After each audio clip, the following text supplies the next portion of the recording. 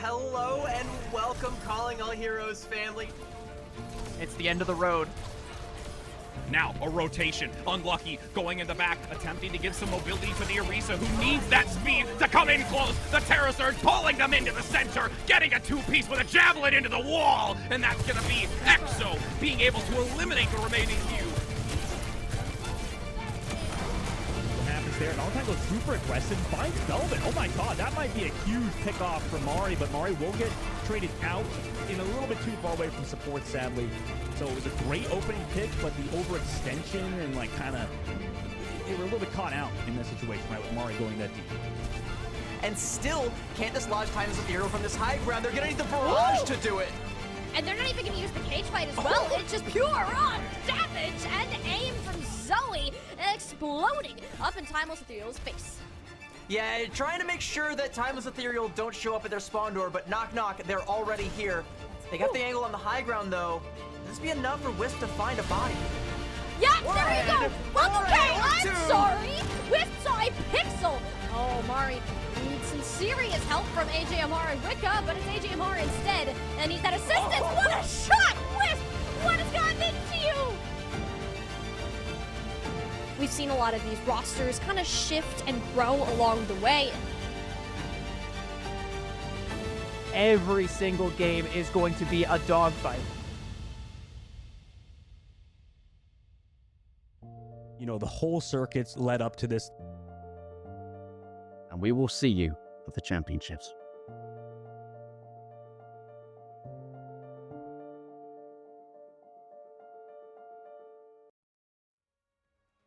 We put out a call to the Overwatch community, and the time has come, CB, for that call to be answered. 4 teams remain within our Calling All Heroes Championship bracket, but only one can become our next Monarch. I'm Tiny Shiny, and I'm with CB today. We are going to get ready to go into our 4 teams, 3 matches, and over $20,000 worth of prizing to give away. I'm so excited. It's the culmination of a year's worth of effort for so many of these teams. So much blood, sweat, and tears has gone into this from so many. We started this weekend off with 14, and unfortunately 10 of them so far have been sent home, and we are now down to the cream of the crop, the 4 best that we have to offer. One of them seemingly already standing tall amongst the rest, but by the end of the day, one assuredly will and will be crowned our champion.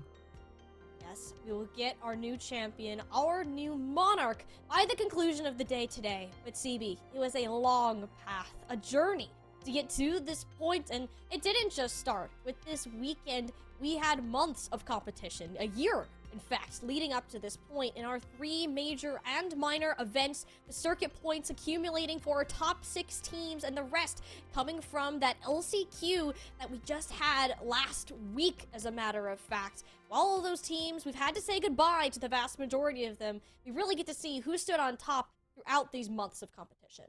Yeah, and what's crazy is, like, this calendar kind of tells a little bit of a story, or there is one if you dig in a little bit deeper, whereas last year, it was Timeless Ethereal nonstop all the way through, and there was only one minor tournament that they failed to capture. Otherwise, they sweeped the whole season. Whereas this time, it's kind of been all over the place. We kicked off Major 1 with Valentine stealing the crown. Then we go back over to Minor 1, Major 2, where Timeless steal it back. Then that roster kind of bounces around, changes orgs, changes hands a little bit. The title changes hands a little bit, and we make our way to Champs, where it feels like there are, you know, it kind of felt like there were maybe 5 or 6 teams even that realistically could have had a shot.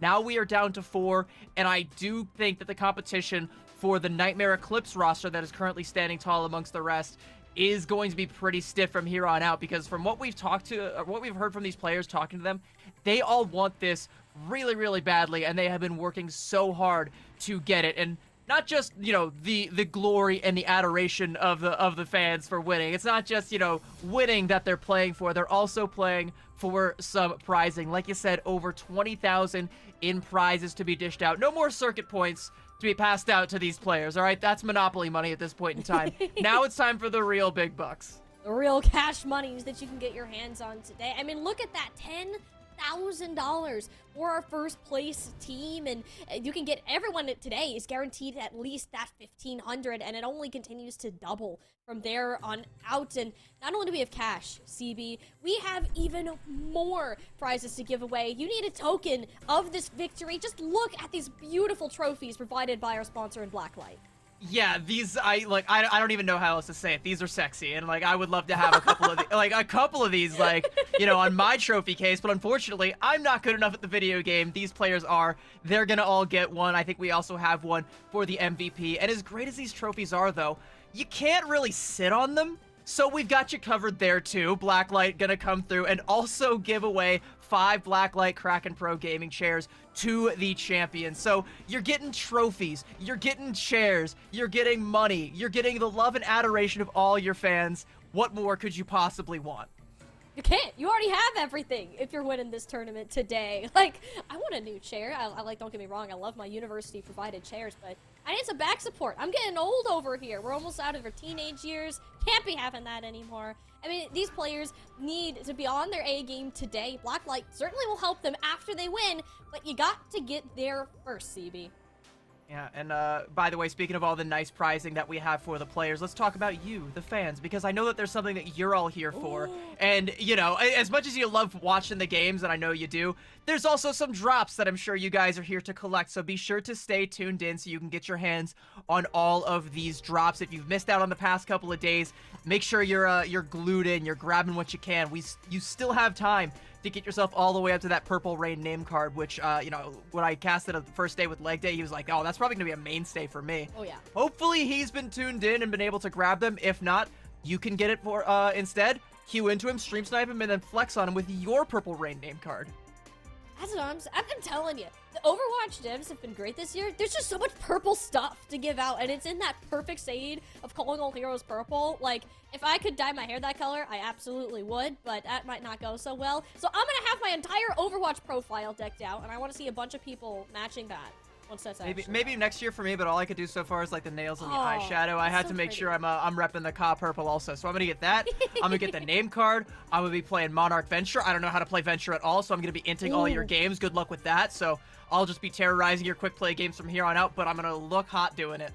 Hey, absolutely. That is what matters. And speaking of looking hot, let's check out our hot gameplay that we had going on yesterday. Because CB, we had a day, right?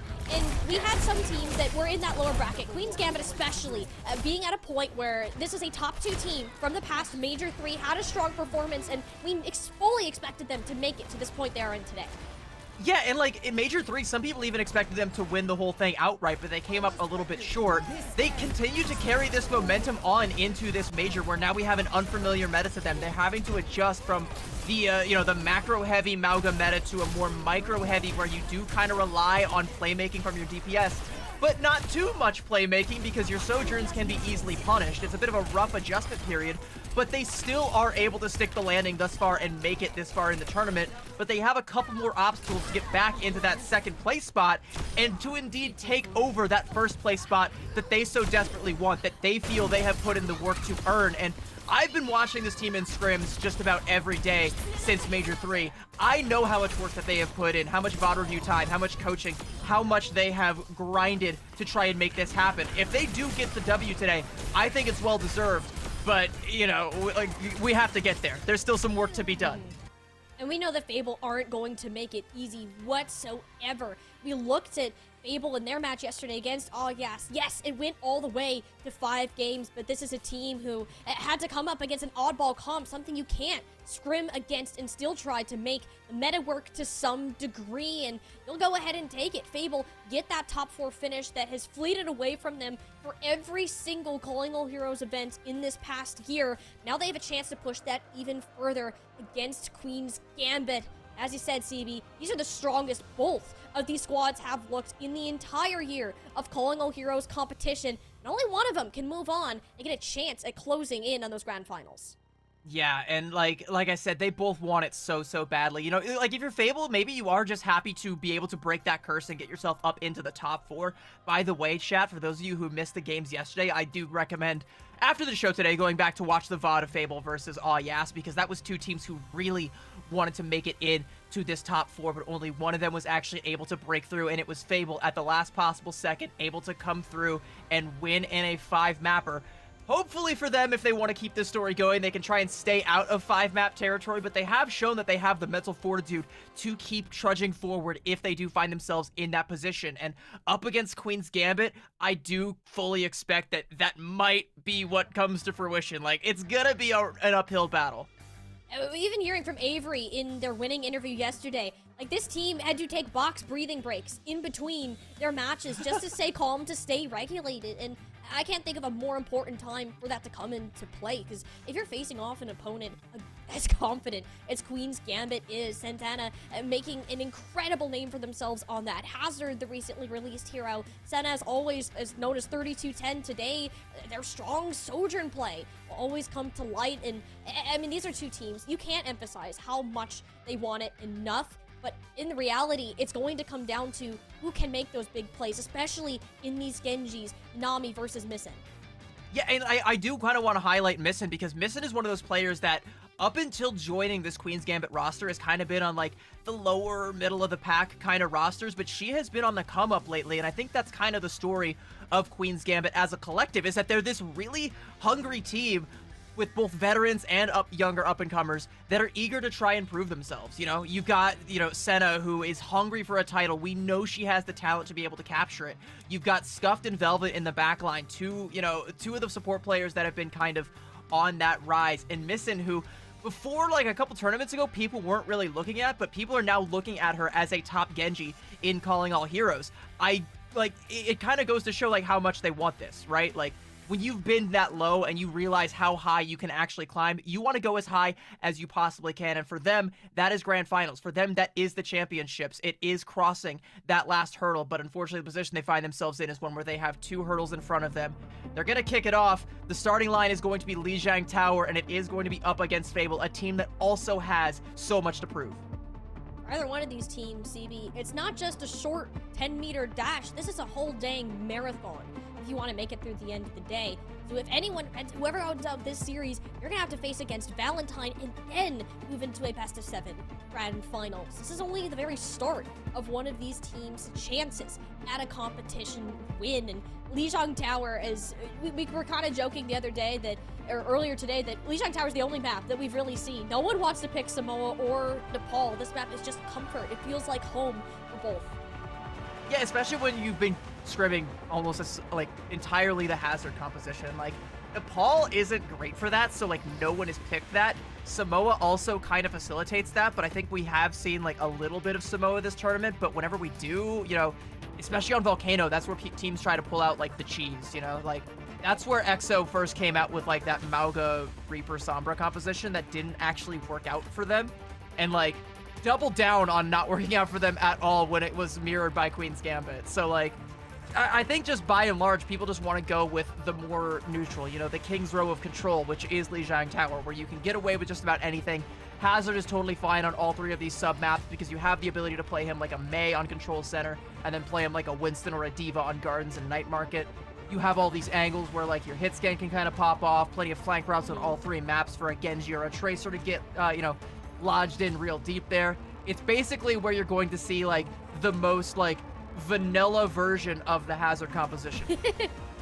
Which is kind of funny, because when you consider both the matches that these teams had yesterday, both against All Yas and EXO Azathoth, a team that is playing a Mauga composition and a Wrecking Ball composition, we didn't really get that full that full Hazard 1v1 meta that we were expecting to see. And even Avery in particular is very confident in their ability to perform on this hero. Absolutely has loved playing this purple porcupine that we've been seeing so far. Santana too has looked incredibly solid, and honestly this is the first real test that we'll get from both of them in this head-on-head. Yeah, like, and by the way, I agreed with Avery, because, like, to echo what was said yesterday, was they were talking about, like, how fun Hazard is to play, and how some people are like, oh, yeah, he's a little bit overpowered, and I'm like, yeah, he is, but shh, like, don't talk about it, like, it's like, if you nerf Hazard, like, what are the chances we go back into a Mauga meta? Pretty high, and I don't think anyone wants that. So I know Hazard's oppressive, but like, please just deal with it for like a little bit longer until we get like something else figured out. Well, it will be that Hazard v Hazard. Start us off on Night Market. The only compositional difference will be Micman's Echo versus Missin's Genji. And we mentioned how much impact that Echo or that Genji can have. Missin already coming up with one apiece. But the difference is you have more burst damage. Santana, it kind of face tanked that to the start with full burst of sticky bombs and the focusing beam of Micman. Kind of did them in. An overzealous flank though. This will be a very trade back and forth, almost similar to these Wrecking Ball dive comps where it's kind of tooth and nail fight until the tank dies. Yeah, but like Fable are going to get first capture percentage just off of Santana exploding early on there. And that's a late kill onto Senna as well. So it kind of feels like Fable should be able to get themselves ahead in the neutral here. To kill their onto Z Panther though, that does kind of open the door for Queen's Gambit to come back in.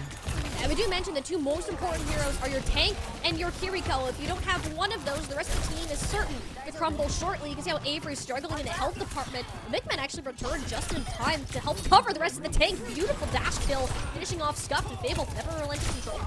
And I do kind of have to shout out some of these jagged walls that are coming up from Avery, as well as the Genji play from Micman that has been top tier, at least in these first couple of exchanges. But both times Santana has completely exploded because of a jagged wall that has completely walled them off from the rest of Queen's Gambit. So even if your Kiriko's alive, there's a wall between you and the healing. Your Hazard can't sustain forever. With all the shield, the spike guards in the world, eventually your time's gonna run out. Velvet's dead again, though. Queen's Gambit, like, look at the ult charge. Velvet barely halfway to a sound barrier, whereas Fiery, she already is going to have hers up for this fight. This is the importance of Fable's unrelenting aggression. Micman and Avery working hand in hand. Yeah, Micman is like kind of popping off on the Genji here right now. You can really tell how badly Fable wants it right now, whereas Queen's Gambit are off to a slow start. And that's a great jagged wall, but there's still a little bit of a hole in it. Micman can get out alive. Not enough to confirm the kill. We're gonna have to start expending ults just to get to the door now. There's the Kitsune rush to start. And Scuff dies for it though. Oh, Scuff just died. And that's the thing. That was actually the downpour that Avery used the second that Kitsune rush was popped, making sure Queen's Gambit got zero value out of that ultimate. The sound barrier there just as an insurance. Yeah, you know, Avery just says, you want to lay out the red carpet? I got a purple one for you. Here we go. We're just going to bring the rain, drop the downpour, Scuff dies. And, like, you have a downpour of your own, but, like, you don't have DPS ults to couple with it.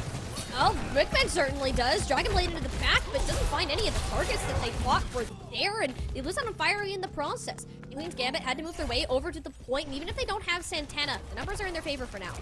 Yeah, all the homies just kind of left Santana there, so that's going to be kind of rough. You need to try and chase down one of these stagger kills. If you can get Avery, that would be incredible. You'll settle for Minimi or Micman, but you're not going to be able to get either of them, so Fable should be able to get a pretty quick re-engage here, and they're going to have a Kitsune rush to speed up the pace even further. Fable, for the right time to engage, violent leap into the back out of Avery, forcing the Nami away, but there's that blade from Missin. We talked about how important that ultimate is, far away from the red carpet of Z Panther's Kitsune rush, and only one victim fall from it. Fable, they have time on their side. They're okay with losing this battle, being at 99%. Yeah, you're absolutely fine with that, especially, you know, coming up on an overclock, and maybe you build up to a downpour here, but the ult economy of your Queen's Gambit is looking pretty good. You've got 2 support ults and an OC of your own. Like we said, you know, the overclock is usually used just to try and get some good damage out for your Genji to go in for these swift strikes, get the dash resets, confirm the kills. So it's actually going to be Missin that has to be ready to capitalize off of Senna's ultimate here. Will definitely clear the way. The rest of the players have to make their way in. Velvet have their ultimates as well, but opting to hold on to them for the time being. Dodging and weaving away, Micman was in a dangerous position. Plenty of support, much respect towards these hit scan players so far.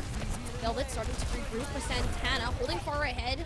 Forward, retreating back to the objective, making sure no one from Fable retreating around the point. Kitsune fresh out of Scuff with an extra burst of healing needed, but the Susu's gone. Avery canceled out of the ultimate and didn't end up hitting Velvet's sound barrier down just in the nick of time, preventing Fable from following up.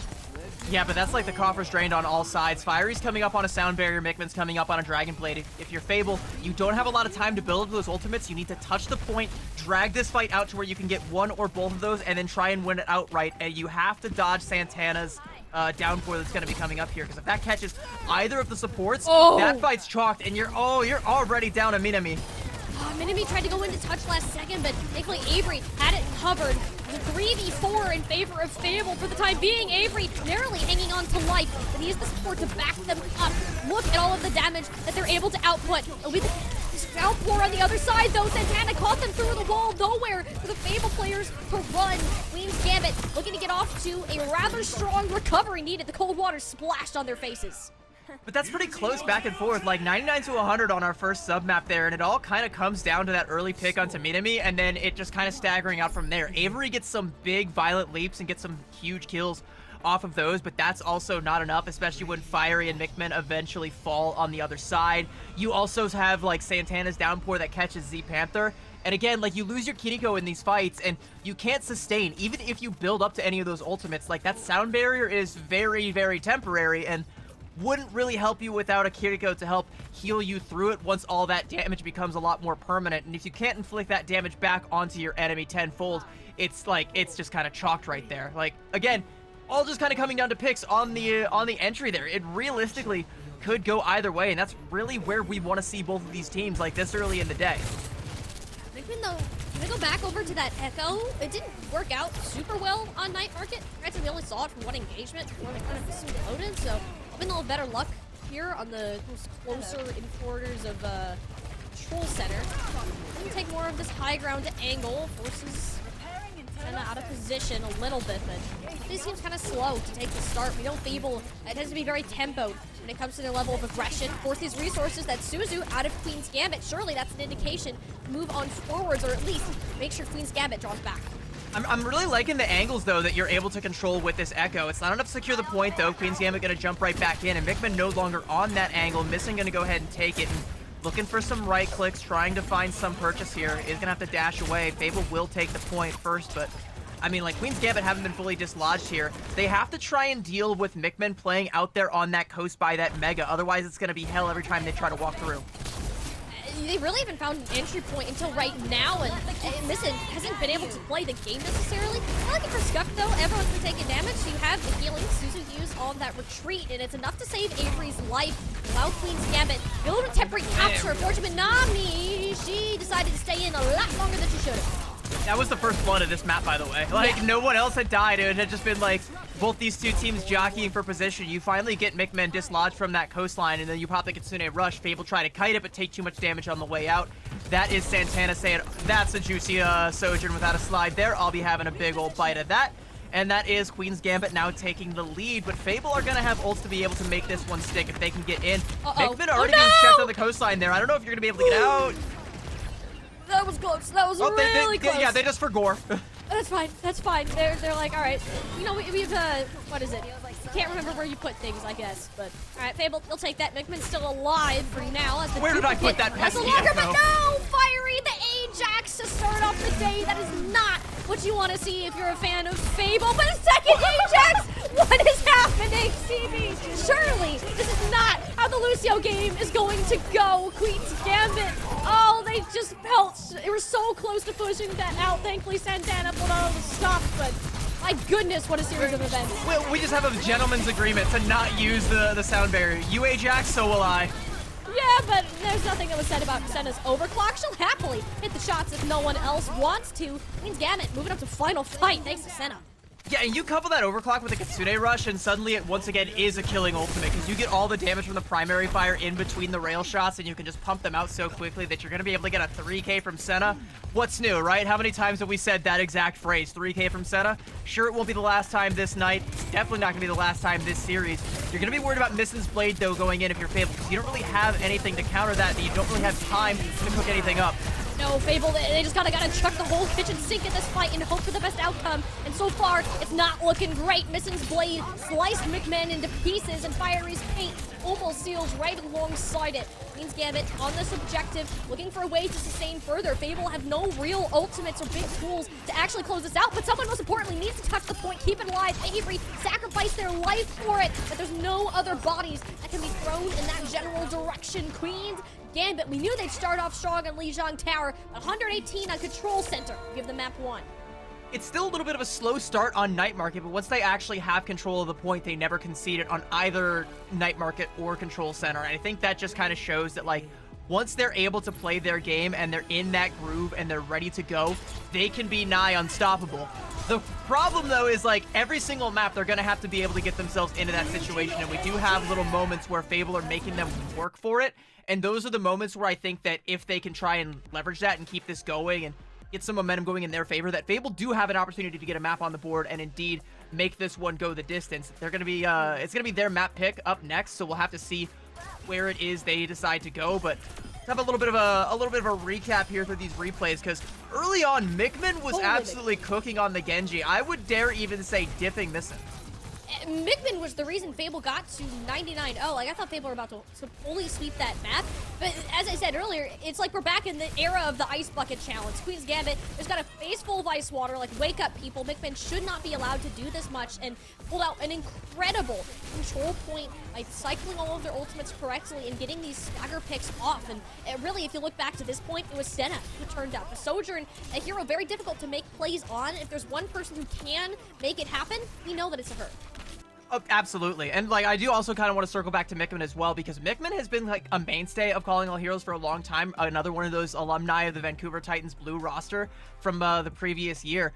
We've seen them play at a high level, but never this high of a level. Like, they're really, really stepping it up to try and match the competition here. And if that trend continues, I kind of, you know, don't know that I'm ready to count Fable out completely, even going up against the juggernaut like Senna, who can just continually go for these like crazy rail shot plays, especially if she's set up for it. Like, if you got a Kitsune rush with that OC, like, that's a raid boss, all right? That's a one shot just waiting to happen. I don't have the Estus Flask to deal with that. No, and Senna will be able to hit these shots in, like, more desperate times. Like, we've even heard from their coach yesterday that if Senna's under pressure, she finds a way to show up in the best way possible. We got a little bit of a glimpse of that at the end of Lijiang Tower, but it's not necessarily something that you want to be going back onto, especially with how this meta plays. It might work against the team that you're playing right now, but if you look later down the line, should they get there, Senna will have a much harder time. That's why we look at these Genji players in Misten, in Mickman, to be the ones to make that larger difference, since they have a more consistent output. I think you even see, like, Avery having the capacity to punish that, but, like, it just, you know, ever since, like, the first control portion of Night Market, like, it just never really fell into place. Like, Senna was just never in a position where she was that punishable for Avery to make the jump on. Versus Minami on the other side, who was very diveable for Santana. Okay, this is interesting. All right. Huh. So pretty much, like, every map 2 has been, like, either Suravasa, or if you're one of these weird teams, you've gone to an escort map. We're going straight to push. Like, we're not beating around the bush at all here. We're just going straight to, like, the big one, all right? Are you guys ready to get your heart rates up? Because I am.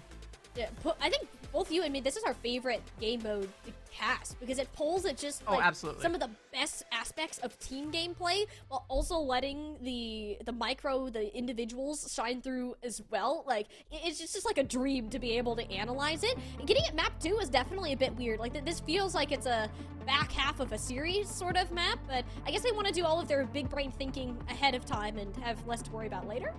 Before we went to the format where it's like you can just pick any map type that you want as long as we haven't played it before, I was like kind of softly like considering advocating for like push being a map 5, because it's like the best for those like overtime scenarios to decide a series. It's so good. Like, it facilitates literally the best that Overwatch 2 has to offer. I'll die on the hill that push is the best map mode. But I didn't like advocate for that too loudly, because I was also like, you know, I want to see push. Like, you know, I still want to see it in, like, the 3-0s and, like, the 4-1s. Like, I don't want to have to wait for a 5-mapper every time to be treated to this delight. Like, you know, no such thing as too much of a good thing when it comes to push. Even Coliseo, which, you know, hashtag put the glass back or whatever Spylo said. You know, it's still a fun map. And even back before, like, those patches, it was a fun map to cast, a fun map to watch. I even liked playing it. Because, like, it all comes down to that one last team fight and how well equipped you are for it, that big crescendo. Maybe you're able to get, like, one big pick in that last critical moment that turns the whole thing in your team's favor. It's something that, like, no other mode facilitates in the same way. Yeah, there's certain fights that are significantly more impactful than others, and it's up to teams to decide when those fights are, what resources you're investing to them, and how far you're thinking ahead. And if we're gonna stick along, it's like a big game of chess, which, I mean, Queen's Gambit, sure, that's kind of what you're named after, right? You're able to think ahead and make out these big plays ahead of time, so that when that moment actually comes, you're well equipped to handle them. But we do want to put an emphasis on the start of these games. We've seen a lot of teams get massive leads at the start of push, and it's really difficult for others to make a form of a comeback on that. So if you can keep this relatively even until you get to those final 2 minutes or so, CB, that's where things really start to be done. What are we doing here? Are we worshiping the pylon? Yes. Did I just see like, all right, guys, we gotta conduct our Maply ritual where we all gather around the fire and chant. All right, both teams gonna swap back over onto the Hazard composition. No real change-ups here, and like, why would you? Because like after like Lijiang Tower, I think both these teams are feeling pretty confident in their Hazard gameplay overall. You can even see Senna right out the gate going for that long sightline, whereas Minimi is playing off to a flank angle, trying to set up again with Mickman for some of this damage. I've seen more and more teams start to fight over towards this fountain, just because there's more room to work. You have access to the health pack over here as well. It's also calming because you have a water feature there. It is. I mean, what's more calming than It helps water? you keep level-headed so you can hit your shots. And that's something that both of these teams need. It goes along the theme of Fable's box breathing exercises ahead of time. So That's there's why like they go to combo take the training. fountain. Avery's like, everyone gather around the fountain. We're gonna box breathe for a little bit, and then Mickman's gonna pop off. Never mind, Missin takes Too down much our breathing. Lucio. Too much breathing. Well, okay, both Lucios are dead. 4v4. They You can both work with stopped that, breathing. but Missin is kind of sick of that. Just like, no. I want to slice and dice. Get me in there. Goodbye, Mickman. And Queen's Gambit will start to work their way out of the Coliseum, which is probably the most important part of this map. Yeah, so a little bit more box breathing for Fable gonna be necessary early on here. Only a minute in, and Queen's Gambit already getting the bot through to the archway. You do have the high ground here. Velvet actually has to go all the way back to taxi Senna, so there's not a whole lot of frontline pressure just yet. Queen's Gambit gonna be a little bit slow to try and push any further, so they're actually gonna concede bot control back over to Fable, meaning that we're gonna give up the high ground and fight right back up here in this this corridor yet again. A little bit of a high ground advantage actually still for Fable up on that corner. No one leveraging it currently though. He holds an early lead. And this Kitsune rush, though. Look how quickly Santana jumps forward. Knows the Suzu's out as well as the slide. This is where we talk about how vulnerable soldiers can be. But Santana oversteps their bounds. It was the jagged wall that was put at their back. No healing to come through. Fable taking advantage of that play, being up not only just with the tank. It was a smart play from Santana, though, like you said, to jump in, noticing that the Suzu was done.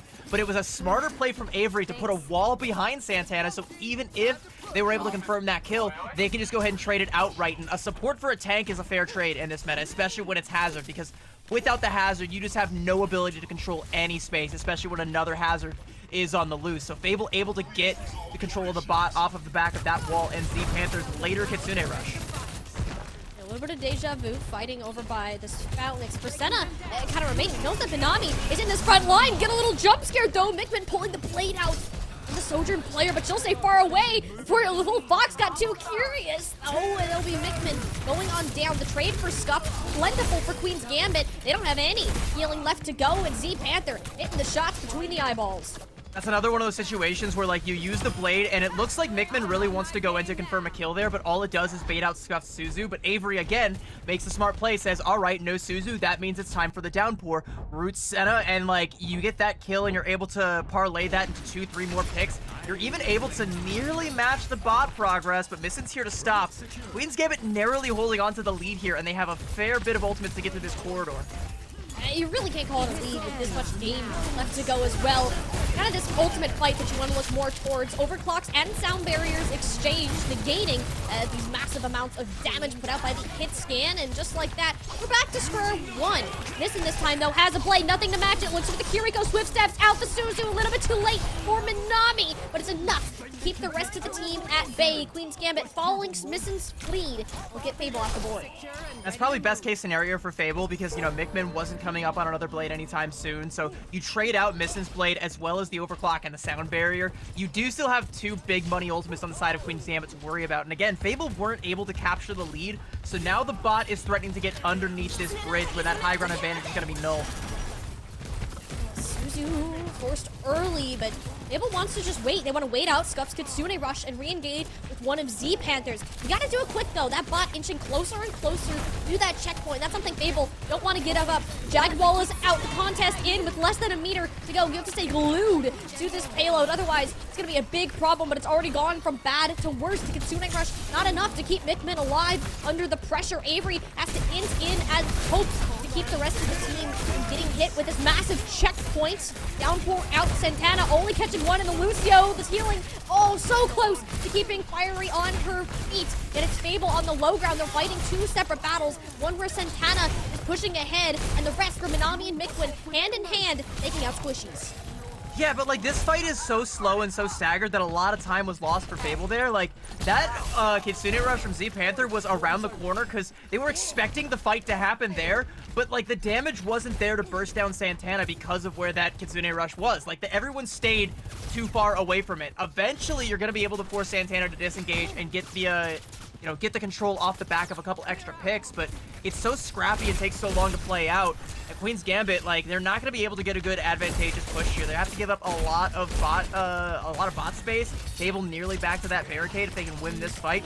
And if they do, they should also be able to get under the bridge and also potentially threaten a checkpoint. Fable really need to get this. As now you're at a spot where you have to win 2 fights in a row to get to this point. Mikmin, though, take it out before they can even finish the ultimate voice line. Not the greatest look from the ninja who's popping out earlier on in the day. Queen's Gambit with the counterplay ready. That's just a rail shot from Senna with a little bit of extra follow-up damage that comes through from Missin. That's so good. Like, she's not the one showing up in the kill feed, but that's Senna making that play happen. Like, that's just completely shutting down a blade. And because you shut that down, you held on to Voltage's full ultimates. You can go super aggressive here. That's exactly what Queen's Gambit want to do. Ooh, Senna looking for the shots, and Mikmin once again falling victim to her rail shots, accurate as ever. Queen's Gambit should be able to secure the checkpoint off of this if they can deal with Avery fast enough. Not a problem if there's 4 players firing in their directions. This is where things start to get scary for Fable. Yeah, and Santana has like access to the backline right now. They go so deep and just kind of pressure the last remnants of Fable back a little bit further. Not going to be able to confirm the kills. Fable should be able to regroup here, but like if you're Queen's Gambit, anything you get beyond this is gravy. Like you already got the checkpoint. And you're forcing a ton of ultimates to come out. Soundmirror from Velvet, too late to save Senna. For Fable, that could be their way back into this map, because it's looking a little grim as of now. Minami following up onto the Lucio, and the rest of the Queen's Gambit topple like dominoes. You're able to hold on to the Kitsune Rush, which you will definitely need going into this next fight, because you don't really have much else, and you're going up against a Missin Blade and a downpour from Santana. That's a deadly combination. So Z Panther has a lot of weight on their shoulders right now, not only in terms of the ultimate, but also to make sure that the Suzu is held onto to counteract the downpour, because if you get caught by that, you can't kite the Blade at all. Blade gonna come out. That should be forcing the Suzu out shortly. Well, not yet. The patience from Z Panther to identify that there's no real threat. Missin never actually used her dash reset on the Blade, opted to save her life instead and let the rest of the team collapse in on Minami. Queen's Gambit are up, and it's not necessarily because of the ultimate, but how the rest of the team played around it. The problem is, you gotta clean up very quickly before this tank becomes more of an issue. Yeah, Santana is very much so making themselves an issue right now. That's 3 for Santana. Maybe make it 4. Never mind. All right, you're a little bit too far out of range, courtesy of that slide, though. Scuff gonna actually confirm the kill there onto Mikmin. Mikmin has died a lot this series, and I think that's, or not just this series, just this map. Like, Mikmin has been targeted by both Senna, the backline, by Missin a fair bit as well, and I think, maybe Mikmin needs to play a little bit more safe. Like, needs to try and find a place where they're taking a little bit less spam damage, a little less poke, a little less susceptible to these finishing blows. And we saw how much they popped off before in Lijiang Tower, and it's basically been non-existent. It's played a chance at redemption, but he goes for the Kiriko, forces all of the cooldowns, doesn't get a whole lot, nothing new, except for a trade in these Genji players. Senna has had Mikmin's name this whole time. It's not this battle of Genjis that we're used to, CD. It's instead Minami and Senna who are making their names known. Santana, though, wants a little bit of action, and on that, Downpour landed onto 3, and she is all over the kill feed.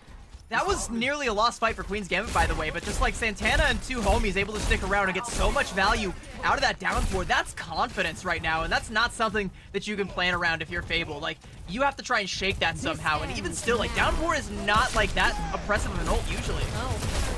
Like, even then, it's easily the worst part of Hazard's kit, but I don't know about that sound barrier from Fiery. It felt pretty panicked. They saw Queen's Gambit rolling on in, and the fact that it doesn't force Velvet to use hers as a counteraction of it, this is not looking good for Fable. Migman is dead again. It's going from bad to worse. The Genji has been non-existent for the team. Velvet has an unmatched sound barrier into this Kitsune rush of Z Panther that now is not allowed to get any value because it's just Missin running amok over this team with no response. The only one who can strike back is Z Panther. A flank into the backlight and gets 3 on the Kiriko. That is not supposed to happen. Yeah, but well, it just happened. I mean, that is enough to stave off the pressure and keep Fable alive in the fight. Hero play from Z Panther. They've been so good this whole tournament. Migman, though, like, we have to try and talk about this again because, like, we harp on, like, how the Genjis are kind of like the finishers. When you see the Sojourns get the rail shot, get someone down to low HP, the Genjis have to finish those kills. If your finisher is dead, you simply can't finish. And now this map is just about finished. Fable have quite the uphill battle ahead of them. Only an overclock to their name to try and break through here. And they have to worry about Missin's incoming blade. Manami's been doing great so far on this Sojourn. There's only so much you can do. If Missin spots you out with the blade, the overclock shuts down immediately as it is popped. Missin has been the finisher for Queen's Gambit, and it's almost looking like this map is going to be just as good as it's done. Queen's Gambit one step away from moving on in this bracket. Even in that last fight, though, there is a glimmer for Fable where they do take down both Velvet and Santana. And even though, like, the Lucio is kind of like the lowest value pick you can get in this composition, the Hazard is the biggest. Had they been able to stabilize in the backline, that was like an opportunity for Fable to maybe try and buy their way back into it. But it's just too big. You know, again, the one ultimate that they had was that overclock, and Missin shuts that down with the Dragon Blade. And, like, you know, we go into what would have been the next fight even after that. What a play from Z Panther. Yeah. Holy moly.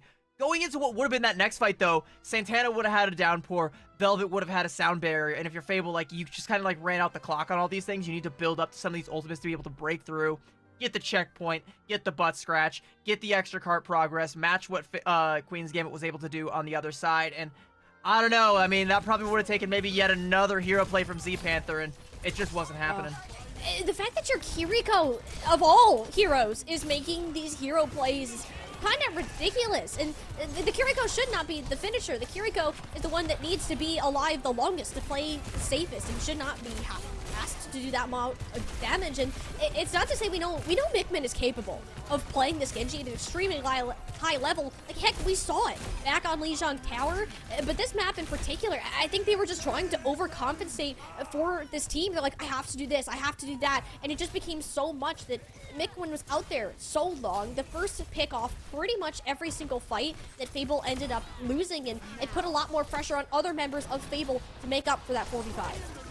One thing we definitely have to touch on right now is Queen's Gambit look really, really good. Like, Fable looks game, and even up against Fable playing, and I don't know if I want to say that this is their best, but Fable feels like they are, you know, at least trying their hardest to put on a really strong performance here. And they are putting on a pretty decent performance, but even still, Queen's Gambit are just that much better. And I think it's on just about every possible level. Like, we've got Senna hitting the rail shots she needs to be hitting. Missin has, you know, made up the deficit and has now gapped Chloe. Chloe is Missin. They're the same person. Sometimes you just gap yourself, you know? Yeah, it has now made up the deficit, was gapping Migman throughout the entirety of Coliseo, and Santana has been getting so much value out of the downpour, which, again, we were talking about it, like, that's the weakest part of Hazard's kit.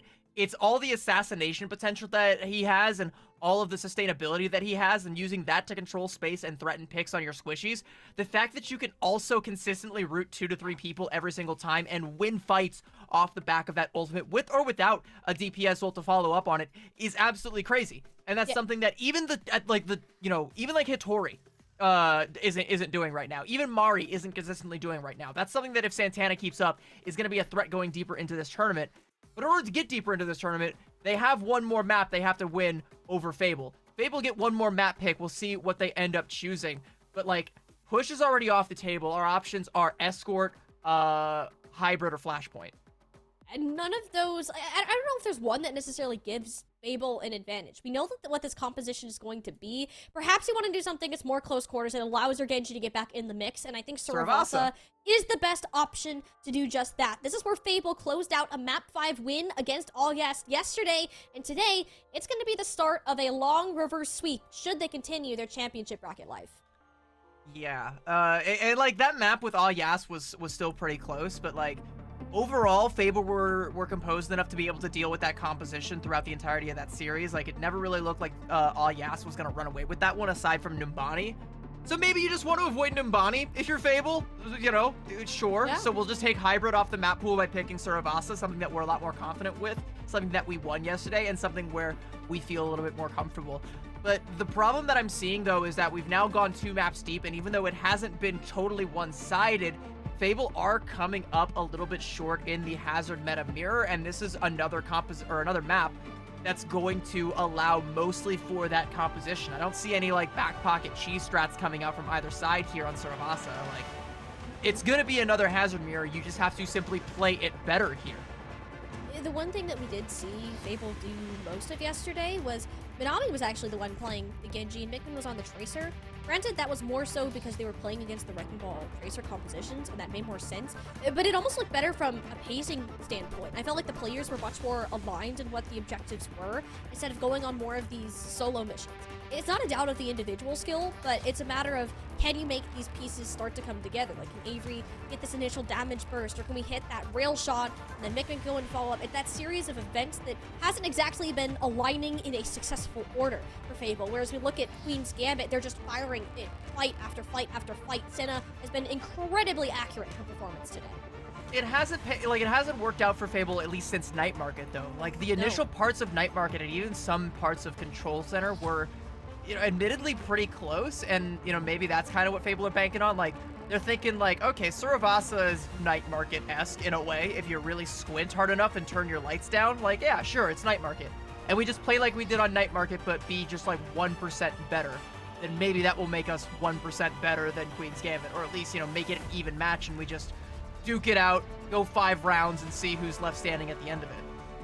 The sightlines aren't nearly as strong for long range at Scan, and maybe you're thinking this will also nerf Senna in a way too, because even if she wasn't in the kill feed a ton previously, the damage of her impact was certainly felt by more I than don't one know about nerfing Senna on Suravasa, because she's had some crazy mean, clips on this map. Like, Hey, I'm just saying it's easier to contest her on this map than it might be if you picked like a Dorado or a Route 66, for example. We've seen Yeah, how both yeah. of those have gone for Queen's Gambit in the past. Fable, oh god, go don't to wanna risk Havana. it. Let Senna play Widow on Havana. Ooh, Like, that sounds like a fun time for Fable. me when I'm trying to lose. Let's go. Let's go play against Senna Widowmaker. Yeah, I don't know about that. Okay, so yeah, Suravasa definitely does end up being the best possible choice for Fable, because everything else probably would just put you at Senna's mercy, and that's not anywhere you want to be. But spoiler alert, she also pops off on this map as well, so damned if you do, damned if you don't, I guess. Well, just smile, smile, crocodile for the day. Everyone be happy. That's Put me. your smiles in for your crocodiles. That's me CB. when you support Ka. Yep, there you go. Very, very chomp chomp happy crocodile. We should make that the new Calling All Heroes mascot. What do you think? You know, maybe it might be time to replace Farah. Yeah, we'll just make it Yeah. a really happy crocodile that has nothing else to do with Overwatch branding at all.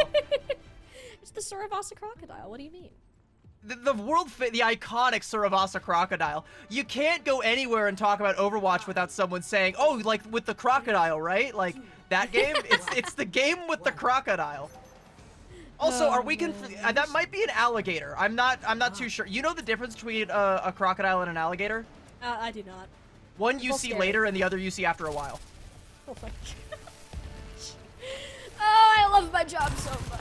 All right, CB. On that note, we'll have to see if Queen's Gambit will be bidding their farewell and see Fable a while later. But for now, we're looking at these mirror compositions. We're not going to get that Tracer swap as I kind of expected. And with Fable not getting to this point first, look at all the space that Senna has to work with. Well, it's easier to get to because these sightlines are shorter. You still can't cross them without taking a bunch of chip damage. Yeah, and now also because Queen's Gambit have control of the point, they also have that little window through the point that they can try to, you know, leverage to control this angle even more, even harder. And it's gonna be more difficult for Fable to ever find a good shot here. You're kind of banking on Minami to hit a good rail shot, which he's been good at thus far, but needs to try and find one if you want to crack this point open.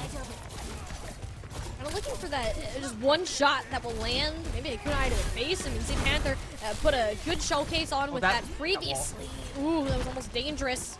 A couple of these players. Enough time for Avery to get healed back up, though. Jumping back to the high ground.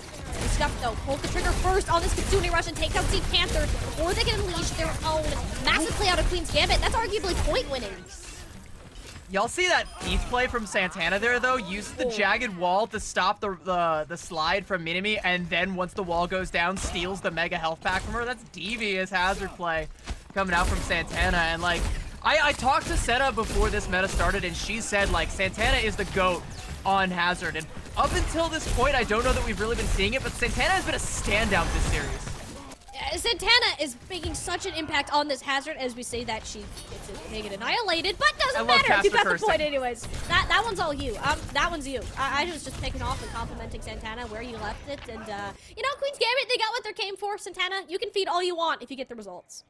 All right, well, the result is that Queen's Gambit do take the first point, and Gardens is going to be the next one, and it's literally right where Fable left Santana's bloodied body, so they're happy to just take a, you know, couple like 10-step walk on over to the point here. So they are totally fine. They're gonna have ults to spare. They should get first control here. They might have to spend to make that first control stick, but if they can trade some ults out from Queen's Gambit, I think you're okay with that. Well, that downpour, while the other ones have looked great, that one from Santana is going a bit wide. Actually collapses on Mickman, who was farther back on this objective. Every ultimate being popped out of Fable, or at least all of them except the ones that are dead. Avery's downpour not getting a whole lot of value, and with Senna shutting down Minami, chances of Fable coming out on top here have diminished drastically. No major support on either side of this team, and with the powerhouse that Santana currently is, not a chance for our heroes. That's another clutch play from Santana, by the way, to make the jump onto Z Panther, because, like, in that trade that happened between the Sojourns, Minimi actually got the better pick onto Scuffed, and that would have been a dead push if you couldn't have sustained without your Kiriko. But Santana evens the score, finds Z Panther out of position, cleans that one up, and Queen's Gambit are able to stabilize. Granted, they had to spend just about everything to make it work. It's going to put a lot of weight on Scuff Suzu to deal with this blade from Mickman.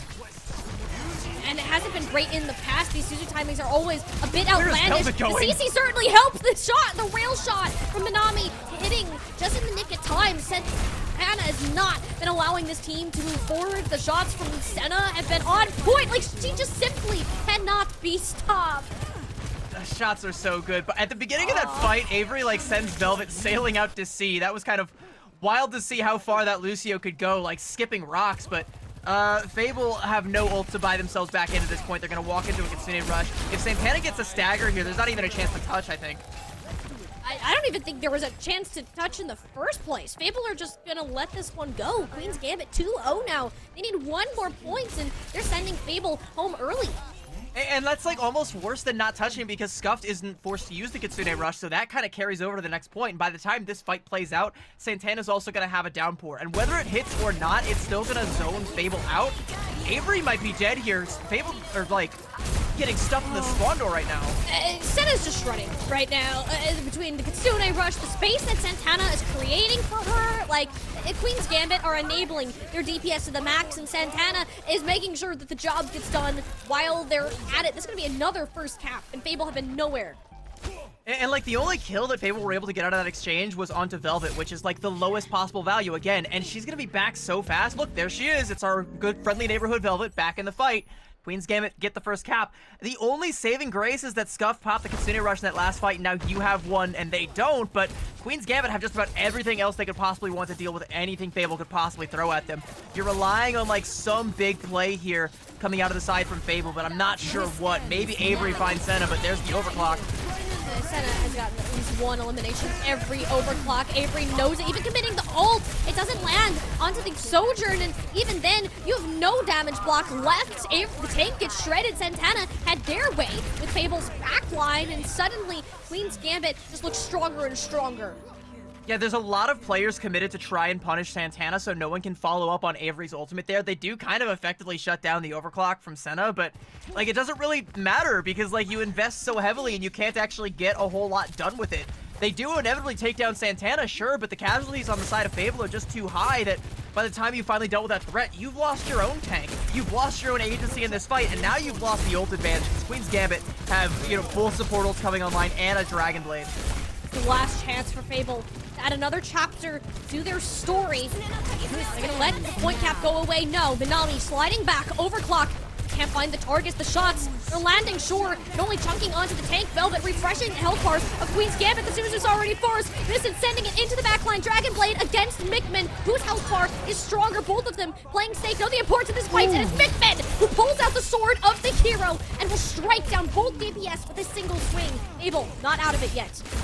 Mickman is going to pay for it with their life, and Queen's Gambit aren't completely routed from this point just yet. There's still a little bit of a contest going on, but all right, finally they're going to disengage, and Fable have gotten their feet beneath them, but look at that ult bank. Like, there's just nothing on either side. It's going to be a complete raw positional advantage looking for a pick here. Minami has to try and land a big rail shot, I think. You can't let Senna get, like, entrenched in your backline off on an angle where you're going to have to force Avery away to make that jump. You can even see that's right where she wants to be and has Velvet with her, too. With the Suzu from Sea Panther, that's already gone. Go button for Queen's Gambit. It's looking better and better the second you see it. Slank down from Senna. No one was ready for it. Sea Panther, no cooldowns to spare. If he goes down before the Kitsune rushes out, Fable, the chances, they're looking meager. Queen's Gambit straight on sending it to the point. Avery's downpour doesn't even finish the casting animation. Queen's Gambit flipping the point back over one more time. Fable's story will not have a happy ending after all. The Queens end the hero's journey and will continue on for their quest in the Calling All Heroes throne. It was a very game Fable that showed up today, but Queen's Gambit did not come to play games. They came to win, and they came to get a paycheck, and at the end of the day, they just might get one if they keep playing like this. Like, I kind of feel like the rest of the competition is going to be as stiff as Fable, if not more so. Like, this is kind of the same power level I'm expecting Valentine to play at, and, you know, if Queen's Gambit keep this momentum up, like, if you're Valentine, your life is on the clock, right? Your tournament run might be coming to an end because Queen's Gambit is headed directly for you, scratch that directly through you, and going straight to grand finals. This is the Queen's Gambit who came to play. This is the Queen's Gambit who had a chance at the finals in Major 3, at that title, fell just short, and it's getting closer and closer to coming into their grasp. A team who's never won a Calling All Heroes event before are looking to rewrite history in itself, CB, and if they handle Fable as well as they did and can continue to do so with a team such as Valentine, Nightmare Eclipse might just be shaking in their boots watching this matchup today. I know I'm shaking in my boots watching this matchup today, because, like, it feels like all of the things that I have seen, like, occasionally go wrong with Queen's Gambit in the past. I'm looking around, mod check, where are they? I don't see the problems anymore. Like, all I'm seeing is results. I'm seeing, like, the stellar hazard play coming out from Santana that was promised from the very beginning. I'm seeing Senna not going into, like, falling into that trap where you're trying to set yourself up for big plays and ending up feeding as a result, like some Sojourners do. She's actually just playing with the team and letting the plays just happen. And then you're having Missin, who is playing up to her potential on the Genji and getting the better of Mickman. Mickman forced to be the hero of Fable over and over again, and it's just not enough. You can't rely exclusively on hero plays. You do have to have the entire cast on your side playing up to their strengths. I also do need to shout out Z Panther, by the way, because even in defeat, Z Panther looked really, really strong on that backline. Fable, they like I said, they came to play today. It was a very game Fable, but Queen's Gambit, no games today. No, Queen's Gambit, the quick and swift work of their first match of the day, but the road, CB, it's far from over for them. They're going to have to face off against Valentine in our lower bracket finals coming up in just a little bit today. We're going to go ahead and get an interview set up with our winners. Queen's Gambit will have one player coming our way, but don't go anywhere. So much more Overwatch still to come.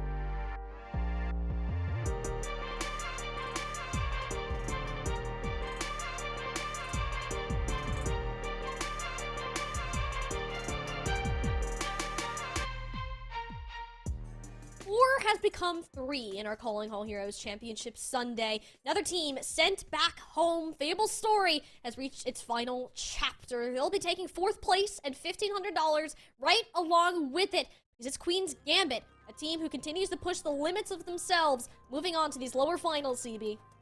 Yeah, and it may be the final chapter of this tournament for Fable, but it was a hero's death that they were given. Sure, it was a 3-0, but it at no point ever felt like Fable wasn't going down swinging. You know, we had some incredible plays coming out from Mick, Mincy, Panther, and Avery, but it just wasn't enough because Queen's Gambit, like I said, they did not come to play today. They are as all business as they could possibly be. Every single member of this roster is firing on all cylinders, playing their job to near perfection. And if that pattern keeps up, and you're looking at, you know, the rest of the bracket, these other teams, I think this is a team to be scared of. I'm scared. I'm scared watching them. Valentine should be scared watching them, and perhaps even Nightmare Eclipse, should they move through at this long end to the day. But we started it off saying, CB, that this just isn't a sprint. This is a whole marathon. If Queen's Gambit are going to continue to push those limits and be the underdog story of the Calling All Heroes circuit, then today, very well, is going to be the day, and a long one at that. Lucky for us, we get to hear even more from them before we move on into our next game. Yeah, as scary of a team as Queen's Gambit are, I am interested in exposure therapy, so I'm going to face my fears right now, and we're going to have an interview with the scariest member, potentially, of Queen's Gambit. Senna, hello, how are you doing? I'm doing good. All right, glad to hear it. Okay, so I gotta ask, first, you guys look like you're playing really, really confidently today, so what are the confidence levels across the board for your team feeling like heading into today? I mean, when we lost to IAS, it was more of a unfortunate situation. Literally the planets, the stars, the universe aligned for IAS to win that game, which they did. Kanata is the GOAT, just want to let that known. But even with us losing that, like, we already knew we were just going to get second place, or even first place. Probably first place. Come on, let's be real here. We're just going to win. You gotta say first place to keep the confidence levels high, right? No, like I mean, I'm just being, like, slightly realistic, you know? Like, Nightmare's been looking good, but the way we're playing, it's like, we're, like, above that, you know? Above that. And, hey, Senna, if you keep playing like you did earlier today, then I don't think that's too much of a stretch in a lot of people's minds, even if Nightmare Eclipse even is at the top. And I actually wanted to talk to you about your role specifically, because CB and I have been talking about how Sojourn, you don't really get to be the star of the show nearly as much in this meta. It's usually that Hazard or that Genji who stands out more. How have you been kind of fitting into your team, into that role as the Sojourn, and still making a massive impact where it typically isn't found? I've been, okay, to be honest, I've been struggling in scrims and even matches, like in EU and in OR scrims, like in access scrims and these scrims, I've been struggling a lot because I just, like, the way I want to play just doesn't work in his meta. So it's like slightly difficult for me to just play how I want to, so I just kind of like, it took me like a long time to understand what I needed to do, which I've been getting it down the last, like, I would say 3 days. I've started to like feel the rhythm a bit more, but for sure, like, it was difficult. It's a weird meta for like hits in specific. It feels like sometimes you just can't play, but the other times you're really open. You just need to find, like, it's like very short bursts of being able to play the game, and you need to actually act upon those moments when you have the space to do so. And if you do that, you will get a value. Otherwise, you will int. It definitely looks like you are making the most of your time here. You know, the time that you do actually have to make some of these big pop-off plays. I want to ask you a little bit, though, because, like, you're back at the top 3. You're saying you're coming for that #1 spot. How would you rate the power levels of Valentine and Nightmare Eclipse to you right now, as you guys are currently standing? You think you are the top dogs, or do you think, like, how does it all shake out? I mean, just like the last tournament, TBH is a 3-0 against Valentine. It's just going to be the exact same. And, I guess Nightmare, I mean, to be honest, I think it'll be a close game, but I think we're winning. Easily. I do also have one more question for you, because we had Boomed on here yesterday, so I have to ask you this. How many booms would you give this series? This series, I mean, to be honest, I get Fable definitely I would say 3.5 out of 5 booms, and for us, it would definitely be a 6. That was we did a good game. 6 out of 5 booms. We're off the Broke charts. the broom scale again. Yeah, once again, broke the boom scale. All right, well, I mean, maybe save a couple booms, because you got at least, 1 to 2 more series to play today. No, so it will be more than 6. It'll be more than 6. How high can we go? There's an unpotential limit for our team only. Okay. Oh, for your team only. All right, all right. Well, let's keep Our that in team mind. only. You do have Boomed as a coach, so you know that is only Yeah, fair. boomed is the boomed. Boomed is the boomed. Well, thank you so much, Senna. I'm sure you guys are going to bring the boom to your next game today. And we're looking forward to seeing Queen's Gambit continue the run against Valentine in the lower bracket. Go ahead, go back to your team, and we'll get you back in the game in just a couple minutes. Yes, thank you very much. See you guys later.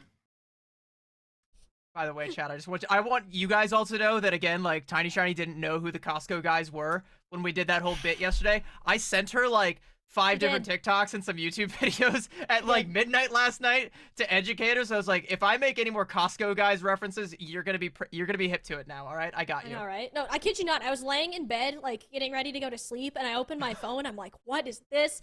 And I'm educated. I'm in it now. Like that was the last thing I had before I went to sleep. Like I'm on this boom train. Like I'm ready to see this go. And clearly Senna is as well. Imagine the last thing you see before you go to sleep is AJ and Big Justice. Like, oh wow. That's what a way. You want to know what the last thing I see before I go to sleep is? It's Calling All Heroes merch, of course. It's those.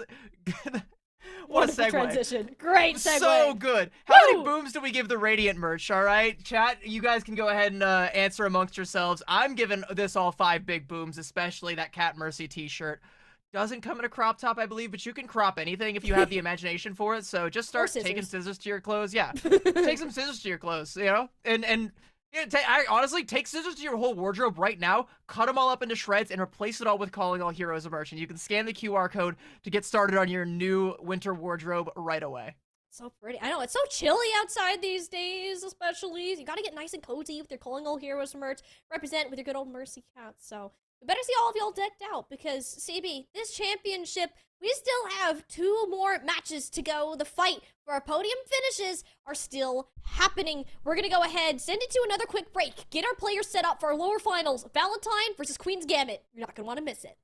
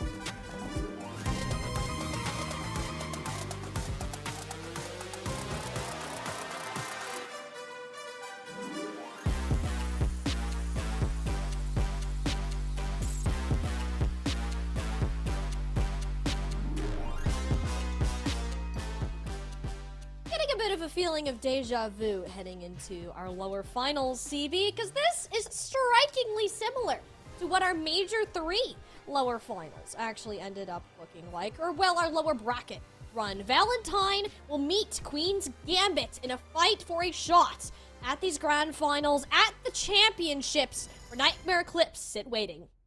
Yeah, and we have 2 interesting stories here as we, look at the story of this entire tournament. We've got the entire lower bracket here showing as Valentine in the winners finals unfortunately found themselves knocked back down here by Nightmare Eclipse, and they are fighting for that rematch. And also, Valentine is our Major 1 champions, and throughout the entirety of this season haven't been able to reclaim that level of glory. They are fighting Queen's Gambit for the right to dethrone Nightmare Eclipse, whereas Queen's Gambit are also fighting for that same right to dethrone Nightmare Eclipse, the right that they feel they should have had in the last tournament. And maybe it is deja vu. Maybe we also have deja vu from last time these 2 teams played 3-0 for Queen's Gambit, or maybe Valentine pulls it together. We know how good this team can be when they're firing on all cylinders. My question is, are they? That's the question of the day. Valentine aren't known to be the most consistent roster. They have extremely high highs that can push them to win championships, and we've seen that come to fruition in the past. We've also seen instances where they can just go down, not bringing any maps or points to the table. And I gotta say, CB, if Valentine are going to even think about taking Queen's Gambit down when they are in their own A-game, you are going to have to be the best of the best to get a rematch in these grand finals. Yeah, and they are indeed on their A game. Like, we've seen, familiar faces. We just watch all these guys play. Boring. Get to the next roster. Well, let's talk about Queen's Gambit first real quick, because, every single member of this team is playing up to, what you expect in this meta from their roles. Scuffed is playing on the off angles, getting some of these big kunai headshots when they need to, is holding the Suzus for the right moments to shut down the blades, shut down the downpours. Santana's downpours have been on point, which is something that we can't say for other hazards in this field. And Senna and Missin as a DPS duo were in the past, and even in this tournament, they've looked a little bit rocky at times. Today, it's not the case. Today, they look like they are in the form that they need to be. And then we also have Velvet, who is, again, one of the best up-and-coming main support players in the entirety of Calling All Heroes. More people need to be paying attention to her. And here is a roster, Valentine, that we have paid close attention to for quite some time. And every time we do, they give us something to be impressed by, but also they sometimes fall short of their own standards. We have some of the best players in Calling All Heroes in this roster. Mari, I think, is consistently in contention for best tank in the whole damn league. It's not even close. Mari can pick up any tank right off the bat and be some of the best. But the one point where she's fallen short is she just hasn't had the same amount of time on Hazard as some of these other tank players have, and it caused weaker performances in this earlier part of the bracket, like almost dropping to Shikakami earlier on in this playoff tournament. So we look at her today to now match up against Santana, who is really making a name for themselves as the best Hazard in Calling All Heroes. You got Zoe pulling out their Genji from today, which is easily the top in that category. We know how impactful that this is going to be towards the overall outcome. It's these Genji matchups, but also AJMR coming in back into this roster after having a little bit of travel the other day, having them consistently playing on this Kiriko, providing so much support and synergy to the rest of the team. For me, the big matchup that I'm going to be paying close attention to is going to be Zoe versus Missin, because, Zoe has been one of the consistently one of the best Genji players in Calling All Heroes. I think your top 3 in terms of Genji right now is Bun, Peace, and Zoe. And unfortunately, Nightmare Eclipse has 2/3 of that triad right there, so that's kind of unfair, but sure, we'll allow it. Zoe's also up there when she's playing her best, and I think going up against Missin, who is another one of those up-and-coming Genji players that more people are starting to pay attention to as she's on the rise, it's gonna be a tough task for Missin to try and get the better of that exchange. But if she does, I think Queen's Gambit kind of win out on every other aspect of this team lineup. Queen's Gambit, I think, have greater consistency throughout. But the thing that they don't have is that one role that we've seen be the difference maker, that do or die mark for multiple teams within this tournament. But for now, we're going to see where that goes, because it just seems so, CB, that we are not going to have Zoe in that starting lineup after hyping them up. It'll be HKey instead. Yeah, as if to completely undermine the point that I just made, but I think it still stands because Oh, yeah. historically, H-Key was also in that conversation for being one of the best Genjis, but we haven't seen her play as much throughout this season. But from what I've seen, it feels like she still got it, and I would have actually, you know, put her forward as one of the best had she played a little bit more frequently throughout this tournament. So I think maybe bringing her in to play that Genji will still get you, you know, pretty far. So the matchup is going to be essentially the same, but now it's going to be H-Key versus Missin. I'm not quite sure how much that changes the calculus of it all, but I still think if H-Key can get the better of Missin, then like maybe Queen's Gambit is going to start to sweat a little bit more. Otherwise, like Queen's Gambit, I think you're totally fine with this swap coming out, like, because you still kind of feel like you have the advantage at maybe like tank could go either way. Hit scan, I think you definitely tilt towards Senna, and I think in terms of like backline presence, right now I'm leaning towards Scuffed and Velvet after that last performance. You know, despite what we've seen from like Bernice and AJMR in that Aw Yes series before, I still kind of give the edge to Queen's Gambit. And Queen's Gambit also coming into this warm, which is a massive advantage. You can get your warm-up scrims in beforehand, but it doesn't hit the same as being on the broadcast, that pressure of elimination under a tournament. So while it might be a little bit exhausting, they know what to expect. Queen's Gambit are heading into this with a mind ready for competition, whereas Valentine, they're coming into this a little bit colder. Had the opportunity to see what went well, the performance that Santana and Senna were able to put on in that previous series. How much is that going to matter if you can't stand up to it in yourselves? I think that you mentioned that those Genji matchups can be a telltale sign, but even in these hit scan, Ivory has a massive task set up considering the impact Senna had. But Ivory, like what we've seen from Valentine, like Ivory hasn't been like, you know, too much of a deficit for this team. Like I think that like, you know, the hit scan play from Valentine has been pretty solid overall. Like it's not like complete 1-for-1. I still tilt it towards Senna, but I wouldn't count Ivory out like even a little bit. And like I think my big question right now is what is Bug Soup's crosshair going to look like? Is it going to be another eyesore, or is it going to be like something actually conducive to playing the game seriously? I mean, hey, she's won games with that crosshair, but she didn't win the last She's won one. hearts and minds with that crosshair too, She and that's the has. real thing. Or actually, our heart crosshairs. Maybe she's doing that. She'll really win everyone's heart if she uses the heart. It's very cute, but I prefer not to have the whole freaking Pyramid of Giza on my screen. So hopefully we can see what I think that was Ivory. Was that Ivory? had like a. I think it was Ivory had like a ziggurat as like their the crosshair. Oh, And so yes, it was I crazy remember. thing I've ever seen. I was like, I think it was like Dustin was like, is that like a pyramid? And I'm like, look at the boxed like the square, like that's a ziggurat. I know my Aztec architecture. Words that we didn't think that we would need to know when preparing for an Overwatch cast, that's for sure. But it actually is kind of cool seeing the player's own artistic touch, like with the crosshairs. And the skins being enabled! Oh, there was one Mauga skin the other day that Kindred had that made me very happy. I didn't even know that was a skin. Like I didn't even know that was in the game until I saw her like rocking it. I was like, oh, Alright. okay. We get expression in these games. That makes me happy. Well, it's gonna be about the skill expression, specifically from the DPS, as I can circle this right back into talking about the game. And okay, H-Key on the Pharah on Garden, or no wait, this is Night Market to kick things out with. On Gardens. Garden, I also wouldn't Gardens. you know, be surprised. This is Gardens, yeah. Wait. Yeah. Ivory on the Torb and Missin on the Torb. Are they both trolling, or are we getting a Torb 1v1? Okay, they're both trolling. Okay. They're both trolling. They were both trolling. Okay. When They're I see a trolling Torb, insane. when I see a Torb in spawn, like it sends off my Spidey senses, but I'm like, no, that's not gonna stick. But then I see one on both sides, and I'm like, no, surely not, right? Yeah, no, not. Like, this is interesting though, because Senna's gonna be on the Tracer to start, likely expecting the Pharah and finding that to be a safer option. I am more concerned about Missa just flying off the map. I don't know what that just was. I guess it even ups for Bernice hitting the deck early on. We're off to an interesting start for our lower finals, to say the least, and it's not one that Bug Soup seems to be enjoying very much based on her health bar. Yeah, unfortunately for Queen's Gambit, like you're not gonna have Miss in there. You're still able to get the point though, but I think it's gonna be very temporary, especially if H-Key finds any purchase with this Pharah angle. Like losing Missin is a lot worse than losing Bernice early on, but you know, Bernice might actually fall again. Able to heal up, stabilize here. Valentine do have a way forward though. Oh yeah, especially without Santana. Ivory was able to help boost him down on the objective, and that's It's kind of everyone else running. I just noticed Velvet is on Brig as well. Queen's Gambit are really cooking with this comp.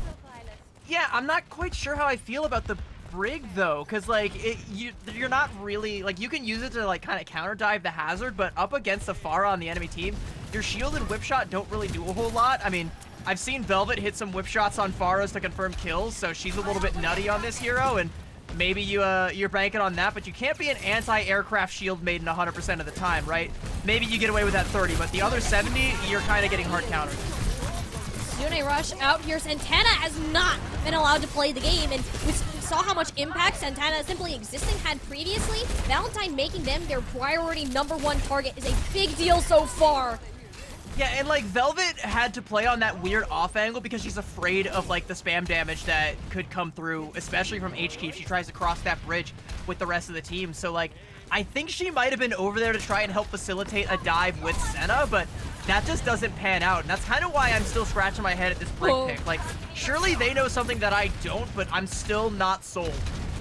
Maybe they were expecting to Tracer for some reason, but with HK in, you know that's likely a Genji or a Pharah pick, so Queen's Gambit will make do with what they have. Barrage from HK at least shuts down the opposing Pharah. Problem is you don't really have a tank, and without that, Valentine don't have any stable ground to stand on. Ivory certainly wants to provide some, instead finds themselves colliding with a cactus, and then that rain from above, every ultimate being popped, but none making a mark. The Suzus, the sound barriers, everything in the way until it's Senna in the kill feed once all this dust clears.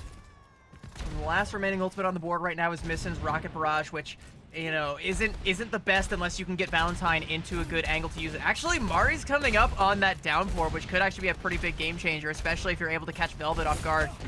If you're scuffed, like, that's probably the main thing that you're holding. Oh, okay, this crosshair's cute. You've won my heart back over. If you're scuffed though, that Suzu, like, the downpour is the main thing you need to hold your Suzu for, so Valentine are gonna be looking to bait that out. Well, you gotta find the Kiriko first, which they certainly did, but Missin is playing bodyguard today. The trade for Bernice, you'll take that any day of the week. The Suzu, a little bit late to save Santana, but it's not necessarily like they needed it. Hazard is one tanky individual. Queen's Gambit, perfectly fine to keep those health bars elevated. Can't exactly say the same for Valentine's player, who's currently in a world of hurt. Yeah, there's like no one to check Missin going in on that angle where the supports for Valentine were just posted up, so that's just free spam damage. And even though she holds on to the Rocket Barrage, you know, is able to just confirm that kill with a couple of directs. And another big kill onto HQ, swapped over onto the Genji. Valentine are running out of opportunities to keep this in contention. It's going to be a staggered push here into a Kitsune Rush. And Bernice gave up her life for the cause, and it's not a great cause when the fireworks are going off indoors. Queen's Gambit making the mark early on Garden's confident start from this team. So, I mean, the Pharah does also have, or sorry, the Brig does also have the ability to support the Pharah a little bit better with the health packs, so maybe that's kind of why they're playing into that, and it isn't not working. I still kind of doubt that this composition has legs. You know, they're probably going to stick to it as we move over to Night Market because it's going to play very similarly to Gardens, just a little bit less environmental potential unless you're playing that back part of the point there. Oh, actually, okay, we're swapping over to the Genji and the Lucio to match what Valentine's bringing to the table. So now we're finally going to get like the true Hazard mirror composition between these two teams. We're going to see what happens when we're back on an even playing field here. This is more of a taste of what the rest of the series will look like. Kind of completely disregarding map #1. It was more of a niche that Queen's Gambit were working on. Boom did mention yesterday that they were cooking up some specific strategies to use later, and I'm assuming that was one of them that we just witnessed. This is where that HK Missin matchup really comes into play. Missin might have the stronger Pharah, but I'm not sure about the Genji. Boom also specifically talked about hiding their Lucio Kiriko strats, so what that to me says that they're going to be playing some weird splits. So you have the Sojourn with the Kiriko and the Hazard right now, and the Lucio and presumably the Genji off on another split. You can actually see their silhouettes through the wall there. We'll see if that actually buys them any sort of purchase. Valentine going to get the first capture percentage on the point here though, so at least initially the split not working out, but we'll see if it comes to fruition for Queen's Gambit. I mean, HK was dead. If you saw, that was an assist from the Lucio. So Velvet and Missin were going on those missions. Those splits that we were talking about paid off and taking care of that Genji, who we thought would be one of the biggest threats. And that's just where you can get Senna cooking. Yeah, low HP target, rail headshot. Yeah, it's as easy as pie. So I do kind of want to pay... Hang on. I was going to say I want to pay close attention to Velvet and Missin, but it's actually Missin and Santana on a little bit of a flank here. I think they're getting caught out by Bug Soup right now, so they might not be able to stick around much longer, but Santana should be able to go for a jump in here right as soon as everyone comes to the choke. Oh, with the Jacket Wall already forced out of Mari, too. It's not an ideal scenario. We'll just kind of go ahead and retreat towards the point. Forcing the Kitsune rushes from either side. That's where Misten goes down. There wasn't enough time to set up that split. HK will go ahead and pluck her right out from the midst of the team. Queen's Gambit, though, haven't lost the capture. Valentine sort of backed off to get a lot of these major cooldowns back up. Problem is, you now don't have Senna. Big tank down into that damage. Queen's Gambit don't really have many options except to try to sustain. I don't want to see that sound barrier come out with how good XP's doing. Yeah, HK just kind of cleaning up there. That was a long, prolonged period there of like Santana with the Jagged Wall on one side and the physical wall on the other, just kind of getting bullied back. Valentine a little slow to get the flip there, so 55% for Queen's Gambit. Sound barriers on either side, but Valentine have a lot of ultimates coming up here. I think like if you're able to get the better sound barrier here, maybe even a better downpour, you're totally fine for Valentine. No, we've seen where Valentine has been able to shine in the past, no. but this is what you're concerned about. If you just let HK do HK things like that, it's not going to end well for anybody on Queen's Gambit. Yeah, HK coming out to play Genji is kind of like Mr. Miyagi coming out of retirement just to teach some like new up-and-comer chump like, all right, Misten, you think you're going to be the next hot Genji on the streets? I was once a legend on this hero. Let me show you how it's done, and you're going to pay for it with your own scuffs, all right? We're taking down your Kiriko. That's going to be more percentage for Valentine. And they do it ultless, so yeah, they can carry all this momentum on to the next fight.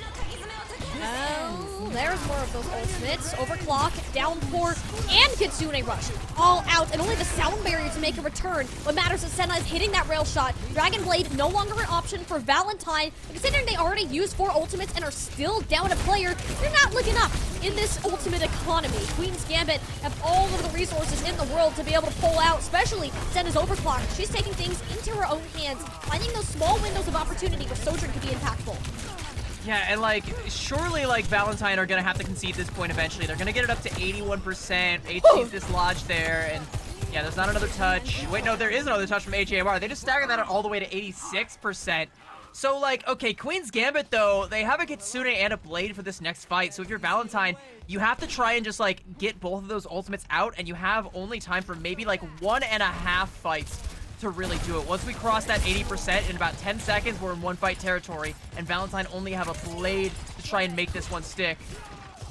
Oh, but it's HK's Blade. That's the one thing you gotta remember, CB. We've seen her work magic with this ultimate in the past, and she's gonna try to do it again. The Suzu already out. Senna sliced in 2. Misten trying to respond with something on her own, but it's HK who has found significantly more impact on this ninja so far. Valentine leaning into this player to keep this point contested, getting the flip back over. The Queen's Gambit are at low percentage, but Velvet actually popped the sound barrier. Only 3 players are remaining. It's enough to overwhelm Bug Soup and keep Scuff on her feet long enough. Not the point. Yeah, Valentine are going to get the flip there, 90% to 99. Santana with the pick there onto Ivory, and AGMR is going to fall as well. This is looking really bad for Valentine. Queen's Gambit get the flip back over. Misten has been dealt with, but HG's got a lot more to do and not a lot of health to do it, and that's going to be Queen's Gambit taking Lijiang Tower.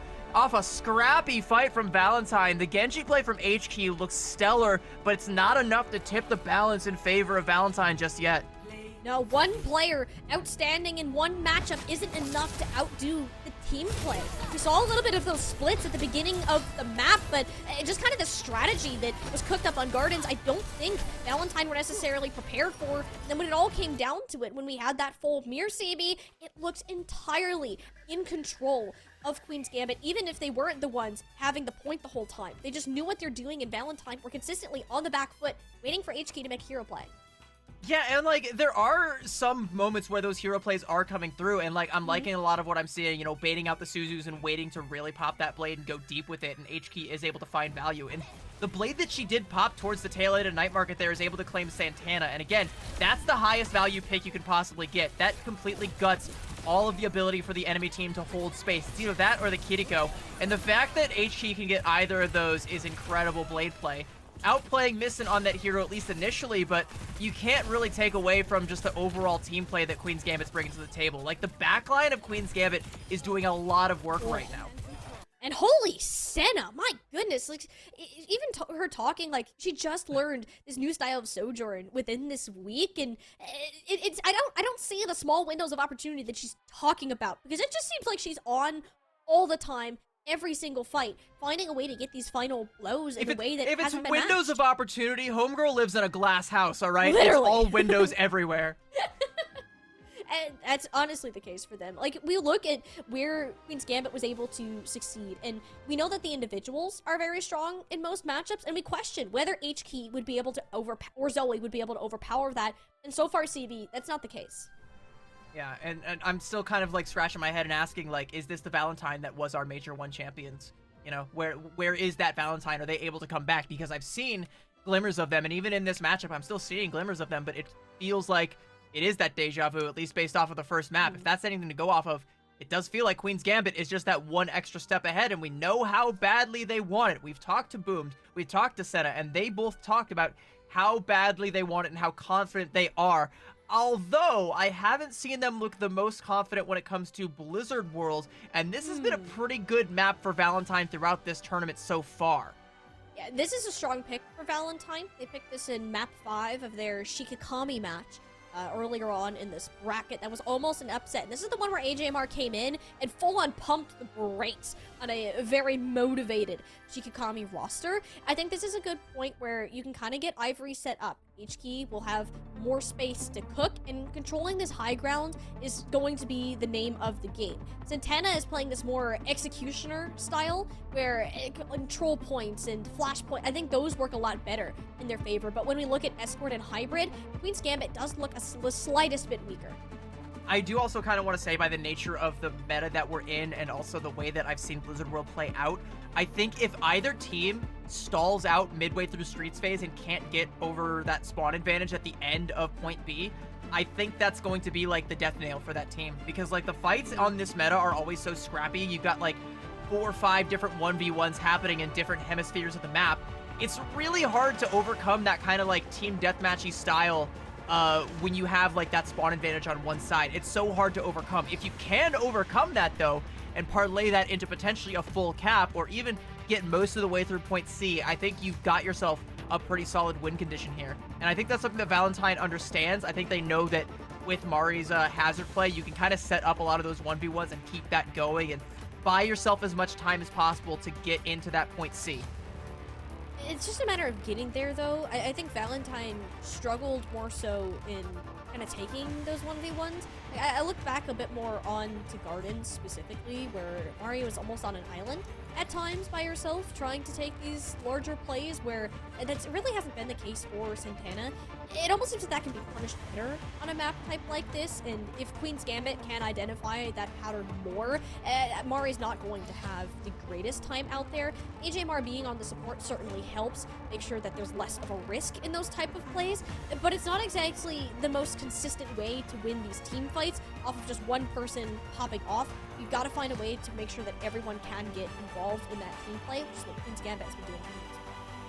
I mean, it's kind of hard to gauge based on what we've seen so far, but like, how do you rate H-Key in terms, like, in comparison to Zoe for this Valentine roster? Because like, they looked pretty solid with Zoe, and Zoe was consistently one of the better Genjis that we've seen so far. H-Key historically has also been in that conversation, and we're really hyping up H-Key's Genji play a lot of the time.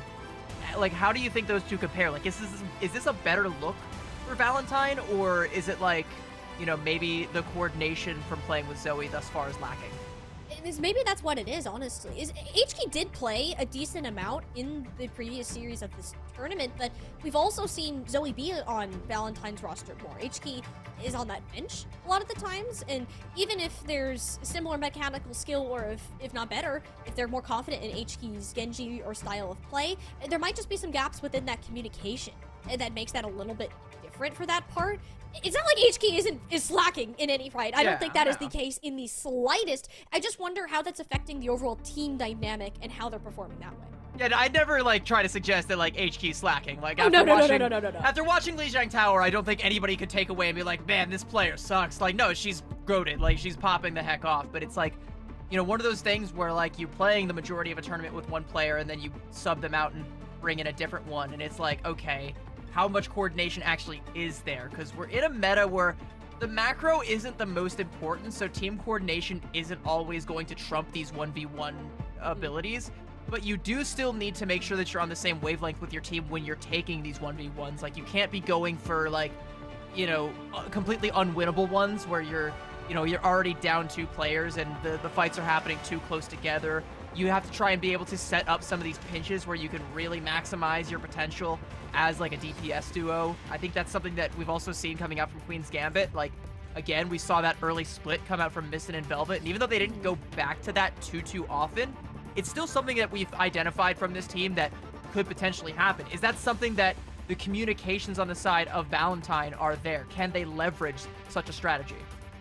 Yeah, I think that's the other part too. Is a lot of the ways that we're seeing this comp played is you're often setting up from the same point. Like, maybe you're seeing your DPS take a bit of a different angle, but that same split with these DPS players, these supports specifically, hasn't necessarily been caught, and it almost seemed that Valentine were slightly panicked by that. Like, not anything like crazy, like, oh my gosh, this is a problem. They were just overwhelmed by the amount of angles that they were getting pressured from. The fights weren't nearly as clean as they wanted to, even if HQ was picking up 2 to 3 final blows per fight. So I don't know how replicatable that is on a Blizzard world compared to like a Control, Flashpoint, push map, where you're more on even playing field, but we'll kind of have to see where Queen's Gambit continues to adopt that strategy, because it worked very well on the last map.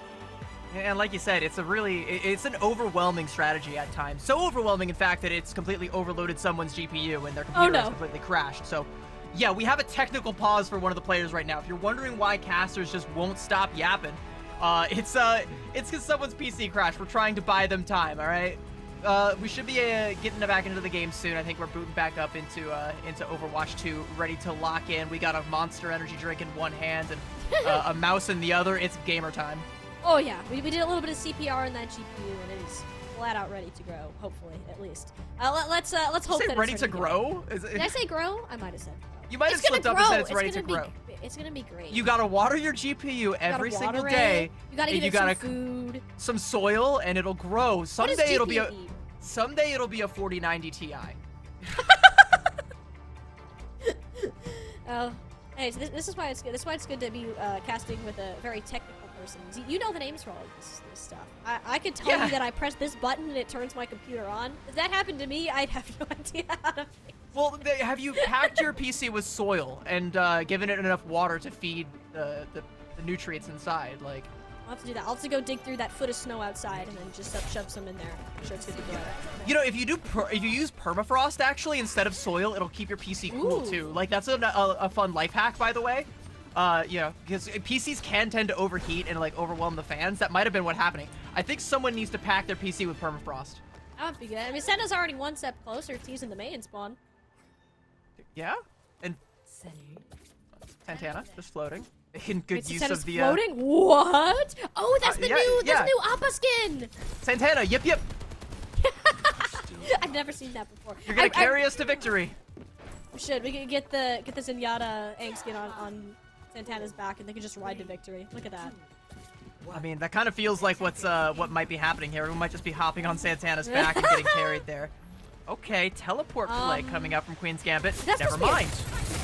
I thought that was a troll off the map for a second, and then the players turned around and realized it. But it seems it might have been, and they were just like, okay, get serious.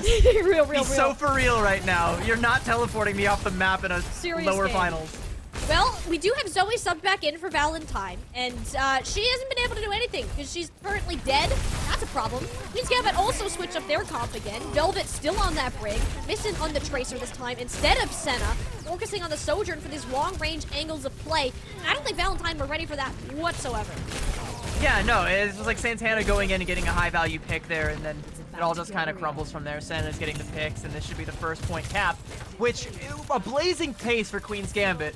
But again, like, on Blizzard World, the end of Streets phase is where I want to see if they can get past swiftly, because if they're able to get past that with time, they're sitting pretty. Otherwise, I've seen a lot of carts stall out on second point Blizzard World. Usually, like, in every meta, that's a worry, but especially, I think, in this one. It's not uncommon for Valentine to get 5+ minute holds on second point either. Like, this is something that they repeated just 2 days ago. against Shikakami. What's to say they can't do it against Queen's Gambit? A lot of it is the space control that you need to be aware of. That jagged wall, beautiful out of Santana, making Bernice and Zoe choose between a cactus or the thorns from above. Valentine not looking too good. They're gonna lose all this high ground space. And that's kind of like the folly of Blizzard World. Like, you can't be going into these enclosed spaces against an enemy hazard, especially as the defending team, because this is where it's going to start to stagger out all the way through, about halfway to Street phase. And Whoa. Senna with an overclock going to keep the pressure on.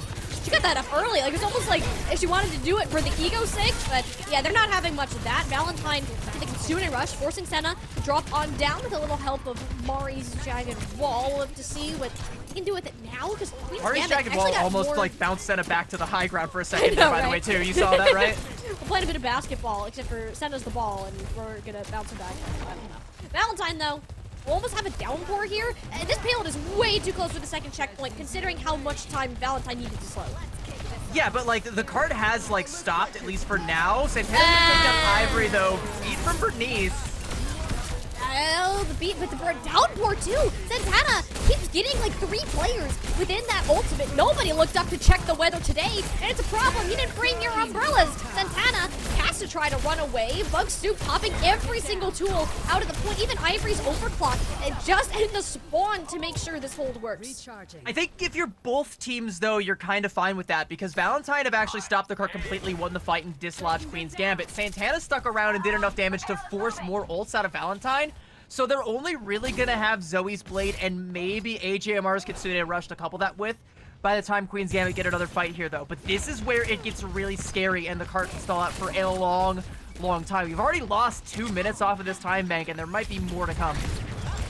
Hold on from Missin. A little bit ambitious. Bernice definitely ready for that one. Let's scare Valentine enough to make most players kind of drop down to that low ground. Finally now, though, out of Zoe, the first time she gets to make an impact on this Genji hero, subbing in for H-Key, and it's pretty dang good, getting one in the era of 2025 Genjis. Yeah, and that's an economical fight there. You use just the Blade, you get those kills, and you stuff another push, where Queen's Gambit didn't really have anything to invest into that anyway, so, like, again, you're kind of fine, but you're just kind of throwing yourself, like, at a brick wall over and over again, hoping to dislodge one of the bricks so you can eventually break through, or hoping to build up to an ult economy. Like, you're gonna have a Kitsune Rush, sure, but it's gonna be mirrored on the other side, and you still have to overcome the spawn advantage somehow. And the only real way is to get Senna on the high ground, keep her safe, and have Missin in position to try and close one of these kills out. And Missin will kind of be lurking around this low ground, both pressuring the cart and kind of waiting for someone to drop down right into their clutches. Instead of trying to force their way through, Kitsune Rushes laid on top of each other. Bit of a mix in that small corridor, which we know it's not good to fight in small rooms. Valentine have not learned their lesson. Queen's Gambit took the battle right where they wanted it to be, and this is where Senna starts cooking. Got off onto a flank onto the high ground, and that second point hold only about 3.5 minutes long for Valentine. Yeah, Mari definitely got caught out there in the Kitsune Rush, and like you can even see, like, she went even deeper, and Queen's Gambit were just like, okay, we'll just take control of the point. And like, it kind of puts Mari in this situation where she can't really commit to the damage that she wants to do onto Queen's Gambit's backline, because they've all just gone away. Like, they've all went for the cart with Santana. So like, just kind of like broken ankle sort of situation there from the hazard play on either side. And Queen's Gambit have now broken that spawn hold, but 3 minutes gets through point C and looking to put up a respectable time bank for the full cap. Just a couple of chunking shots of staging the downpour, which is a difficult ultimate to hit, but unless your name is Santana, everyone bunkered in a small room. Valentine, when will we learn? Queen's Gambit will shove you in a locker again and again while they can get this cart moving. Yeah, Santana, though, lost Senna. Bug Soup went in really deep, got Venture! that kill, so... Oh! Sorry. No! Yep, they're gone. Senna! Over onto the Widow. This is kind of an interesting pick here. Oh, Bug Soup. Oh, yeah, Bug Soup's fine. Whip shot will make sure of that. Can't say the same for Missin. I believe that actually canceled the pulse bomb too. Those last couple Cheerios out of Bernice there. So Valentine are actually looking pretty stable on this point, but it's a glass cannon considering Senna's Widowmaker. Yeah, and I don't know that I like the Widow play right now. I think maybe you go back and swap. Like, it's good while you have your team having that forward presence, so you can maybe try and find one pick and crack it wide open, but yeah. No, now that you've lost control of the cart, she's going to swap back over onto the Sojourn so you can keep that frontline pressure going. Santana's going in really deep, though. worked before, but I don't know about this time. Bugsuit sees that there's no tank. She tries to do the same for her team. We'll end up regrouping with Bernice's Sound Barrier hitting the ground. We'll support ult out of Queen's Gambit. Velvet still not switching off of this Brigitte. And that might come back to hurt them a little bit later. But for now, it will work perfectly to shut Zoe completely out of the Dragon Blade with the help of Missin. And these are the plays Queen's Gambit wanted to see. Velvet existing simply so Zoe cannot. That's such a great play from Santana, though, like, because you can actually get the Kiriko to just swift step through, you can get the Genji to wall climb up over with you, and then suddenly you flip the point completely, and now you're playing from the defender spawn, and, like, Valentine are just falling out of it right now. Yeah, there's nothing you can do but trickle onto this point and hope that something ends up sticking, some sort of damage, some rail shot, but you can't do it if Santana is as good as they are on this hazard. I think that gap between the tanks, CB, is getting wider. Yeah, and like, here's a crucial detail about this full cap too, by the way. 1 minute and 1 second. Valentine fall 2 seconds short. So now, no matter what happens, no matter what happens, Queen's Gambit will get an overtime push. Valentine are not guaranteed one unless they can keep it from getting into overtime. That's pretty big, because again, like, we saw how quickly Queen's Gambit capped point A and how much time stalled out on point B, and then again a little bit more on point C. Like, if Valentine fall to that same fate, I don't see them putting up a competitive time bank. It might fall to an unwinnable situation for them. You gotta start off in the right way, and you gotta do so by trying to capitalize, catch somebody off of surprise, and so far that hasn't happened. It's just been Queen's Gambit again and again coming up with these plays. Specifically Santana, you mentioned, like, wait, that's a really deep flank, but they knew that it would work because you're forcing the positioning of the supports into the rest of your team. Missin and Senna prepared to follow up on it. Yeah, and like so Mari sees that and tries to go in deep for the back line, but can't actually do it. Like, the only one that I think was left behind was like Velvet, but she could just use a whip shot and like stay safe, and like Mari either has to double down to confirm that kill or fall back to the team. Again, that's the second time she gets caught in that situation, and it's just like Santana completely outplaying her like twice. You know, and if that keeps happening, okay. No. That's okay. That's a typing in chat moment. We have match chat hidden probably for a good reason, but Missin would definitely be typing like question mark, like something like that. That is not the way you wanted to start your attack if you're Valentine. Certainly a wake-up call for Ivory immediately off the Widowmaker, and understandably. Back to our regular scheduled shenanigans. The only difference is Velvet is sticking on this Brig, and I'm starting to like it a lot more when I see her playing it. Yeah, like, and it seems to work out on these maps where you can actually keep your supports up on the high ground, because you can whip shot the hazard away and force them to try and use like 2 jumps or the vault also, and like buy yourself a little bit more time to peel away. Right now Santana's getting kind of caught out though, surrounded by sharks, and Valentine looking to strike, but it's actually Bernice that bites the dust first. It's not a coordinated strike. Missin was on the high ground, so the attention was split from Valentine on whether to focus on Missin or Senna, where the tank was, so it only was Bugsuit who tried to get Queen's Gambit tank player, which is not enough damage. Going deep to try and confirm that kill onto Ivory. Ivory's gonna get out, and Valentine will get another crack at this, but like, so far, it hasn't really stuck, at least for the first minute or so. Ivory's kind of just getting dogged on by Missin, like, left and right, and there's not enough to even punish like that mispositioning that comes out from Santana.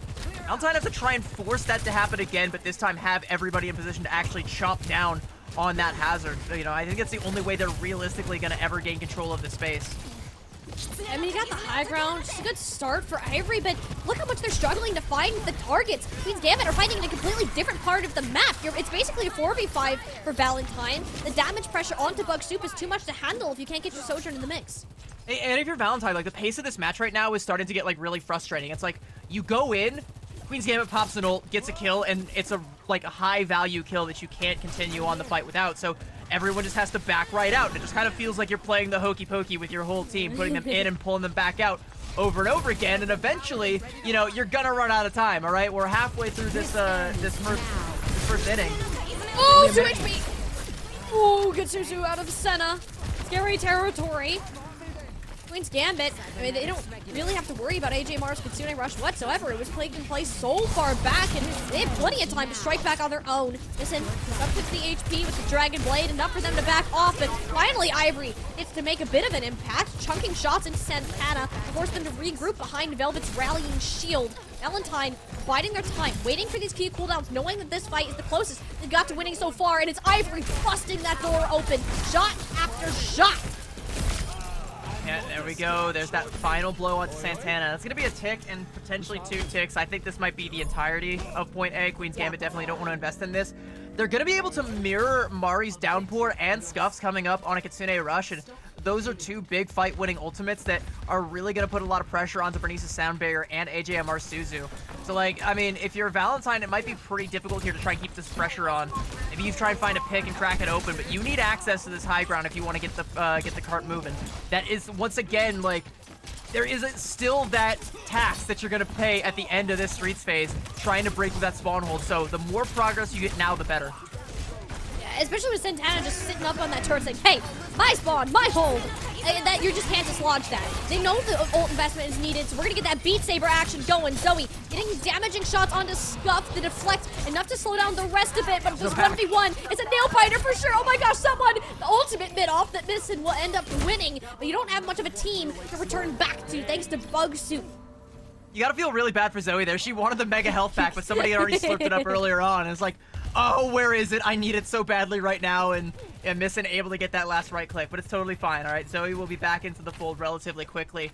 It's more cart progress, but again, this spawn hold from Queen's Gambit is going to be deadly. Never mind. Oh, Ivory's been doing an excellent job on this last point, making sure that Senna is getting shut down, or more importantly, ensuring that they're actually present in the fights overall. Valentine are going to get right up to this checkpoint before Queen's Gambit can get that full card, but this is the real hump you're going to have to cross. Yeah, and like, Queen's Gambit are doubling down on this hold now. They've swapped over to the Juno, and they're trying to just play for the Orbital Ray, and if they can get one here and win a fight off the back of it, they're totally fine. Well, Senna's already got one on the board. Missin looking to make it a bit more. Torpedoes from Scuffed on the final assist. Valentine shut down Queen's Gambit in that perfect defensive position. Yeah, and that's just the blade invested from Missin, and Scuffed is 90% that Orbital Ray. That Orbital Ray is a guaranteed one fight if you're against Valentine, because they have nothing to counteract that. They have no way to initiate any kind of anti-healing to try and burst through it. They don't have any ults to try and like damage their way through it. The best they can hope for is a downpour, but even still the healing is going to be just too much. So like this minute 23 time bank, drop that down to like 30 seconds automatically, because this next fight is not going to go Valentine's way. No, and Valentine, I don't know if they can tell that Scuffed has an Orbital Ray or not, because they built that up incredibly fast. This overclock, bit more of a concern though, losing AJMR. That fight's chalk. You need to get out of there as fast as possible. You will not afford to stagger. Well, that's exactly what Zoe is going to do, unfortunately. Tried to go for the back cap there. All right, so we lost 50 seconds. We're down to a minute. It's going to be around 30 seconds before Valentine get another crack at this. And unfortunately, they weren't able to draw that Orbital Ray out of Scuffed. It was only the overclock and then Santana going deep to confirm the kill onto AJMR that won them that fight. So Queen's Gambit are like, they feel so confident right now. They got this map in the bag. Valentine are banking everything on Mari's Downpour.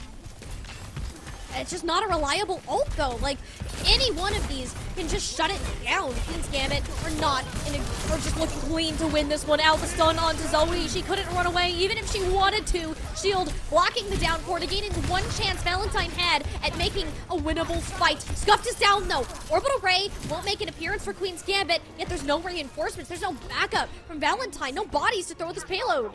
Yeah, like, losing Mari there means that, like, there's no way that you can contest the payload, and Scuffed is already back. You've got the attacker spawns. There has to be a touch, and I don't see anyone able to. Yeah, no, we have Zoe going in deep to try and get the touch, but it just doesn't happen.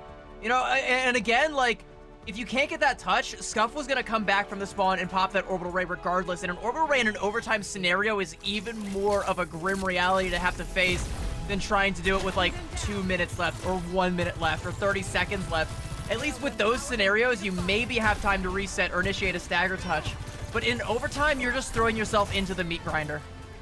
No, there was no other option but to force these stagger plays. That swap from Scuffed was genius.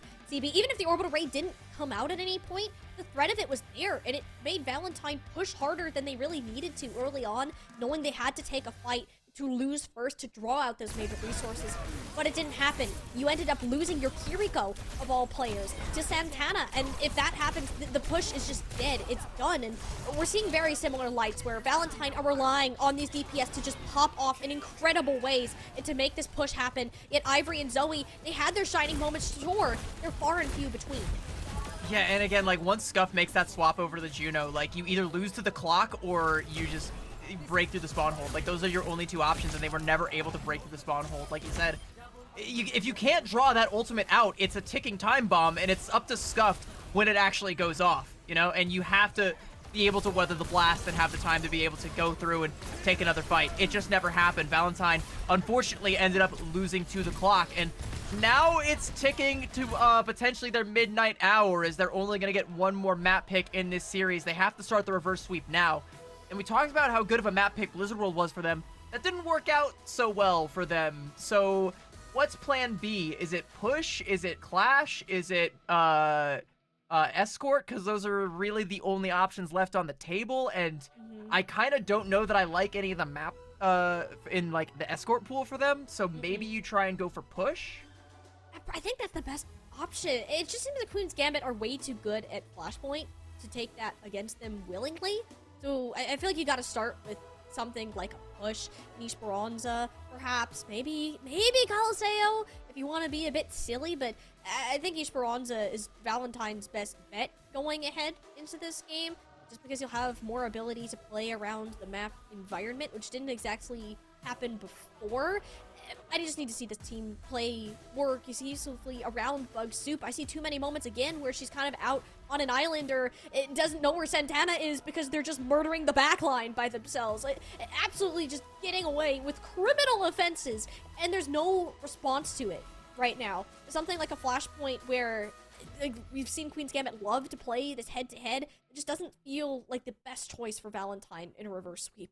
Well, like you say, like, they have to try and play around Mari, but, like, that kind of feels like bait, because a lot of these times, like, part of the reason that Mari's getting called out and feels like she's on an island is because she's trying to fulfill Hazard's duty, where you catch someone out of position and go for the assassination, but Queen's Gambit are playing this weird mind game where every time that she goes for that, it's bait. You know, it again puts her in this situation where it's either you double down to try and confirm that kill, or we're gonna take your backline. It really is a Queen's Gambit. Like, I don't actually know enough about chess to know if that's what the actual move is, but it feels like they're playing like you know, a high IQ chess play against Valentine right now. And you know, like, if you're Valentine, like, what do? I think the adjustment needs to actually, unfortunately, be to play more passive. But against a team that's capable of setting the tempo, like, that kind of feels like you're just, you know, laying your own deathbed.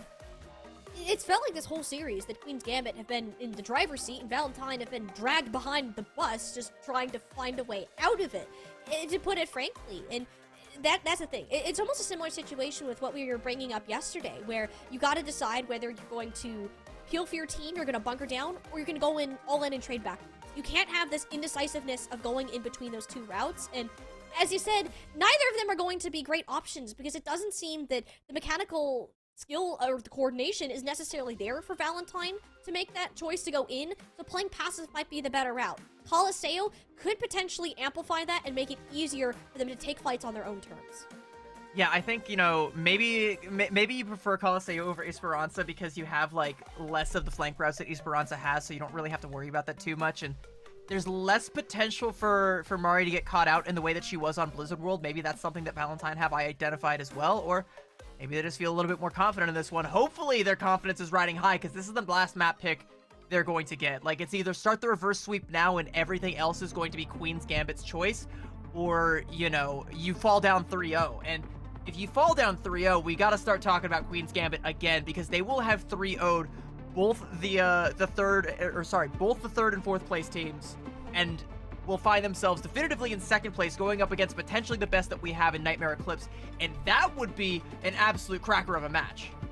Oh, it would just be that Major 3 Grand Finals run back, and Senna even said they knew it was close. She expected that to be a close match, and even today, she's expecting to get to those Grand Finals.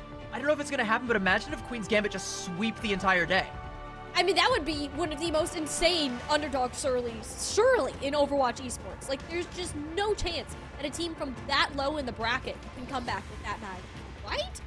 Yeah, and I think also by the transitive property, that would make Yas the best team in Calling All Heroes because they beat them. So if you're you know, Konata in the chat or Sabotabi, you're probably like saying like, all right, Queen's Gambit's got to just like nuke the entire rest of the field so that we look good. No, really. Like, oh yeah, it's just the biggest Queen's Gambit fans right now. It's kind of marking them down, but yeah, this is such I think Yas also made a lot of fans, by the way, over the They course of this did. tournament. Everyone has been talking about how much of a GOAT Konata is. Like, even Senna was like, yeah, Konata's the GOAT. Like, that's the LeBron of that team right there. No, seriously, I do wish that we were in more of a dive meta. Like, imagine if we actually were in a Wrecking Ball meta. Like, oh yes, like, is that just a championship swoop for them? I mean,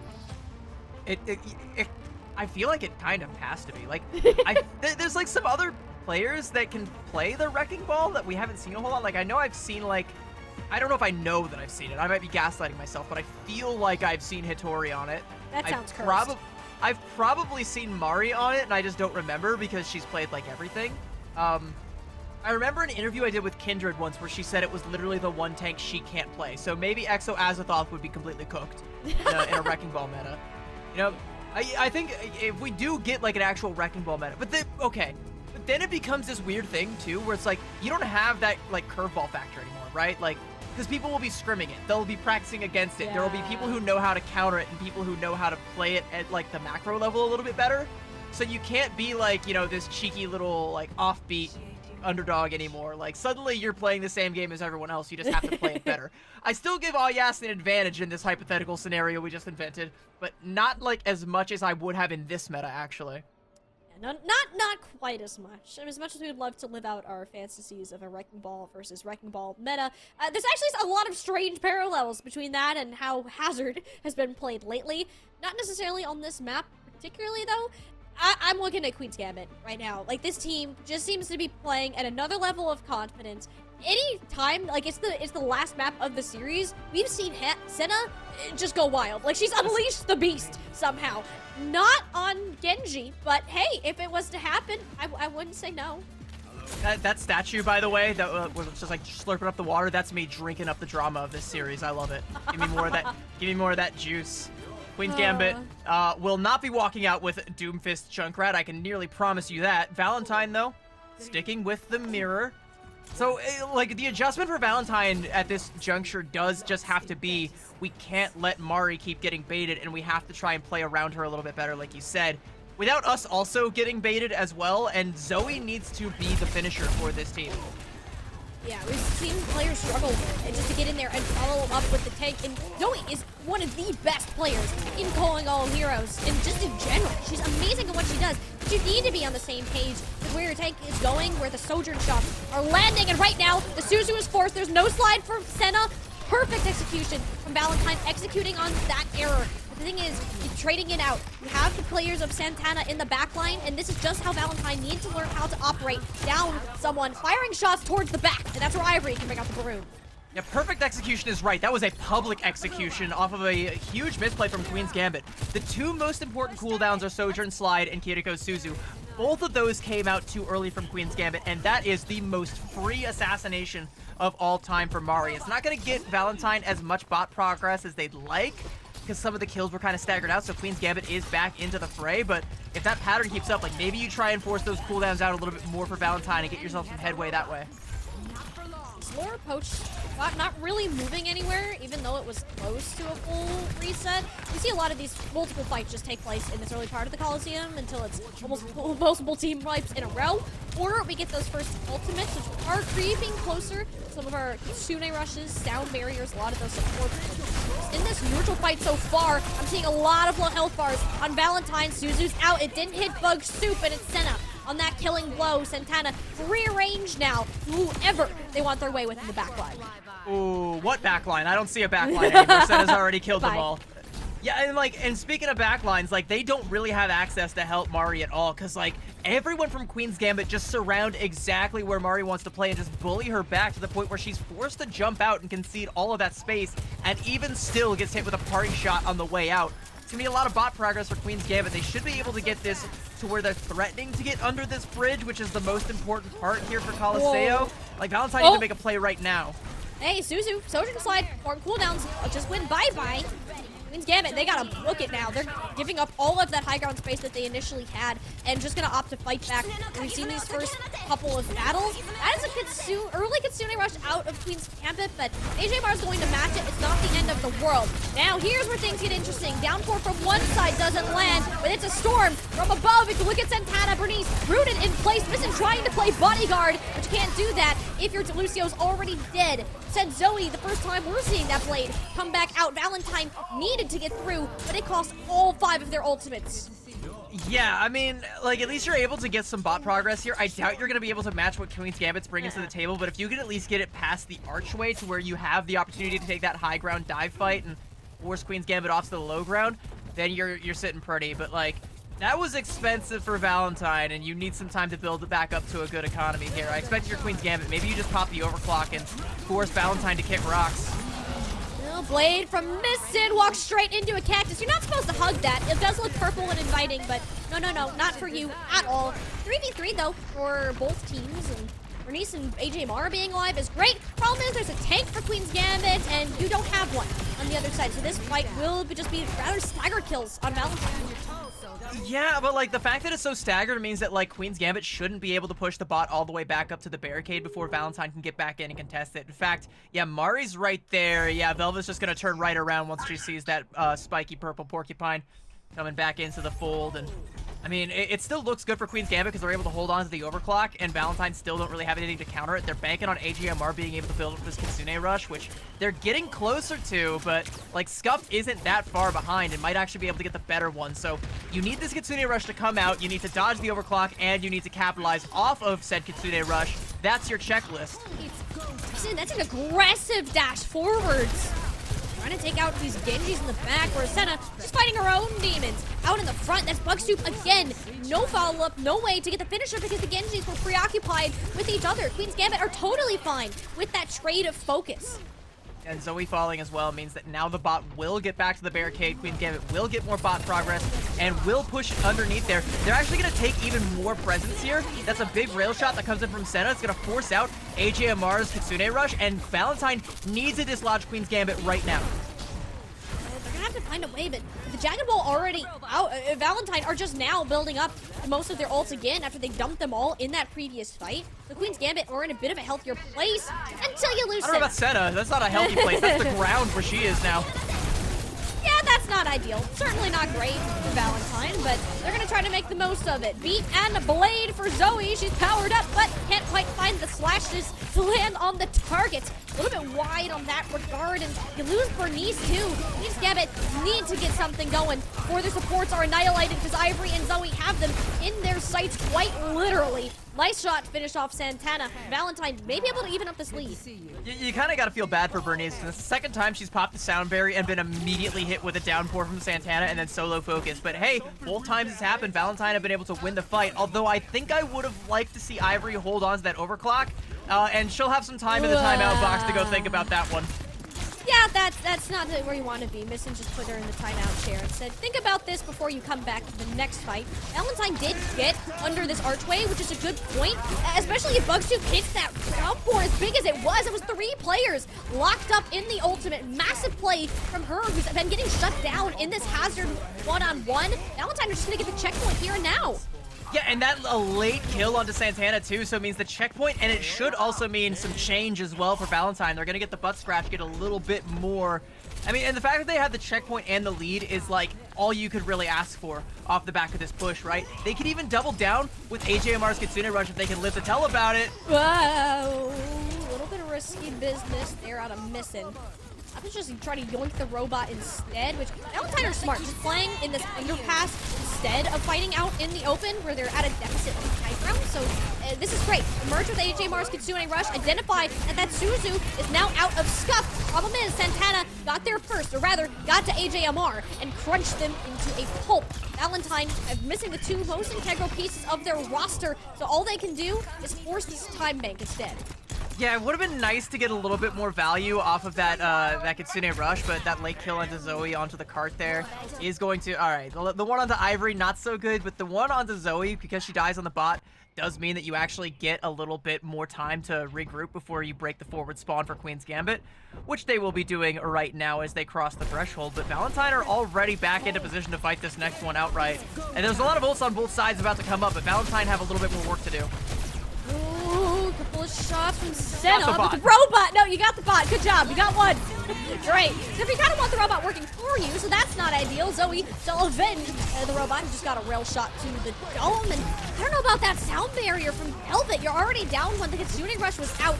Massive investment from Queen's Gambit. We're just trying to run away. The attempt to bait out with this downpour. That's nice.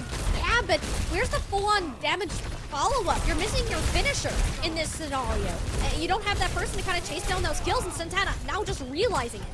So this is starting to look really, really good for Valentine because they still have the lead. They have control of the bot again. They broke that push from Queen's Gambit, and Queen's Gambit invested pretty heavily. Like, miss it dies late there, despite getting a fair bit done. That'll slow Valentine's push there, but like, if you're Valentine, you're still sitting pretty, right? Like, you've got the Kitsune Rush coming up, you've got the Overclock and the Downpour, all of which Queen's Gambit have invested relatively recently, and the Sound Barrier from Velvet as well. So, like, Missin's Blade is realistically the only threat, and you have plenty of tools to deal with that.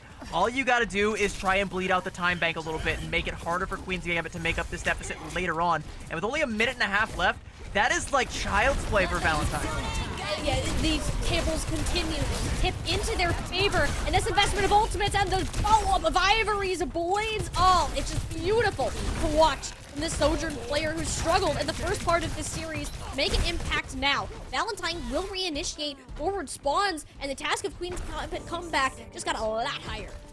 Yeah, I'm hesitant to call that an overinvestment, though, because it was only 2 ults, but I do want to caution Valentine against trying to use any more. They only have the Downpour, they've lost Ivory, so they're not going to be able to get a whole lot of extra bot progress without using that Downpour. I kind of suggest holding on to this and leveraging your lead. Bernice, let's pick onto Velvet. Valentine are making the pain train go even further. Santana's still alive, though. Not for much longer. No support really to back them up. This is just gonna be a later stagger, CB. No. It's gone from bad to worse. And now, okay, now we will actually get a little bit of bot progress. Only a couple more meters, but I mean, that's more than you could have asked for Valentine, because the name of the game was just play on the bot, bleed out the time bank, make Queen's Gambit invest to try and dislodge you. And Queen's Gambit, like, they didn't invest, sure, but they also failed to dislodge Valentine. Now they're gonna have to invest just to get out of their spawn, and then what are they going to have to carry over into the next 2, potentially 3 fights that they need to win? The task is high. If they can finish off Bernice, maybe there's a chance, but no, it's Bernice instead who helps in the elimination of both of the other team's supports. Valentine, they don't have the healing, but the important thing for them is Valentine already identified that this fight likely will not be won, conserving every resource for one final wipe. Yeah, but like, it's just Santana left alive, and like, okay, so now we do also have Senna up on the high ground, but any damage that Ivory does to these two is gonna be permanent until Scuffs gets back up into the fold, and that means that like Queen's Gambit can't push forward, especially considering Santana has to be the one pushing the bot. So this is the next fight Queen's Gambit have to win. They're down Senna early though. The overclock isn't an option, and forward spawns are still active. Even if Valentine lose players at this point, they'll be back significantly faster. Miracles need to happen, but it's not going to be one. Velvet Ajax is at the worst time possible. Bugstoop will send Queen's Gambit running. You are not ready to take on the grand finals yet. Valentine still have more to say. They still got some fight in them, and I said, like, how crazy would it be if Queen's Gambit sweep the entire day, and Valentine say, yeah, that is pretty crazy. That's why it ain't gonna happen. We're taking a map off right now. And, like, okay, you're still behind the 8 ball because Queen's Gambit are still on match point, and they do get all of the map picks from here on out, so, you know, the reverse sweep is still going to be an uphill battle, but we've at least started the climb in very convincing fashion for Valentine. Like, they played push to perfection, punishing a couple of misplays that come out from Queen's Gambit, and get just a couple of those key picks in random, like, oddball fights outside of the core team fights that really slow down the progress for Queen's Gambit, because they always have to try and, like, reassess, like, okay, we're down Senna or we're down Missin, like, where's my Genji? She's missing. I had to squeeze that one in. I was gonna be like, do you think they ever say that when they just, you know, don't have her around? But, like, you know, they have to try and assess, like, we don't have one of our DPS players. Can we take this fight, yes or no? There's that moment of hesitation. then they go in, then maybe they get punished for it because, you know, Valentine just leveraged the ult advantage.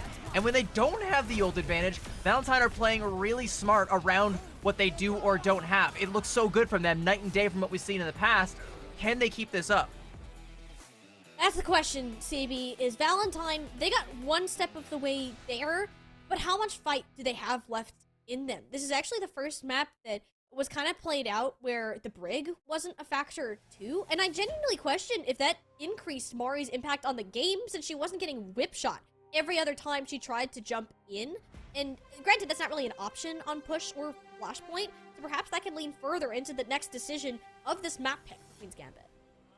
And, you know, we're gonna go ahead and head to a quick little break so the players can have some time to think about this. Not that there's all that much to think about, because no matter what, it's gonna be Escort, but maybe we finally get, like, the fabled, like, weird Havana pick, you know? Maybe we finally get, like, the one that, like, completely guts the hazard comp. Actually, that might not be the worst thing in the world if you're Valentine.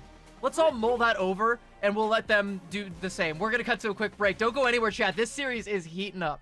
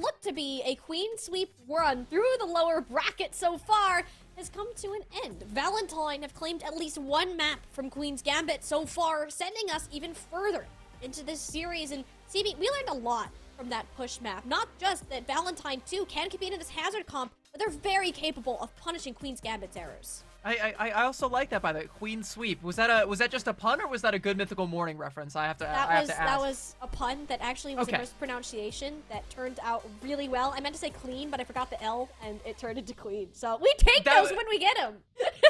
That's what I call failing upwards, when you just like completely Yeah. stutter your speech and accidentally say something better than what you were. Yeah. I was like, oh damn, she cooking. All right. No, but it was actually just like a little bit of a misinput there. Well, yeah, like, Valentine do still have some fight in them, and they are capable of playing up to their opponents, and they're going to be taking us to Dorado, and I think this was your prediction. Yep, it was. It's like, woo! because, like, okay, I was thinking maybe we see, like, the Mythical Havana, you put Mari on Sigma, but then I think, like, again, you're kind of No. afraid of, like, the Senna hit scan. Like, I still think Senna, more often than not, does kind of beat out Ivory in the hit scan duel, and in these long-range maps, you kind of, you need to bank on your long-range hit scan being the better player. And on Dorado, like, that's still a factor, but you can kind of, like, leverage the hazard capabilities. And Mari is no slouch. Like, she got caught out a couple times on the first 2 maps and was forced into some less than favorable positions. But, if you just avoid that situation like they did on Colosseo, maybe you're just fine. And see, I just keep getting flashbacks to that Dorado map that Queen's Gambit played yesterday against Exo Azathoth, or Senna was on that Widow, and she just kind of took over the lobby. I don't know if she can get away with that into Valentine, per se, but, I mean, that's still a pretty big consideration when you're picking this map, I'd have to imagine. Especially over at Route 66, I feel like that's the most vanilla you could get when it comes to this hazard type of composition. You're expecting to play the exact same thing. Dorado puts more impact onto those Sojourn players, and I think that has been the farthest differential factor between these two teams, has been that gap between Senna and Yeah, and like the problem with like that Exo Azathoth game is like that's kind of weird data, because like you said, they can't really punish that, because if you get Senna up on the high ground, it would have fallen up to Jeremy to try and dislodge her, or Kindred, and Kindred wanted to stay on the Mauga as much as she possibly could, and Jeremy wanted to stay on the Pharah as much as they possibly could. And, like, the angles that Jeremy wanted to play at, Senna already had dialed in, like, 10 minutes before Jeremy was ever there. So it's like, how are you going to deal with this potential Widowmaker? Which is something that we could still see here, but I think I trust Zoe and Mari to be able to deal with such a threat a little bit more than the Kindred-Jeremy duo. Yeah, I think this DPS line will prevent it from happening, and also Mari having more presence on Nane Mauga, and something that can get to the high grounds a lot easier. And she could play Mauga. I wouldn't put it past her, but do not recommend that in the slightest. We're likely going to see that same iteration. What I'm more interested in for Queen's Gambit is what is the support line gonna do? I feel like they've done so good with Velvet being on that Brig so far, with that Kiriko, and Ana could be an option as well, although I don't think that's likely to really stick. Just having that Brig as extra support for these DPS when they're going on adventures has been really helpful. So there is like I think the composition of the backline that Queen's Gambit is flashing right now, it's attack respawn, so it might not stick, but if it does, I think it holds water, because again, Hazard is a crazy nano target. So like, if you just let Velvet do the bulk of the healing and farm that up, then you can pretty much just get the high ground for free. Just put that onto Santana and they will clear it for you, no doubt. A quick headshot from Senna could also clear it pretty easily. Velvet's actually not going to stay on the Ana, which I think is also good, because I was just about to say it's also very diveable for Mari, so you don't want to stay on that one. There we go. Second time, Senna. We got that. Oh, ooh, very close to scuffs. AJ Mar's head. I thought I was gonna go back to spawn for a second, but actually will end up sticking it, which I'm not too entirely shocked. Is you don't necessarily even need to get the kills on the Widowmaker. If you're just existing and making sure Valentine can't hold certain space, the threat of Senna simply looking at you is a problem. That's why you need to commit players onto that. In this case, it was Zoe, the backup for Nice, barely in time to make sure the Genji gets a little bit of rejuvenation in the head. But like you said, it is literally just the threat of Senna that is able to clear that high ground outright. I mean, Mari's going to go in and go for the dive there, and now suddenly Valentine feel a lot more safe. They're going to take out Scuffed as well. I mean, she's going to pay for it, and that's really rough if you're Valentine, but I think you've gotten enough casualties to where you can make it worth it. Well, you're going to have to. The attacker spawns are a lot closer, so Queen's Gambit will get more reward for the style. Zoe should not be allowed to get away with that. I was going to say, without Mari there, like, Senna has a lot more agency to try and take an aggressive angle, but Zoe is shutting that down also, so Senna can't stay on the Widow anymore. She's going to go ahead and mirror the Sojourn now. So, like, you don't have that one-shot threat anymore, and Queen's Gambit are going to feel a lot more, or sorry, Valentine are going to feel a lot more safe on all of these high ground angles. It's a minute and a half down, though, so this is looking really good for Valentine so far. Especially with how far behind Queen's Gambit are in this ultimate bank. Haven't really been able to move as much as it was more so waiting for Senna to get something done. HMR, soon a rush to come out. Different from Queen's Gambit, except Missing got caught by that last little slash of the Violent Leap. Valentine trying to push it even further. Queen's Gambit see this as an opportunity to punish, but cooldowns from movement abilities are already back up. There's no problem running away. Yeah, like, that Kitsune Rush kind of goes massive. There's a kill there onto Zoe, so it might actually be turnable for Queen's Gambit. They're going to follow that up as well. Oh, massive! The downpour, though. A massive downpour. It gets scuffed in Senna, but you just don't have the support. If you're Mari, that stagger's really going to hurt. I don't think you get another touch on this payload, honestly. You might, but it's not going to be ideal because, like, you've got Santana there. Yeah, going to block off one point of entry there. Zoe can go ahead and go for the dash in to try and keep this one alive, but you've already lost Bernice. The fact that Mari died late there, I don't really think it was a good idea. She's You're back. already going to that staggered pick. It's a 385 maximum for Bug Soup. Valentine, if they end up kind of getting wiped here, they're going to forfeit that first little bit of high ground control. So I can understand why it's important for Bug Soup to stay on this as long as you can. You just need to prevent long staggers such as this one. AJMR really low, nearly getting staggered, but is back to safety. But yeah, like, they need to get Mari back ASAP so you're not conceding this high ground over to Senna. Because even though she's not on the Widowmaker, on a Sojourn, like, she's going to be just as lethal. And I think, like, if you're Valentine, you're looking at the ult economy and thinking, we can maybe secure this high ground if we invest. But you'd like to just have it for free. And I think Queen's Gambit have conceded it, but they are going to scrap for it. Well, they're definitely going to make this one painful. Beat Saber combo. Zoe, look for the break, but the whips are from Velvet. How is she so good at hitting those? Okay, look at Sword Kid's face if you have those shield up. Queen's Gambit definitely in more pain than they thought they'd be after that Beat Saber didn't really get that full bits of damage. Bug Soup gets out alive too, so Valentine are in a very stable spot. Bernice really low, though. Takes a little bit of chunk damage on the way out, though, but yeah, they just heal Mari back up to full HP, but they have to concede so much space to do it, and they're going to get the Kitsune Rush out. That's going to give them the high ground, and, like, you're fine with that, but that's a pretty heavy investment. They still have the overclock for Ivory, which is why they want to leverage this so badly. But, like, you know, giving up the Kitsune Rush just to make sure you maintain that advantage is a hefty cost. Yeah, but it was blocked off a little bit by Scuffed. Oh, so close. Bug Soup almost had the big brain play. The reaction's a little late. That does block the healing from Santana, though, which is the second biggest impact you can have with that Jagged Wall so far. Valentine are in a great spot. Queen's Gambit just have no way to move forward. Without the Dragon, I think they're committing Blade to this when you don't have it. I don't know where this is necessarily going. Santana did have the fast regroup on the spawn. I'm sorry I ever doubted you. I will never say anything about it with Queen's Gambit again. Yeah, like, I mean, it doesn't look the most clean, but, like, the Blade does actually get as much value as it needs to, and Santana's able to clean up the last little bit of HP. Also staggers out AJMR. So we've kind of broken all opportunities for Valentine to hold the high ground, and now we have to go for the scrap fight on the point. One which the ult economy, Queen's Gambit is more than equipped for. Yeah, this is completely fine. Queen's Gambit to take this fight. Suzu onto Senna, bolts right up, takes the shot out, but didn't account for Ivory, waiting on the opposite high ground. Senna to poke her head out. Climb, rally from Velvet, helping stabilize Santana. Is 600 plus HP available, so they're definitely not going anywhere anytime soon. Pesky Bernice shall be dealt with, and this will be rolling into third point. Over 2.5 minutes to go.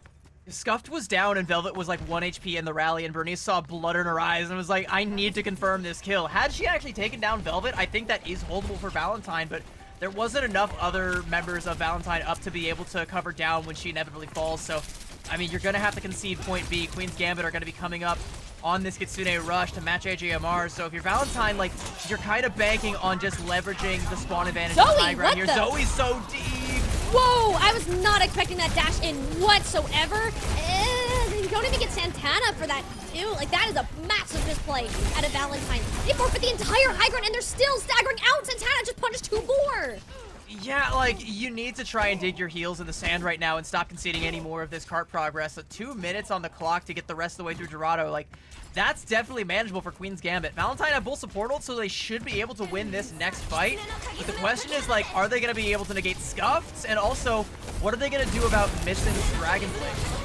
Red carpet was laid out in the main, but Valentine waited. respond, at least until those jagged walls are out, and they can get value from it.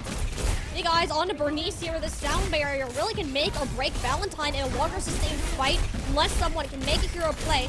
So far, Ivory is more so on that train, holding the sound barrier after all. And you're going to need it considering the time bank. Yeah, and luckily Valentine weren't forced to invest the sound barrier. Ooh, they might actually catch Missin out here. a little bit of Genji tennis being played down there in the catacombs, but that's all right. You know, we confirmed the kill. So now we're down to under a minute for Queen's Gambit. There's a Dragon Blade and a Downpour coming up. But Bernice has the sound barrier, and Zoe can match the Dragon Blade. One that Queen's Gambit are only going to have a Suzu to deal with. So I kind of favor Valentine in this next fight, but it's all going to depend on how well this Downpour from Santana gets laid out. Who gets caught in it, if anyone, and what space does it buy Queen's Gambit? Jump in, but that beat is extremely proactive. Queen's Gambit, they just saw their tank's life flash before their eyes. In fact, it's flashed even further into the dark since they're no longer an option. You kind of just gotta wait for Santana to get back now. The sound barrier going that early, though, is actually really smart. It does kind of put you in a situation where you have to confirm a kill to make it worth it before the blade comes out. And unfortunately for Queen's Gambit, Valentine found that kill, and it was the highest value one they could have got. There's a trade for the Sojourns. Senna's not going to get anything off of that. 10 seconds and counting, and Valentine might have done enough to hold. Yeah, it's only Downpour versus Downpour, and it's a pretty subpar ultimate. Santana had a fair share of strong performances out in the past, but it doesn't matter if you don't touch the payload. That is not how we need our point to be ending our first C9 of the day.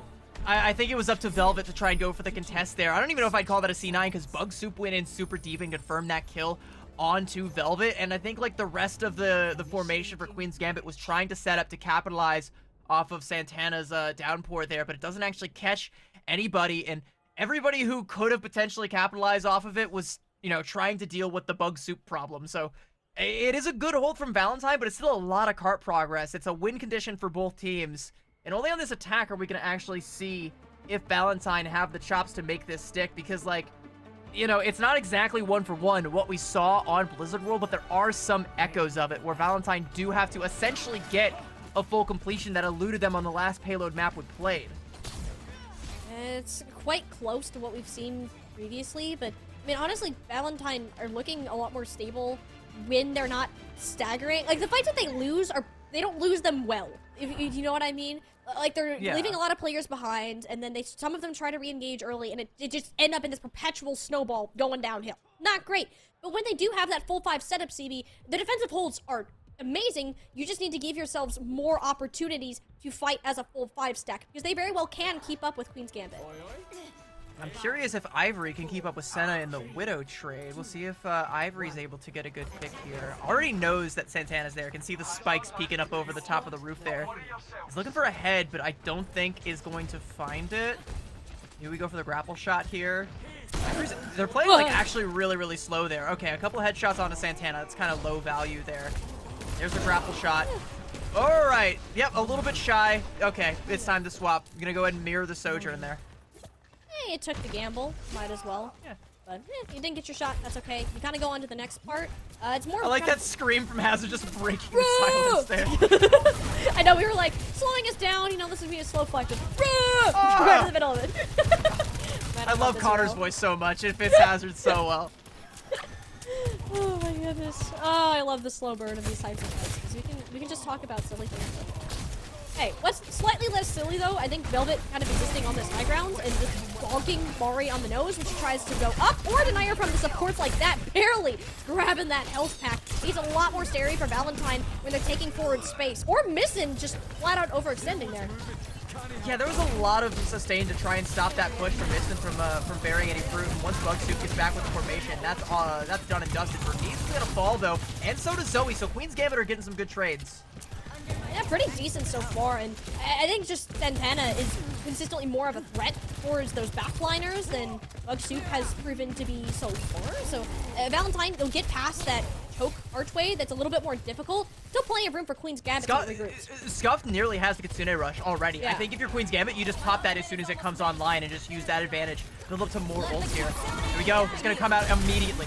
More often than not, the team who goes first is the one who ends up winning the fight, and with the wall to Mari's back, she's certainly feeling a little scared at this point. AJMR using this as a way to not only heal the tank, but re-engage the whole team into a battle. Fortunately, Bernice engaged way too much into Velvet combat. Queen's Gambit now up in the support battle, and especially if they're gonna get to take care of Zoe, Valentine should hold on to the resources for a future fight. So Bernice was actually that deep to try and go in with Zoe to try and play that like 3-2 split with the Genji, but unfortunately Zoe wasn't getting enough damage done and I think was forced to dash out. And for the Lucio to disengage, it's a little bit harder than it is for the Genji because you don't have access to things like the deflect or the dash. Like you just have to try and wall ride out. And unfortunately, she gets caught out there. And also, unfortunately, Queen's Gambit only expended the Kitsune Rush, so there is a lot more of a brick wall that Valentine are going to have to beat their heads up against. Oh, but the downpours get a good amount of value. It's Mari who got locked up in the small corridor. No chance for Bernice or AJMR to get any sight lines. And Zoe already had the blade on the cheese. She has to go for it while the opportunity arises, and she somehow managed to pull 3 out of the magic hat thanks to the help of Bernice and AJMR. Valentine are still going to wrap around behind and fight this. Yeah, like you still have Scuff contesting the cart right now, but like you said, Zoe and Bernice are going to go in and try and, you know, make that split happen. They can maybe route Senna out here as well. Scuff with a Swift Step and the Suzu as well. For Zoe, it's time to go in. Bernice is going to capitalize off that with a Sound Barrier, and Bug Soup is there with them. Oh, missing both the blade. It's just the tank and missing on the payload there. Very smart from Valentine, from especially Zoe and Bug Soup, to take that extra space. Neither supports the players on cart, then regroup to finish off the point. Yeah, and Bernice as well. Like, that's such a good play across the board for all of Valentine, because now they're also going to be able to take this high ground. They can match Scuff's Kitsune Rush with AJMR's. If they can win this battle for the high ground, they can get the cart all the way through point B, and that's where it's going to get really scary for Queen's Gambit, because that's where Valentine will be starting to approach that win condition that can take us to a map 5. Oh, that cactus almost did Ivory in there. Again, 2 most important cooldowns, Slide and Suzu. Really an issue, so Queen's Gambit full control of the staircase. AJMR doesn't quite like that, though. Giving Bug Soup a fast track back up towards this high ground. Their sight set on stops as all the cooldowns burned, and the most vulnerable point of Queen's Gambit, the Achilles heel that we've been pulling out all weekend, no longer there, so the rest of the team isn't looking too healthy. It's a high-risk, high-reward situation, whether you kill a backliner now or the rest of your team is going to get staggered, and for now, the stagger option seems much more likely thanks to Zoe. I mean, well, they're staggering on point, and Mission and Senna have gotten a fair bit of kills here, though. Senna's really deep in the other spawn, though, so, like, she's gonna fall, but taking down Bernice there is, like, a little bit of a saving grace for Queen's Gambit, because you can keep Scuffed up on this high ground, and as long as they don't get routed out there with, like, a jump from Bug Soup, you know, you can actually retake this high ground. And now Senna's gonna have the overclock, so once she gets up there, it's gonna be an uphill battle for Valentine. Zoe's Blade's gonna have to do a lot of heavy lifting here. And it's so hard to get value out of the Dragon Blade, especially when there's no support. And is he already chunked to half HP? Senna's rail shot and just opts to play the safe route, knowing they're already down. Bernice can't afford many other losses, yet on the final swing, still grabs Scuffed somewhere, somehow. Queen's Gambit thought that they were totally fine to regroup after they saw how far away Zoe ran, but they're not out of the water yet.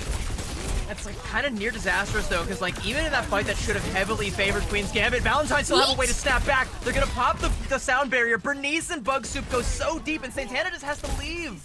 Wow, I don't think Queen's Gambit were expecting the sound barrier to get committed at all. You saw how forward that they were holding, use all their movement cooldowns to get there. By the time that overhealth hit, there was nowhere for them to actually run.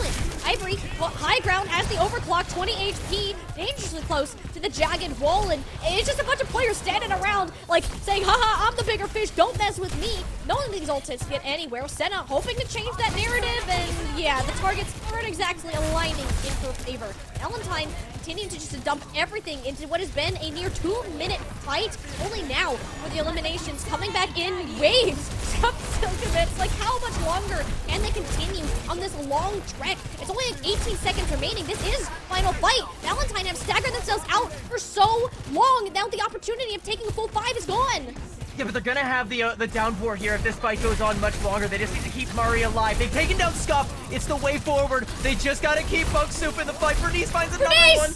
She's the hero of this team. Instant into the backline, took care of both supports, and Senna on top for the pile of bodies. She is counting Bernice, the saving grace for Valentine. They're gonna keep their hopes alive for point 3.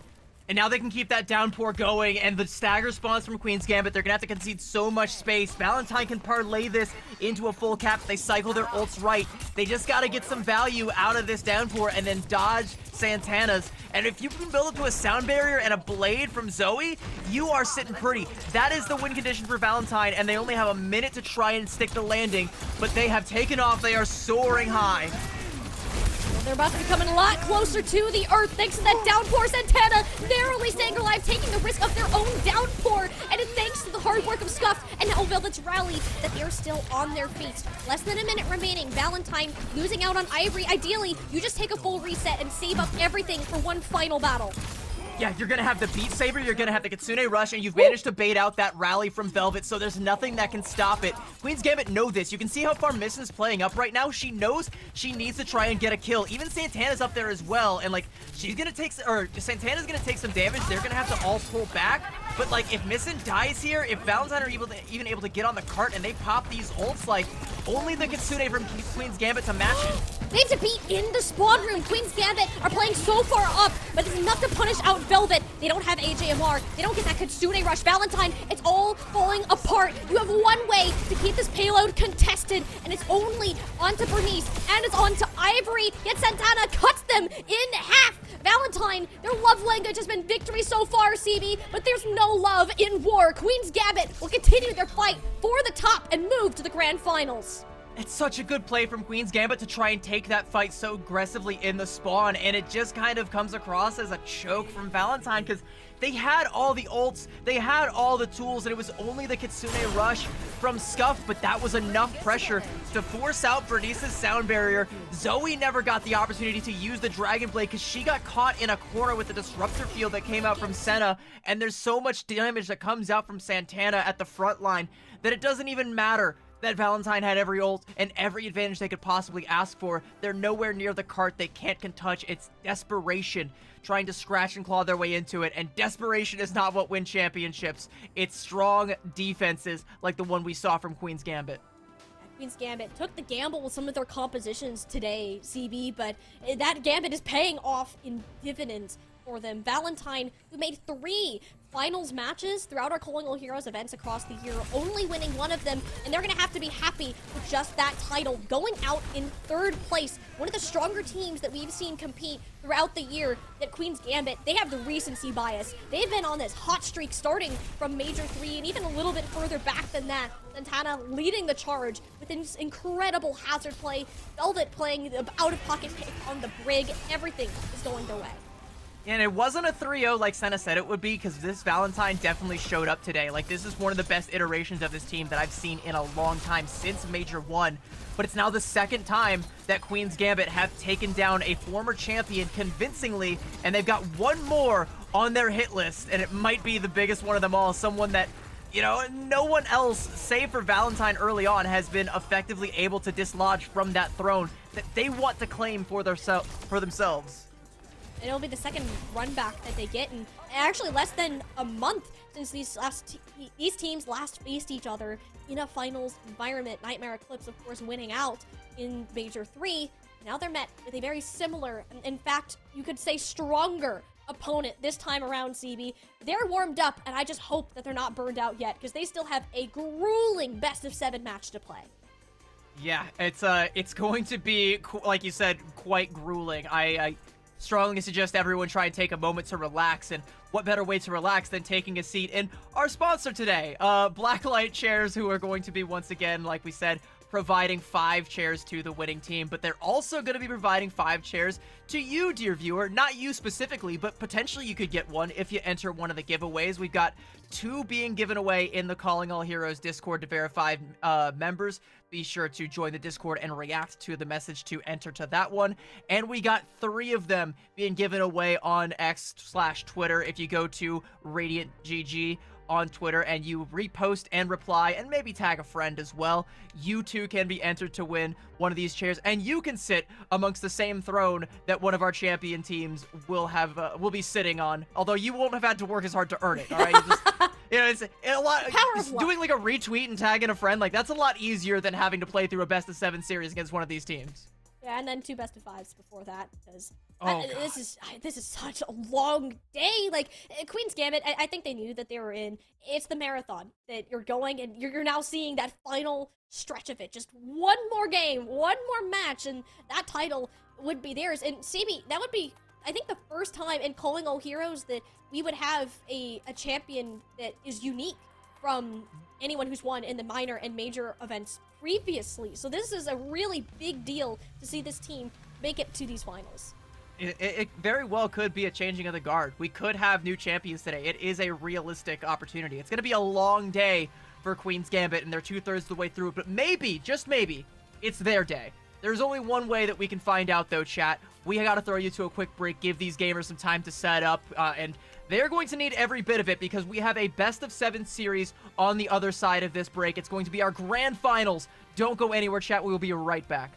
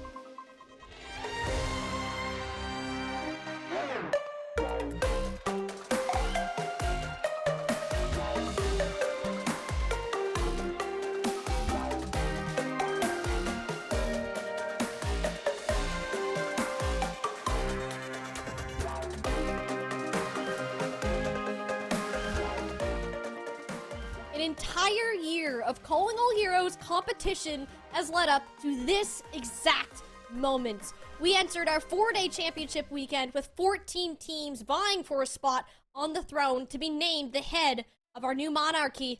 But CB, we find ourselves here. Two remain. Nightmare Eclipse and Queen's Gambit will be hunting for the final crown of the 24-25 Calling All Heroes circuit.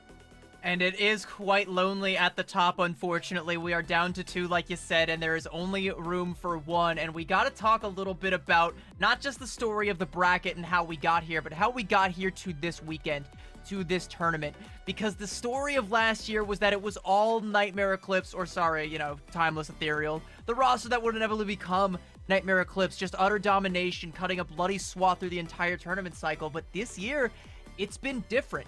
It hasn't been quite so much a question of who can possibly stop this team, but who will. And if you've seen the way Nightmare Eclipse has been playing throughout this weekend, they have the answer to that, and that is nobody is going to, not today. If you're Queen's Gambit, though, they think it's them. They want so badly for it to be them. They came so close in Major 3. They believe they have it in them to overcome that hurdle and crown themselves champions, but only time will tell, and it's time right now to tell. Queen's Gambit, this is, what else can we say about this team, CB? We've been following them all day long. They've already finished 7 grueling maps of competitive Overwatch of the highest focus, and they better be ready for even more, because a bare minimum of 4 winning maps will be needed for them to cement themselves amongst the best of the best in Calling All Heroes. I mean, we've seen Senna run lobbies all day long with her hit scan. Santana, easily one of the best hazards that we've seen so far. Like, what else does this team still have left in store for us? Yeah, I mean, it has already been a long day for them, but it just might be their day. If the time is right, if the mood is right, if the shots land, and if the game plan goes according to plan, like you said, they could cement themselves as the top team in Calling All Heroes, as the champions, as the best of the best, the cream of the crop. But as Ric Flair once said, to be the man, you gotta beat the man. And if you look at the other team, this is the man, or as their pronouns are, so other things. You got Nenwai, the Beast. The ground shakes when they walk. Luckily, we've got Hitori, the Beast Tamer, to keep Nenwai on a leash to make sure they don't go too crazy, all right? Hitori, though, has been going pretty crazy on the hazard. She's been making some incredible plays that no one else has even dared attempt. A lot of, rooftop surfing and lurking and just waiting to pounce for that opportune moment. And you've had Bun or Peace in that DPS slot, or Wisps, able to be there to try and capitalize on that big damage. And the team has such trust in one another that they're always ready to cover down. It's frankly crazy to watch. And this team, I think, even as well as Queen's Gambit has been playing, you have to give the edge to Nightmare Eclipse, because it feels like on an individual basis at every possible role, they have the best you can possibly buy in Ka. It does not get better than this, quite literally, CB. And you have your established veterans in Bun, Wisps, and Z, but Hitori and Nenwai are newcomers to the Calling All Heroes scene this circuit, and have just put out outstanding performances anywhere that you look. Having this roster, it almost feels unfair to have all of these players on the same team. They're the reigning victors from Major 3. They've won basically every other event prior to this. What is left to stop them? Only a Queen's Gambit who's been on the prowl all day long. Yeah, all day long is definitely the key, and they have to keep that pace up if they want to be able to crown themselves champions. And you talk about Nenwai and Hitori being kind of relative newcomers to Calling All Heroes. I mean, Hitori, from the second she joined Calling All Heroes, made an impact and quickly cemented herself as one of, if not the top tank amongst a stacked tank pool. In Calling All Heroes, historically, from the get-go, we have had so many strong tank players, and Hitori, right out the gate, said, I'm going to be on top of that already very stacked mountain, and has not been dislodged from said mountain since she got here. And Nenwai has had an incredible come up as well, showing some weird, oddball aggression that pays off dividends and isn't getting caught out in the same way that some of these other aggressive main supports are. And it helps set the tempo for this team. So you have established veterans, like you said, you have hungry up-and-comers, like you said, but you also have this hive mind where everybody's able to execute on one game plan, something the likes of which we have very rarely seen in Calling All Heroes. And speaking of things we've rarely seen in Calling All Heroes, it's Samoa. We haven't seen, a map that's not Lijiang Tower to kick things off in quite some time, but hey, it's the last series of the tournament cycle, last series of the year. Might as well go out with something a little bit fresh. This is the only team, Nightmare Eclipse, the only team to pick Samoa so far. Understandably, I wouldn't say it's a niche map, but it's a newer map that not a lot of teams have taken a massive liking to. And that is a really big advantage in competitive play. If you're consistently scrimming this one map, you're confident on it, and you don't think that your opponent has played it as much, that already puts Nightmare Eclipse 3 steps ahead of whoever you're going to be facing off against. So it also actually negates a lot of the Pharah strategy that Misson has been stuck on with this Brig that we saw back on Lijiang Tower. Nightmare Eclipse, you no longer have to worry about that.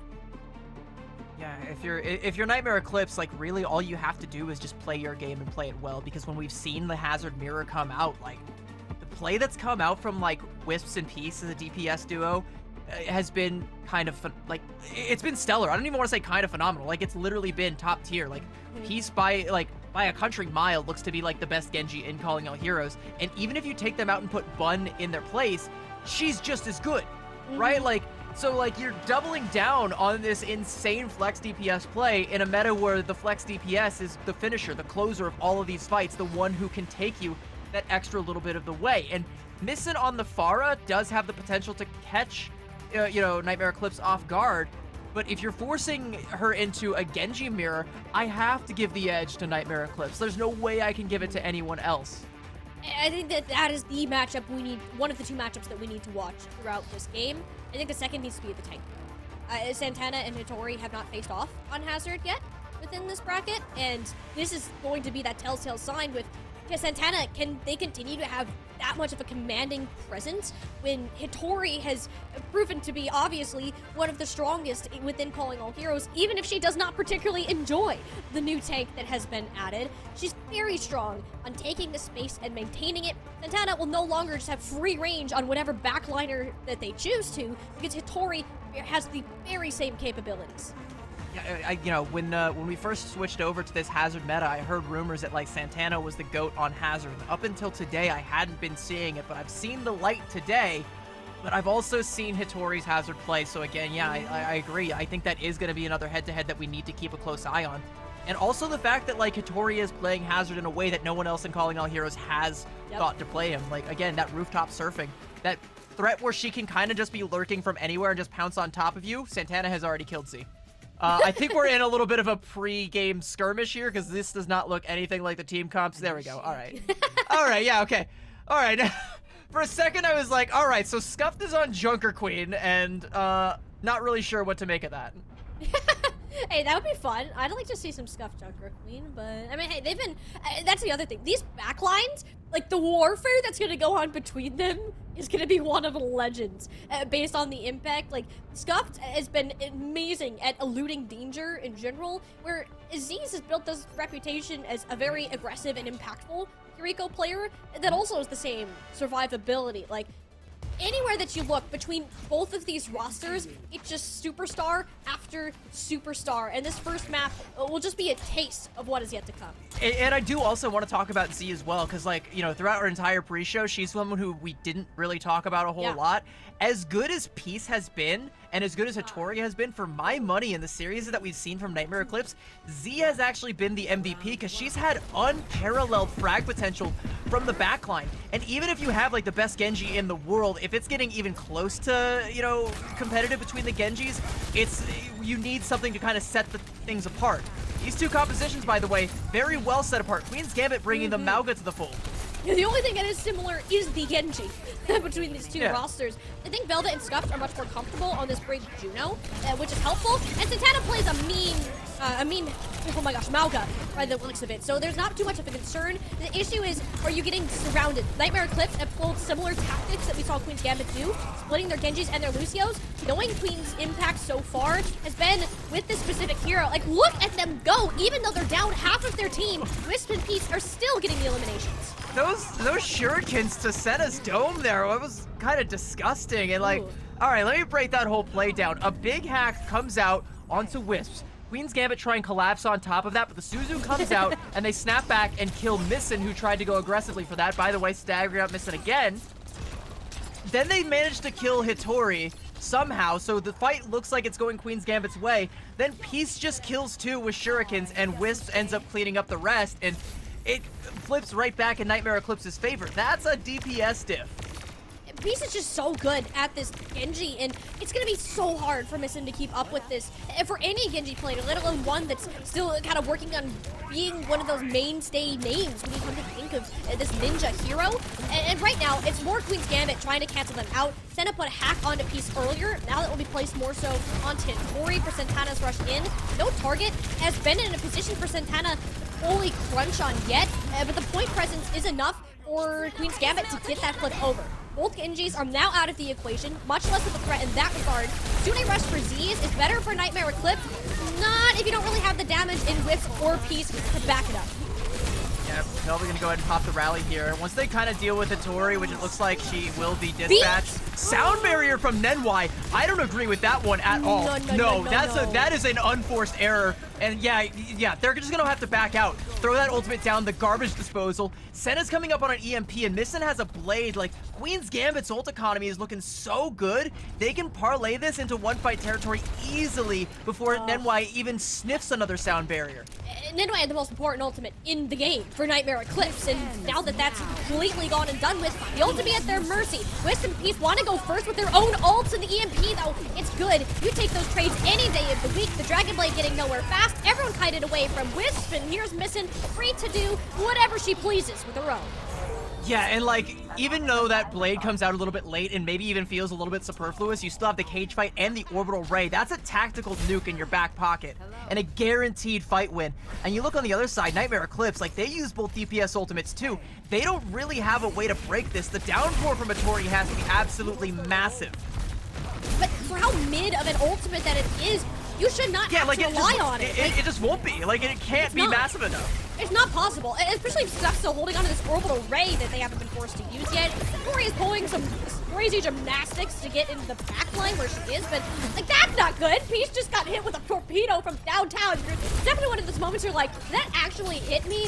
The downpour is mid as to be expected, and I mean, Queen's Gambit, this is final fight territory.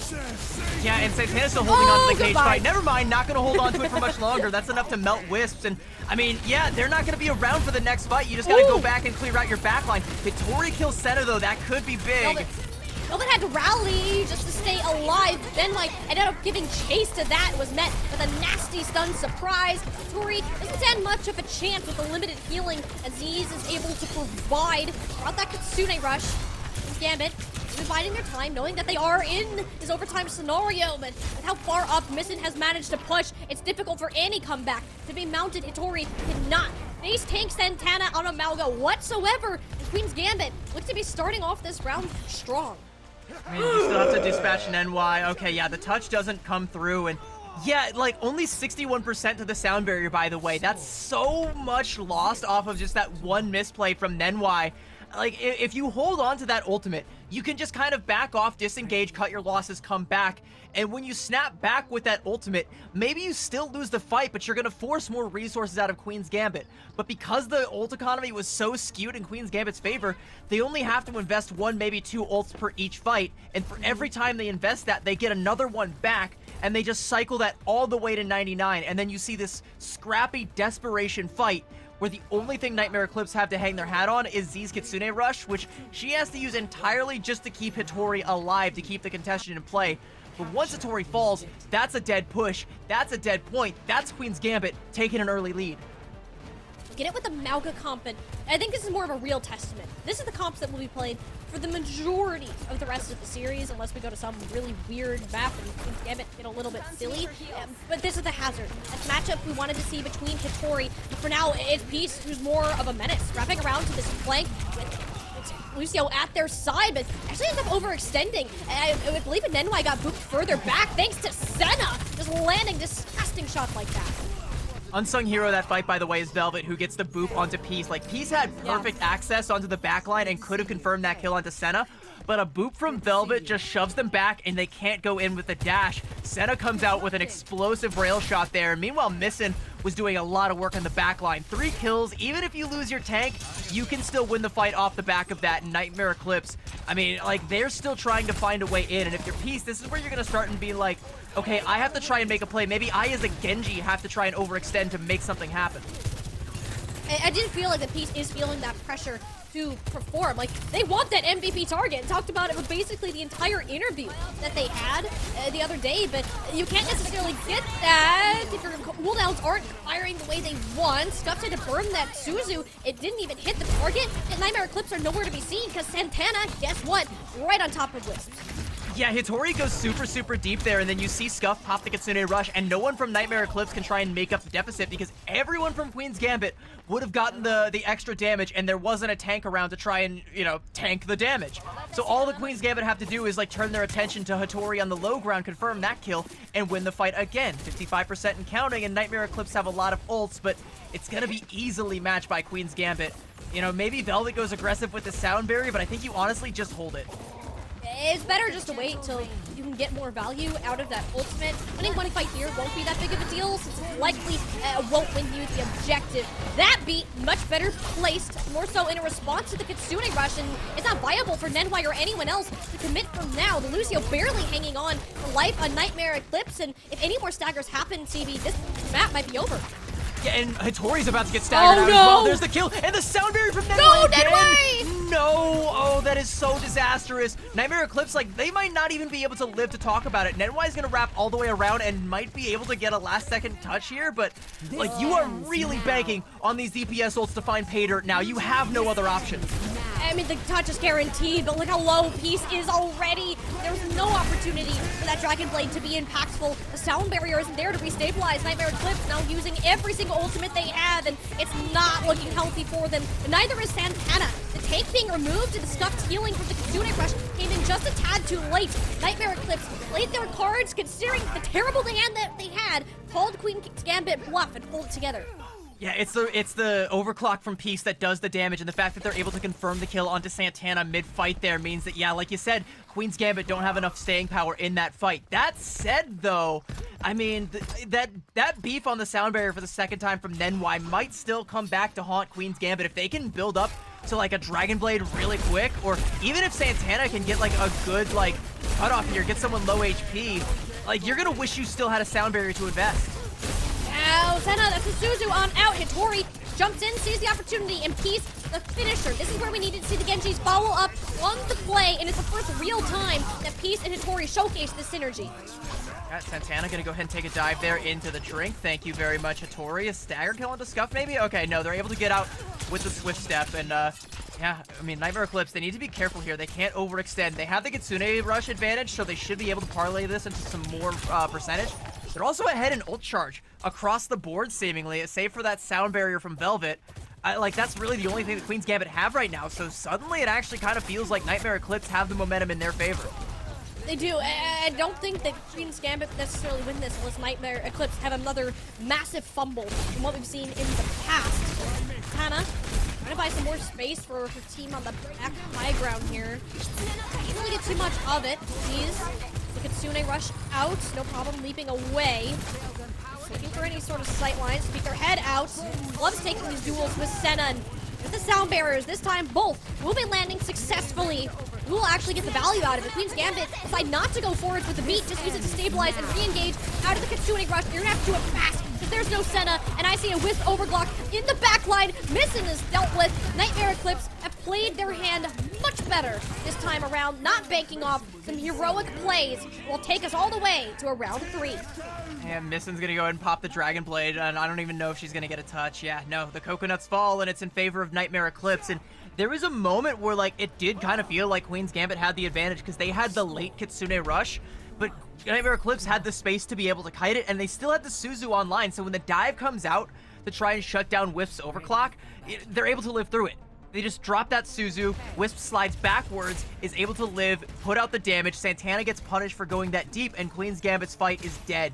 And now as we go into City Center, downtown, for Samoa, like, it's starting to look pretty tit for tat here. Like, Queen's Gambit are Gonna swap over to the Juno. Okay, so this is where things are gonna get a little bit spicy because we've seen the good and the bad come out from this composition. If Scuff can play for those orbital rays and build them up quickly, that's a win condition for Queen's Gambit. Otherwise, for Nightmare Eclipse, that's very punishable. Misson also going over to the Pharah.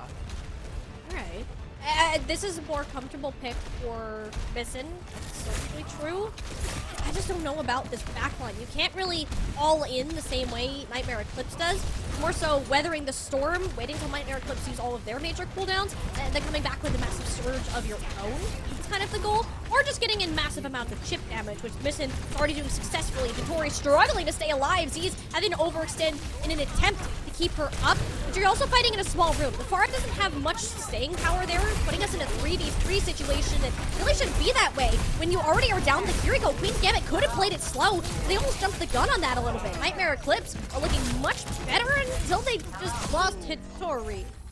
But, okay, yeah, you still have Nenwai and Peace, the last one standing there. So, like, Z goes for a really unfortunate swift step and catches a rocket to the back, like, without even realizing it, ends up falling. And then you do also kind of lose Hittori in that exchange, but, I mean, like, the backline for Queen's Gambit, like, Senna and Velvet were very vulnerable, and then Scuffed, especially without that Brig on the field, is extra vulnerable. So, like, the entire backline crumbles on the side of Queen's Gambit, whereas Nenwai lived through all of that and nearly has a sound barrier to boot for it. Oh, Hittori. Hittori is not feeling it, but wait, it's not Hittori. It is the ambulance. It's Queen's Gambit. Catches both Senna and Velvet, those vulnerable players, slacking there. But this, oh my gosh, it's a beautiful downpour. I mean, this follow-up, it's not exactly present. Like, there's one player left alive per fight, and right now it's just missing. What is this?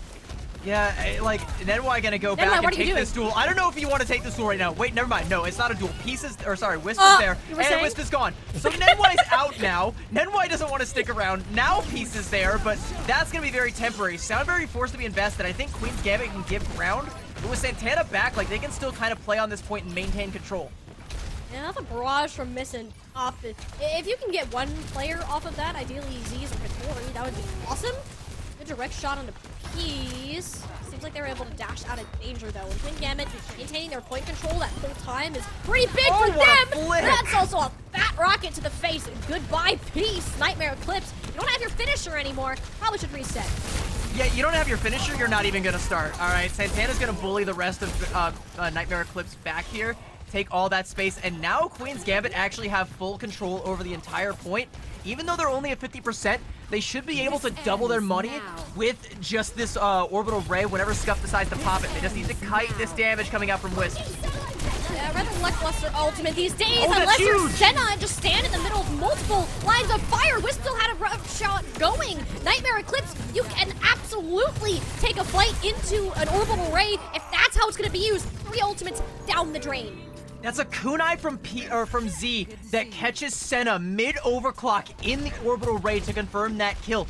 That one kunai may have just won Nightmare Eclipse this whole map, because that is your big money ultimate, the orbital ray down the drain, and you do have time to build up to another one, but it's still not guaranteed that you'll ever be in a good place to use it, especially if you can try and stagger out some of these extra kills. Misson is in really, really deep, gonna try and chase that down. He's popped Blade. He's popped Blade, and there's no real answer to it. I think they're just getting diffed by the environment themselves. Oh, that is so unfortunate for Peace, and you get the job done. You force the players back. Problem is you don't have a tank to really stick on this point longer. The second Hittori goes down, Nightmare Eclipse's chances of holding out. Yeah, there we go. Z's now dealt and dispatched. Wisp's gonna fall as well. That's the rally from Velvet, a shield bash, and then, like you said, just kiting around the environment to completely negate the advantage of Peace's Blade. So now they don't have that. They're gonna have a sound barrier from Nenwai, but now if you're Nightmare Eclipse, you only have one fight, and maybe even if you win it, you're on the clock, because inevitably that orbital ray will be back online, and you have to worry about this downpour now. Santana has hit some nasty downpours, considering the actual quality of that ultimate. They're gonna wait till mid-fight to pull it, and all those cooldowns can't be used to get out of the way. Peace in the backline. Santana saw that as an opportunity to jump it. Ended up falling back. Queen's Gambit now at over time, forcing Nightmare Eclipse's positioning. Nightmare Eclipse are playing slow. They want to get that sound barrier online from Nenwai before they actually do anything crazy. I don't know if Santana realizes that the ultimate isn't back up yet. End up popping it now. Nenwai dodges out of the way, and with Missing out of the equation so far, Nenwai has no problem inting in, knocking Velvet down to pieces. Queen's Gambit, as close as they were to closing it out, they're gonna have to take another swing at it. Yeah, so Santana was waiting for Nightmare Eclipse to make a mistake before they pop the downpour. It does go off, but that mistake means that NY can now pop the sound barrier, and with that, Nightmare Eclipse are able to win it out. They're going to have a Kitsune Rush for this next fight, but it's going to be that Orbital Ray combo with the Overclock on the side of Queen's Gambit that they want to build up to, but Scuff didn't get enough work done to have it online, but is getting close. We need to try and build up to that before this Kitsune Rush comes into the fold, but Z does not want to wait. No, time is not on Queen's Gambit's side, but thankfully Scuffed. And the amount of damage that Santana is taking, they built up the Orbital Ray. It's popped out the second that it is used, and Hattori is already down. The damage overwhelming them. Only Wisp from the back line firing these overclock shots, and it's just too good. It's the God ultimate. We know Orbital Ray to be the map pick that Nightmare Eclipse were so confident in. Doesn't seem to be going their way so far. The stall is impressive. Z's is buying a little bit more time for a return, and with Hattori now being on the wrecking ball, there's a real shot. I mean, yeah, but like, yeah, unless you do that. she falls off the point there, and Nenwai is not in position to get the touch, and it ends up going Queen's Gambit's way. That is quite the opening salvo. That is a shot across the bow of Nightmare Eclipse. You pop that Orbital Ray, and even though they are able to confirm the kill onto Scuff, that takes out so much of the healing through that Orbital Ray that it becomes a significantly less lethal ultimate.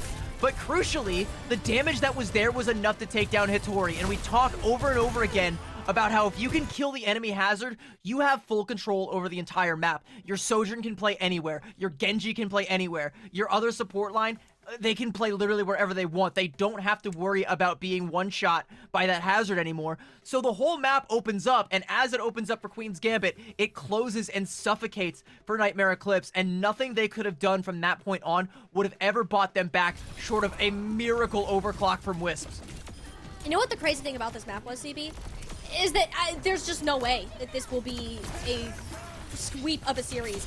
Based on what we saw, it was the mistakes that defined who ended up coming out on top. And when you often have this instead of these huge plays that like we've been seeing from Senna, for example, in the past, then that's kind of where things can start to flip on its head. It's more so who can have the arrows, and that time I think Nightmare Eclipse kind of are kicking Nenwai a little bit for a couple of those beats that were rather lackluster in those moments. It got so off tempo, and with the way Control Point goes so as fast as it does, there aren't opportunities to recover. That last fight really could have gone anybody's direction, but because of Scuffed having that ultimate online, the plan was laid out in advance. Again, we're playing some form of 5D chess, thinking 4 fights ahead instead of just the present one. And I gotta say, like, I kind of feel like Hattori's slacking a little bit. Like, it's her job to be the Beast Tamer, and like, Nenwai's going off. They are not tamed, all right? They are, these sound barriers, no. A true Beast Tamer would not be letting that happen. You gotta pull back on the reins and not let that kind of play go unpunished, you know? And Queen's Gambit, to their credit, are able to capitalize off of it both times. They still end up losing Beach inevitably, but it nearly falls through Nightmare Eclipse's hands just off the back of that one beefed ultimate. And like, you can't be operating on that razor's edge against a team like Queen's Gambit right now, where they are feeling themselves, they are warmed up, they drop a map to Valentine, they don't care. They bounce back and they just cut a bloody swath. They are cooking, and they still have plenty of steam in the engine. It's gonna be Nightmare Eclipse's map pick for map 2, but like, I don't want to say like how can they stop Queen's Gambit, because I know that they absolutely can, but they have to try and shut this momentum down, and that was quite the opening shot. Yeah, I do wonder if it's also like Queen's Gambit, you've done 8 maps of competitive Overwatch today at a very high pressure level. What's another 7? Exactly, what's another 7? But also it's Nightmare Eclipse's first. You kind of got to get back into this rhythm of things. Perhaps you like anxiety getting to you ahead of time as well. Like, there's a lot of factors that you need to consider outside of the game that could have hindered it. Like, either way, this is an extremely close set of maps, and it's really hard to decide like where can Nightmare Eclipse find that advantage. Where do they think that they can take Queen's Gambit down the best? Because I don't think the maps necessarily are going to be that much of a decider. It's more so on how these teams are playing with themselves, right? How they're setting up these fights, how they're getting their DPS in positions to succeed, and more importantly, can Hattori step up to meet the bar Santana has set? And it might be the first time, like, in this tournament where we have a situation where both teams they want to take the Hazard Mirror because they feel that they can win on the Hazard Mirror. Like, they don't care. They're not going to try and pull out any sort of, like, extra cheese composition aside from the back pocket Juno pick from Scuffed. Like, it's been pretty much, you know, standard affairs across the board, just played to the highest degree. Played, like, at the top level that these teams have to offer. And I don't think either of these teams want to deviate from that, especially not Nightmare Eclipse.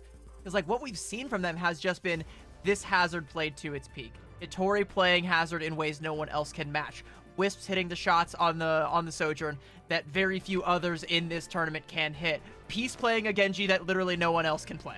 But speaking of that, by the way, I gotta also give props to Missin, because Missin was on point with the Genji and even had some incredible plays. Like, there's this one point on Beach where, like, Z goes to pop the Kitsune Rush, but she can't actually get any value off of it because she has to deal with Missin, who chose that as the opportune moment to strike with the blade, forces out the Suzu, and because the Suzu's gone, is then able to confirm a kill onto Peace, and that just shuts down the whole fight. Now we're going to take things over to Esperanza. That's going to be Nightmare Eclipse's map pick, and I really like this one. Yeah, this is great because I think it amplifies the Peace factor even more. Missin did a good job of kind of keeping up, but we only got half a map, or really half a round, of getting that full-on Genji warfare going while you weren't having, like, the Juno Brig or the Mauga or whatever else was going on around them. You don't really have a choice but to play that full-on dive mirror on this map, and it's really going to set Nightmare Eclipse up well to amplify some of those individual differences that we've noticed from them in the past. I do say we do also have to keep up the bird watching a little bit, because this is, of the two push maps, the ones where Pharah is the most likely to come out. And I don't think that's necessarily what, you know, Nightmare Eclipse are planning to bring to the table, although I know both Peace and Bun have pretty solid Pharah play. I think that might kind of be more of, like, them trying to lay a trap and hope that Missin tries to take that one, because we've seen her reach for that particular loaded gun a lot more frequently this tournament than Nightmare Eclipse has. So, you know, maybe you try and just, like, be like, all right, we dare you to pick the Pharah, and we're just going to pick you out of the sky, right? Like, that's one way they could be going about it, or it could also just be, we feel confident on this map. You know, right? It's going to be a Hazard Mirror, and we feel like we can diff you on that. There's not much wiggle room. The Pharah just sounds like a death sentence on this point. I highly doubt we'll see Missin roll out on that hero. It could be a later swap, just depending on how this first part of the map goes. Nightmare Eclipse have kind of rolled out and rolled through opponents at the start of these maps, and from what we've seen in Push in the past, mind you, this was the one map type that we did see Queen's Gambit dropped earlier today on Colosseo, and you gotta have that strong start. Those mistakes are going to be amplified even further through this map type than it is a control. Yeah, but I mean, like, you know, we really can't talk about mistakes without everyone's mind deviating back to Nenwai and those really egregious sound barriers. Like, once I understand, like, I think as support players, like, we've all been there where we have that ultimate that can save the fight if we pop it at the right moment, but someone just dies in that, like, half a second between you pushing Q and the ultimate actually going off, that little bit of cast time. That sucks. And to have that happen back to back really, really stings. And that's the kind of mistake that, like you said, Nightmare Eclipse is probably going to be beating Nenwai over the head about for a good fair bit of time. And, like, honestly, I would too. Like, I would probably not let them live that down. It was not great. I don't think it's very characteristic for Nenwai, and considering the competitive experience they've had before, it might not happen again, and it may not happen again for a while, because we have our first tech pause of the day. It's a mandatory main support beatdown session pause. Everybody has now turned their attention to their respective main support, and they're going to punish them for all of their sins. It's going to be a public stoning for Nenwai, and, you know... That's all I got for that. It's another tech pause. What can we do? Oh my god. I feel the need to say that for legal reasons, she is joking. We will not be throwing stones at our main support players. We love and respect them because the role that they play is either Lucio or Brigjail, depending on the day. And actually, you got a little bit of flexibility if you're Velvet, but not that much. Yeah, no, I mean, well, okay. There are some main support players that I have seen flexing over. Like, they do have Regime on Queen's Gambit, who I've seen. That's true. I don't know if it's just like fulfilling, but we have actually seen, like, or not we, I've seen Regime playing like a pretty solid Kiriko, but yeah, I don't think you want to deviate from the scuffed Velvet backline. Velvet has been like incredible on the Brigitte. Like her Lucio is also very solid, but I think her Brigitte play has been standout. Even when we're in situations where you and I are talking about how like you're up against a Pharah comp, why are you playing Brig? She's hitting whip shots to shut down Pharah. She's able to live through situations she otherwise shouldn't be able to. She's able to keep her other support player alive, and she's using these rallies at like the perfect moments. It's one of those things, right, where like modern day Brigitte, you don't see a whole lot of like standout Brig play. It kind of goes unsung, but from Velvet, it's been stellar. Velvet somehow finds a way to stand out on a hero that is either kind of shoved in the back room and just told, hey, just exists and you're doing your job. Like, she'll find a way to make an impact on that, which is extremely impressive, all things considered, let alone in a meta that isn't exactly friendly towards your hero and no one else is able to do what you do. I think it's even more of a testament to Velvet's overall skill as a main support. Like, think about the growth that she had from when we first saw her in Calling All Heroes, too. Yeah, like, she's one of those players that, like, was, again, similar to Missin as well, was, like, on some of these, like, kind of lower mid-of-the-pack rosters. But I was always hearing, like, through the grapevines that, like, you know, pay attention to Velvet. Like, she might be the next big main support coming up in Calling All Heroes. Like, she's gonna be on the rise. Invest in Velvet Stonks now. And I was like, all right, ground floor, I'll get in on this. And it's paid out dividends. Like, I'm rolling in it now. Well, for sure. Well, speaking of rolling, we're rolling right into our map number 2. And it's Esperanza. Woohoo! It's so fun. This map is actually... I actually do like this map a lot for push. Mainly because it doesn't feel as one-sided as some of the other maps, but I think now that teams know how to properly play around that high ground near the checkpoint, that can feel like an uphill battle and a half sometimes. What if we were 2 lobsters on a plate? What then? I call the Red Lobster. That's copyrighted. You can't call the Red Lobster. I actually might not be there. I think they might be out of business. I don't know. Someone let me know if Red Lobster is still in business, because I feel like they've been gone for a while now. I don't know. I might just be gaslighting myself. There's a lot of, like, dying businesses right here. Let's get back to business, all right? Let's focus back on the game. Sorry, I let lobsters distract me, as often does happen. Queen's Gambit. Queen's Gambit is going to be coming out once again with Scuffed on the Juno, and this again, like, is one of those things where it's like, I'm still not fully sold on it. I can't argue with the results, but it's still very exploitable, and with Peace on the Genji, I don't know that you're going to be able to get full value out of this. Velvet has to be, like, full-on protect the president duty 24/7. Well, we know she's good at it. That's for certain. Are you better than Peace and Nenwai full sending it at you? That's gonna be what we'll be watching for now. You do take a much slower start. Velvet and Scuffed make sure that Queen's Gambit will do better on a type of style. You're waiting for the opponents to jump into you before Santana engages, since you have better sustain in long-term fights, where as Nenwai and Z's, you're kind of all in. You don't have a ton of burst healing that you can just divide out at any given point. Wisp has a good angle there. Missin goes in for a dash. Actually, he's going to be able to confirm the kill, but Scuffed has fallen, so this still favors Nightmare Eclipse. That's kind of the main person that you want to get down. Similar to the Kiriko, the Juno will be that most vulnerable and kind of tipping point. The thing is, Santana just has so much health with Velvet existing. That's kind of the difference with Lucio. Velvet can keep pumping out that consistent health and ensure that Santana has greater impact in these fights. And at the end, CB, that's going to be what does it for Queen's Gambit. You want to talk about impact in a fight. I mean, taking down the enemy Kiriko is about the biggest impact you can have as a tank player.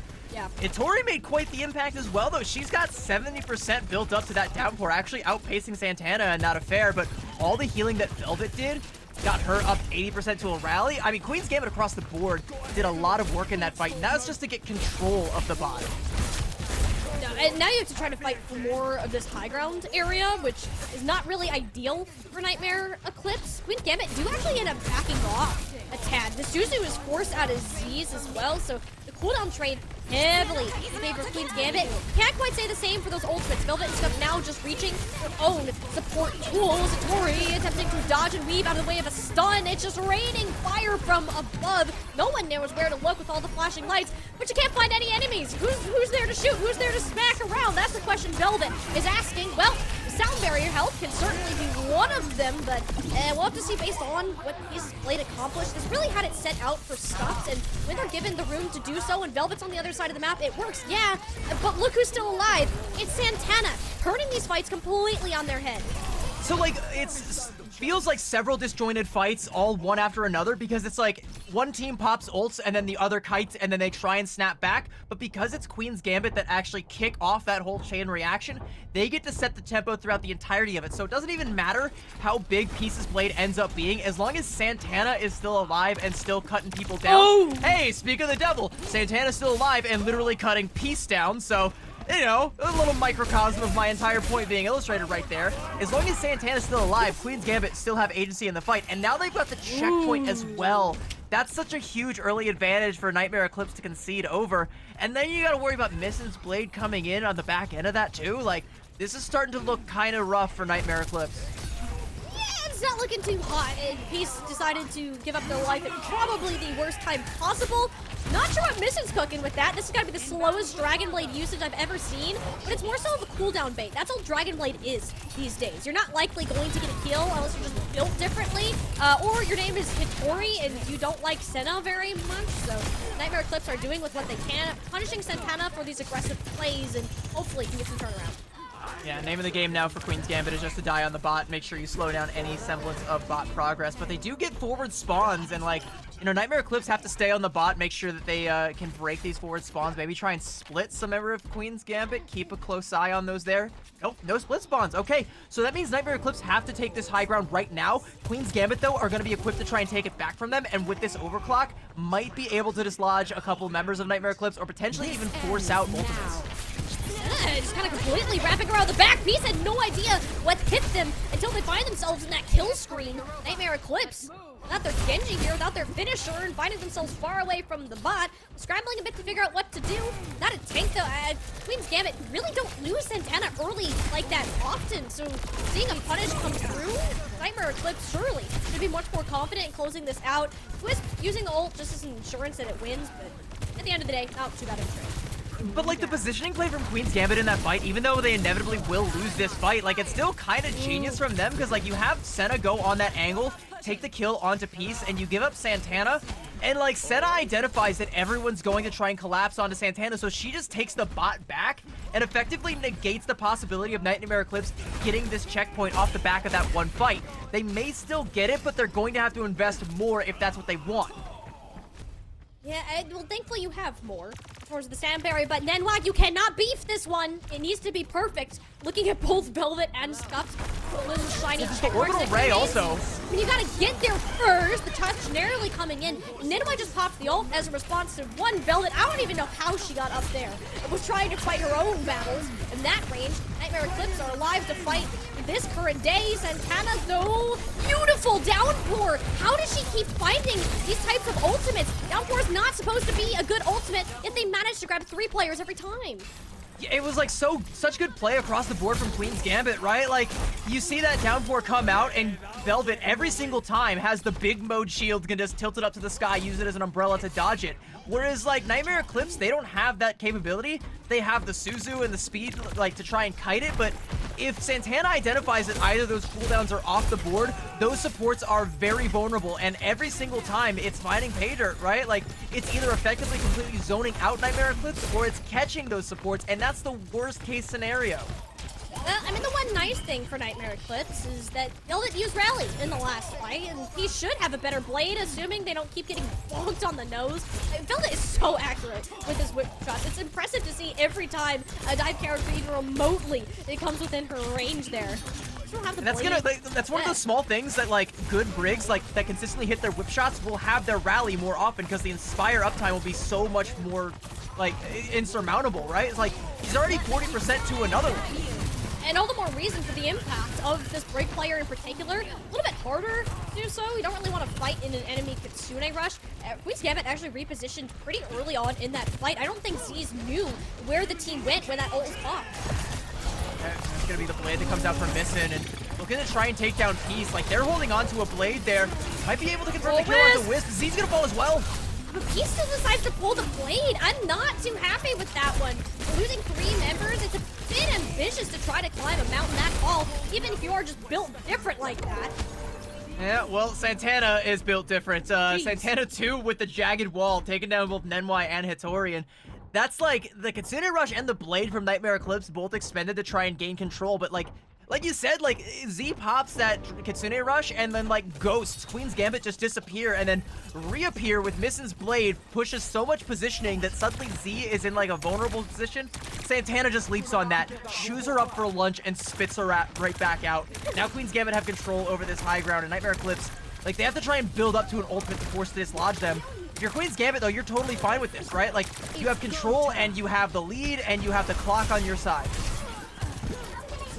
Overclock out, Senna. I think for this back line, Suzu hits all 3.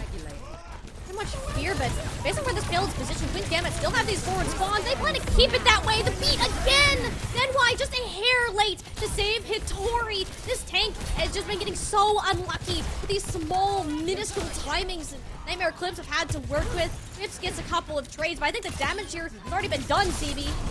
Yeah, like, while that's all happening, like, it's a hero play from Wisp to hit those shots to try and, like, alleviate the pressure, but while that was all happening, like, Queen's Gambit just took the bot and got a couple extra meters for their money.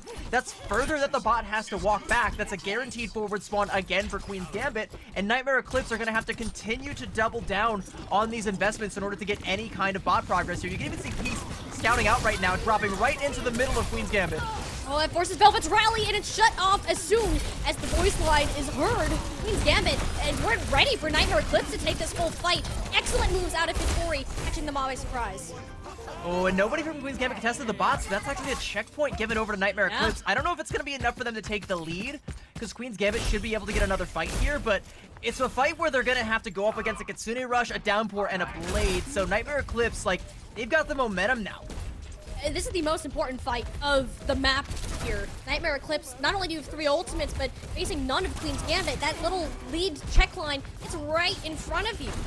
Just a matter of how you can use those Nightmare tools. Eclipse, like, needs to go first with this. He's going to go ahead and pop the Blade, and might claim Velvet. There we go.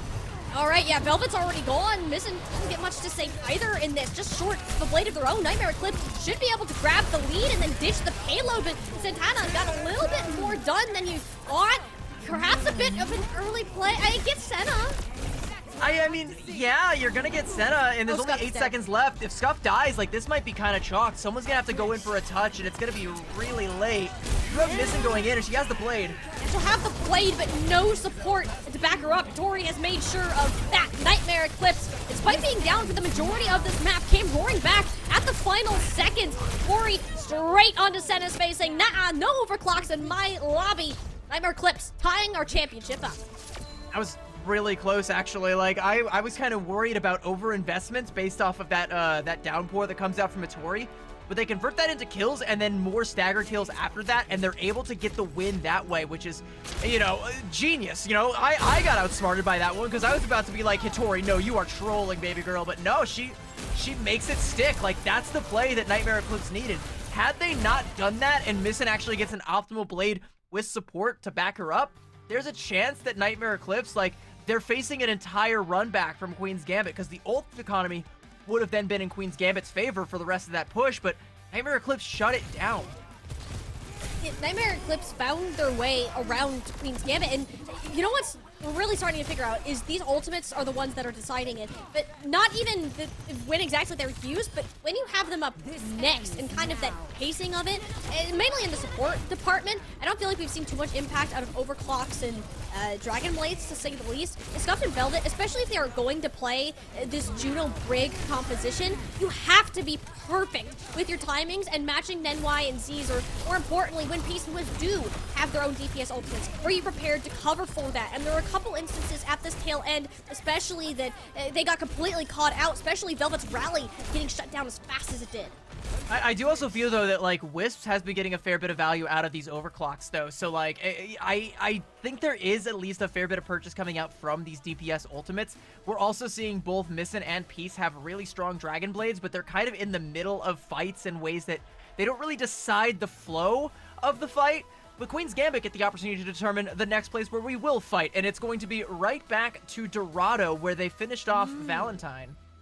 Interesting. So, if we're seeing this kind of reapproach, that does tell us that they want to try to keep Velvet on this brig then, kind of going forwards. And I don't know if they play the Juno here, necessarily, but what Dorado does is there's definitely more of an emphasis on the high ground and the hit scan players. Like, I think we could make like a whole book series of the tales of Wisps versus Senna. Like, they find themselves against each other at pretty much every turn in a championship series, and for the vast majority of it, Wisp has been the one to kind of stand out above Senna. And so far, Zaby, you could kind of make the argument that we're following that same path. I think Dorado will hopefully give Senna more of that confidence to reemerge and use the smaller Sojourn timings that they've gotten against Nightmare Eclipse. Forget Sojourn timings. I want to see Wisp versus Senna in a Widow head-to-head. That would be on this sick. map. I would love that, but I'm not getting my hopes up. I think both of them are going to open up on it because they do like to go for those like offensive grapple shots to try and clear high ground with it. I think both Widows or both hitscan players go for that Widow play, but I don't know if it's necessarily going to stick. We'll have to see. Whichever team's on the defense first, if they come out with a Widow, that might set the tone for the entire fight. But that's what I want to see, right? I want to see that head-to-head because I've seen superstar performances on both the Sojourn and the Widow from both hitscan players. I mean, we had that like video package where it's like Wisp's getting that like game-winning fight. Those game-winning shots on the Widow on New Queen Street for Valentine back in Major 1. Like, that's something I want to see. Give me that, please. Dude, you have no idea what I would pay to watch that happen again. We're just in a world that Hazard kind of just ground stomps Widowmaker, unfortunately, and with how Hattori has been playing Skate 360 on these walls or something, I don't think that would be the smartest decision from either one of these players. Still fun to theorize, nonetheless. I think Velvet will have more of an impact here, especially keeping Hattori off of the team, thinking about the high ground that she'll be able to take, and ensuring that both of these supports can live longer. Something I'm curious about, though, is, Boom did also talk about, like, hiding some of these strats for the backline. They did specifically say the Lucio Kiriko, but we've also seen a fair bit of Velvet's Brig come to fruition. Curious if either team is going to reach for the Ana, because I have seen a lot of teams try that in scrims to very limited success, but it's another one of those situations where it's a payload map, you can leverage high grounds, get some big nades that way, and that could potentially maybe even shut down the judo play. Like, maybe you see Scuff go for that, and maybe Nenwai or Z's are like, all right, well, I'll just throw a big nade into your array, and it's like throwing a nade into a Transcendence, right? Like, you think you are God, but you are not, all right? You are quite mortal. Yeah, it's definitely an option for counterplay, and it's quite literally in Z's name. But no, I don't think anyone's getting that particularly adventurous. But you see Senna Widow on the defense. I see Wisp Widow on the offense. Is our dream about to become a reality? It might, and it might become a nightmare for one of these two teams. Oh, he's gonna double down on that. So we get Senna versus two snipers. Okay. Or the Pharaoh. Oh, Peace, you need to make up your mind. Pick somebody. Hanzo, I don't know about that one. Oh, okay. This is fun. I think Peace is enjoying themselves right now. We're playing with Ms. Liz's heart right now. Going back and forth between the Shimada brothers. Good, evil. Good, evil. Hanzo, Genji. The Genji's probably what's going to stick, but you can still use the Hanzo to get that early information. Actually, mirroring the Tracer. Okay, so Peace versus Missin is going to be another weird head-to-head that we're going to have to try and keep track of, but this is the one we want to see. Senna and Wisp. Senna with the first grapple. Where does Wisp decide to place theirs? Not yet, because you're stuck under a cactus! The placement from Santana! Wisp literally could not move and forced the Suzu out of Z's, but all that time it couldn't have been better. The panic in Wisp's eyes. Like, we can't even see player cams or anything right now, but I can already, like, visualize just, like, how panicked their face must have been there. Grapple shot gonna come out, though. Maybe still a little bit shaken because not able to strike Pager. Senna, oh, okay, just a couple pixels off there. Good sidestep there from Wisp. Oh, but losing Missin. I mean, Missin's main job here is to sit with Santana.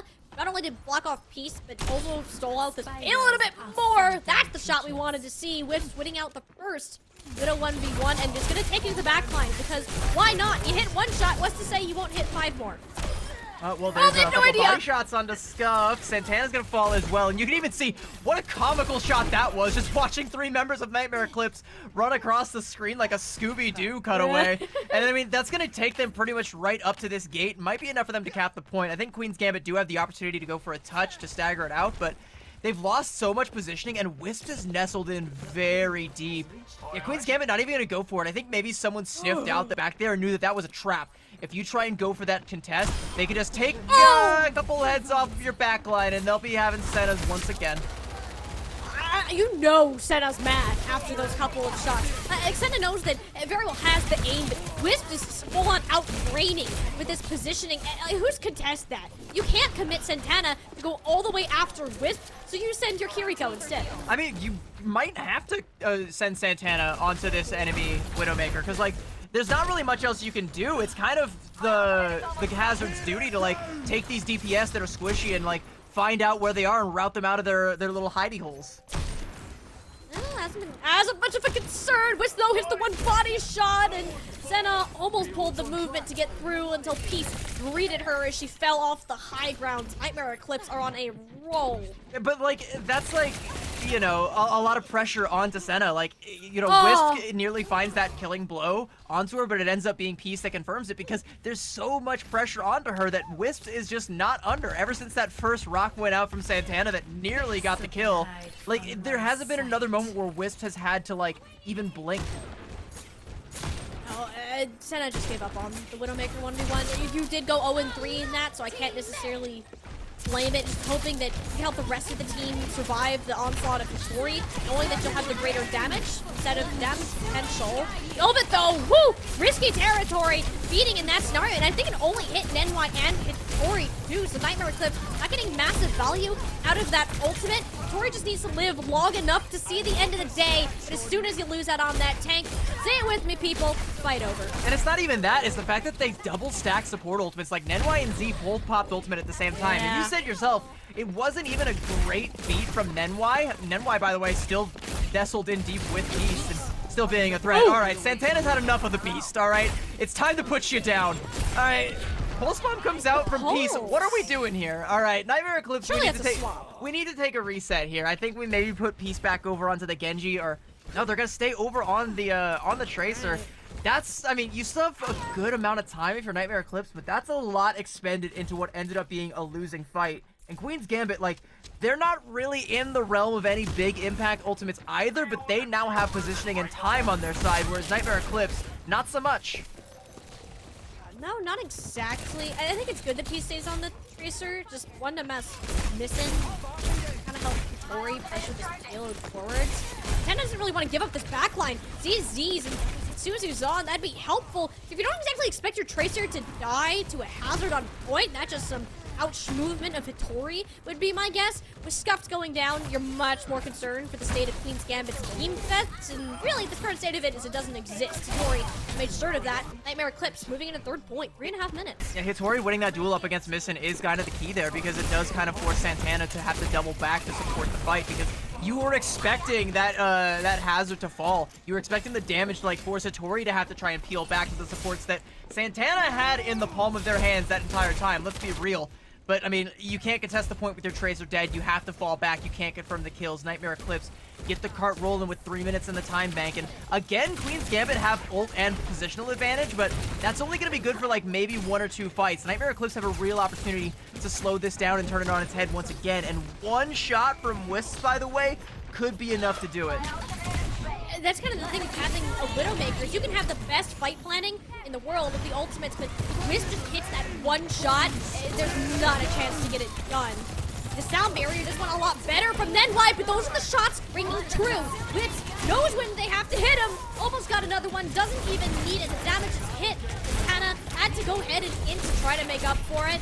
Nightmare Eclipse are playing around a Widowmaker on a point that really Wisp shouldn't be succeeding on. That's 3 ults out of Queen's Gambit. No, 4 actually, because I think they used the downpour as well. It actually rooted Nenwai to the ground and helped them land the sound barrier faster. So Nightmare Eclipse are totally fine. Like, they can get all this ground here. They just have Wisp using the sights from spawn. They can use that advantage, but they don't really have an accurate bead on Wisp position right now, so they're playing scared. That's a wonderful jagged wall. Denies Senna to retreat towards the high ground. Tori, though, couldn't really leap back out since she committed into stopping the Sojourn, and that'll be enough to reinstate Queen's Gambit's status as defense. There's no ult on the field anymore, so Queen's Gambit really only have the spawn and positional advantage to try and hang their hat on. And I think, you know, they can't really go for another aggressive play like they did against Valentine because the clock would just not work out in their favor if they tried that. They have to try and play for picks, bleed out this time bank, and take us down to like an OT scenario where that kind of power play is available. Right now, though, like with the cart that close, Nightmare Eclipse, they just have to bide their time until they have something they can really sink their teeth into. Wisp going back over to the Sojourn too. Marcus is damage output, and Santana is a little less scary now, or at least he should be, given the burst potential of that particular hero. We'll just kind of bolt over into the back line. Missing should not be doing that to Peace. I won't be shocked if we see them go over to match that Genji. Yeah, it's a huge pick from Missing there, and I think Peace does probably want to mirror that at this point in time. Yeah, they're going to do exactly that. Santana gets caught out, though. Oh, no. That is huge. Peace will be there to help with them forward momentum, but Hattori damn sure will, and you might also be able to couple this with some support ultimate. So if you're Queen's Gambit, you have to stop the stagger right now. The Nightmare Eclipse, they don't want it to happen. They're going straight in. Sound barrier towards their back. Satori, well, the ultimate doesn't necessarily strike. Wisp will find the shot onto Senna. Throughout all of the chaos. Peace back at home where they like to be on that Genji. That's the recipe for success. Nightmare Eclipse we're looking for. Walking the payload home, 29 seconds to spare. Yeah, that's, I mean, a fair bit of time bled off of what was a 3-minute plus time bank, but you still gave them the cap with nearly 30 seconds. And in payload, like, especially Dorado, like, that's going to be an eternity. And the fact that you gave up the cap at all is going to come back to bite you if you don't have a perfect attack. Like, and it all comes down to Santana getting caught out in that little lower corridor with only the mini health pack to try and keep them alive. That's just not good enough. You lose LOS of your supports. You can't keep that hazard alive. Once that hazard falls, you don't have enough room to get a full regroup. You have to back up almost all the way, but if you give too much ground, the cart will get the full cap. So you're kind of stuck, right? Like, you have to fight into Nightmare Eclipse. But they just pop the Kitsune Rush, and they pop the Sound Barrier to keep the pedal to the metal and force your hand. And if you're Queen's Gambit, like, you never get an opportunity to build up to Velvet's rally. You never get an opportunity for Santana to pop the downpour because you're always down a man because you're playing at a disadvantage just off the back of that one stagger. It's the same kind of mistake that you cannot allow to happen at this stage of the game. No, that's been what's defining the series is, sure, there's a couple, like, crazy, oh, Wisp just hit 3 headshots, that's pretty cool, but it's like, who's staying out too long? Like, why is Santana fighting in a room with 4 players and no sightline of the support? Like, things like that really come back to bite you, and it doesn't affect you for just that one fight. It continues to snowball, and it can affect your entire round. We're gonna get back to this Widowmaker 1v1, which I am very excited to see the future of. Senna grapple up, no Wisp's head to be seen, as we're treated way far back, not taking those risks. Wisp was playing, like, at an angle that, like, Senna identified, but she's showing respect to Wisp, knowing that, like, they both have the beat on each other, so she ends up just kind of, like, hitting that shot into the door because you're too afraid to, like, peek all the way out to commit to it because you're just standing still, and that's the easiest shot in the world for someone like Wisp to hit. If you're Senna, you do kind of need to, like, strike pay dirt here, try and find something. Hattori knows exactly where you are. She's gonna jump right on top of Senna, and that grapple shot's not enough to get out of dodge. I mean, Wisp did get a nice grapple shot of their own, just not having Z's there. Like, this is a problem with the longevity of Nightmare Eclipse. Wisp under a ton of pressure. I believe it was Santana who ended up jumping to the back line. I don't know how they stayed alive as long as they did, because Santana is in there like swimwear, and they're not leaving anytime soon until there's carnage in their pack. Nightmare Eclipse, this has got to be somewhat of a full reset. Like, they're kind of starting to stagger themselves through this point. Yeah, it's like a late pick there onto Scuff means Santana's gonna have to get the, you know, the cookies there from Velvet and the mini health pack. That's enough to get them back to full HP, but Nightmare Eclipse is back in full fighting force. Yeah, with a Symmetra as well. Can't say that. Oh, wait, it was just the TP to get the team back faster. That's so smart out of Wisp. I love that play. Nightmare Eclipse, they just denied Queen's Gambit the fight altogether. Yeah, they have to peel back to where they can actually regroup with Scuffed, and now that Wisp is back on the Widow, they're gonna have sights over the entirety of the point. Oh, but that's a massive... Oh, it would have been a massive downpour. My bad. Sorry, I did see Hattori was shooting at the hazards back, and now everybody else on Queen's Gambit along with it. So, yeah, this is kind of what happens when you don't have it would have been a massive downpour, but the problem was, just like I was saying, is that Wisp has that angle, and Senna has to respect it, and the rest of Queen's Gambit can't march forward until Senna's able to find that shot. Santana kind of jumped the gun on that, so no one could have followed up on anyone that got routed, so they just end up getting punished because of the angles Wisps can control. And Senna hasn't been able to route them away from them, so she's gonna swap over onto the Sojourn and just focus on the frontline pressure and maybe bank on a rail shot to shut Wisp down. But conceding the Widow duel right now at this stage with only about a minute and a half in the time bank may not behoove Queen's Gambit unless they can really get this next fight going with Scuff's Kitsune Rush. You gotta move fast. So the impact we've seen from Widowmakers isn't the kills. It's the fact that Wisp exists and you cannot exist in their space, just the threat of being one-shot. The Kitsune Rush a little bit late from Scuff, and Peace can halfway pull the blade when the sound barrier is at their back, and plenty of teams all up in that small corridor. Yeah, but like you bait out a lot of ults from Nightmare Eclipse. That's both support ults as well. So even though you're gonna lose that fight outright, you only have to worry about the downpour now, and you're gonna have a blade and a rally in this next fight. You have a minute to try and build up to them. As long as you avoid any sort of staggers, you should be able to get this first point cap. But we've lost so much time that Street Space is going to be hell for Queen's Gambit to try and get through if they can't like snowball it into high ground control. As Hattori doesn't even want to give them the chance. Extremely early downpour there. No Suzu on board for Queen's Gambit, though. Missing sneaky back cap opportunity. I mean, Wisp knows that they're there. Not going to be a C9. Just shoots the toes out of the payload. A nice little angle. But Nenwai has to peel back, too, as well. So, like, Nightmare Eclipse give up so much space for that. They give it the space, but it's not like they're far from retaking it. More sort of concerned about missing. Why did they get Wisp? But Wisp knew they would be the prime target. Kind of just left. The blade amounts to nothing.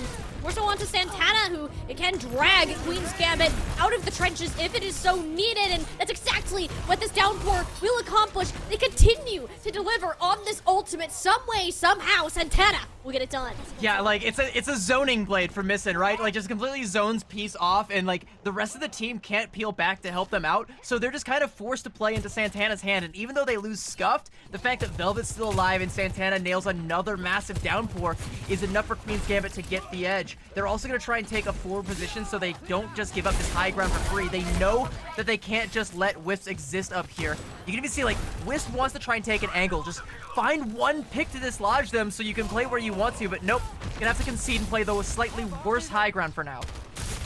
I mean, it's not bad. Velvet did get caught out on that little attempted push towards the high ground. It's really hard to push that without that Kitsune rush there. So I think Queen's Gambit waited a little bit too long before Scuff decided to pull the trigger.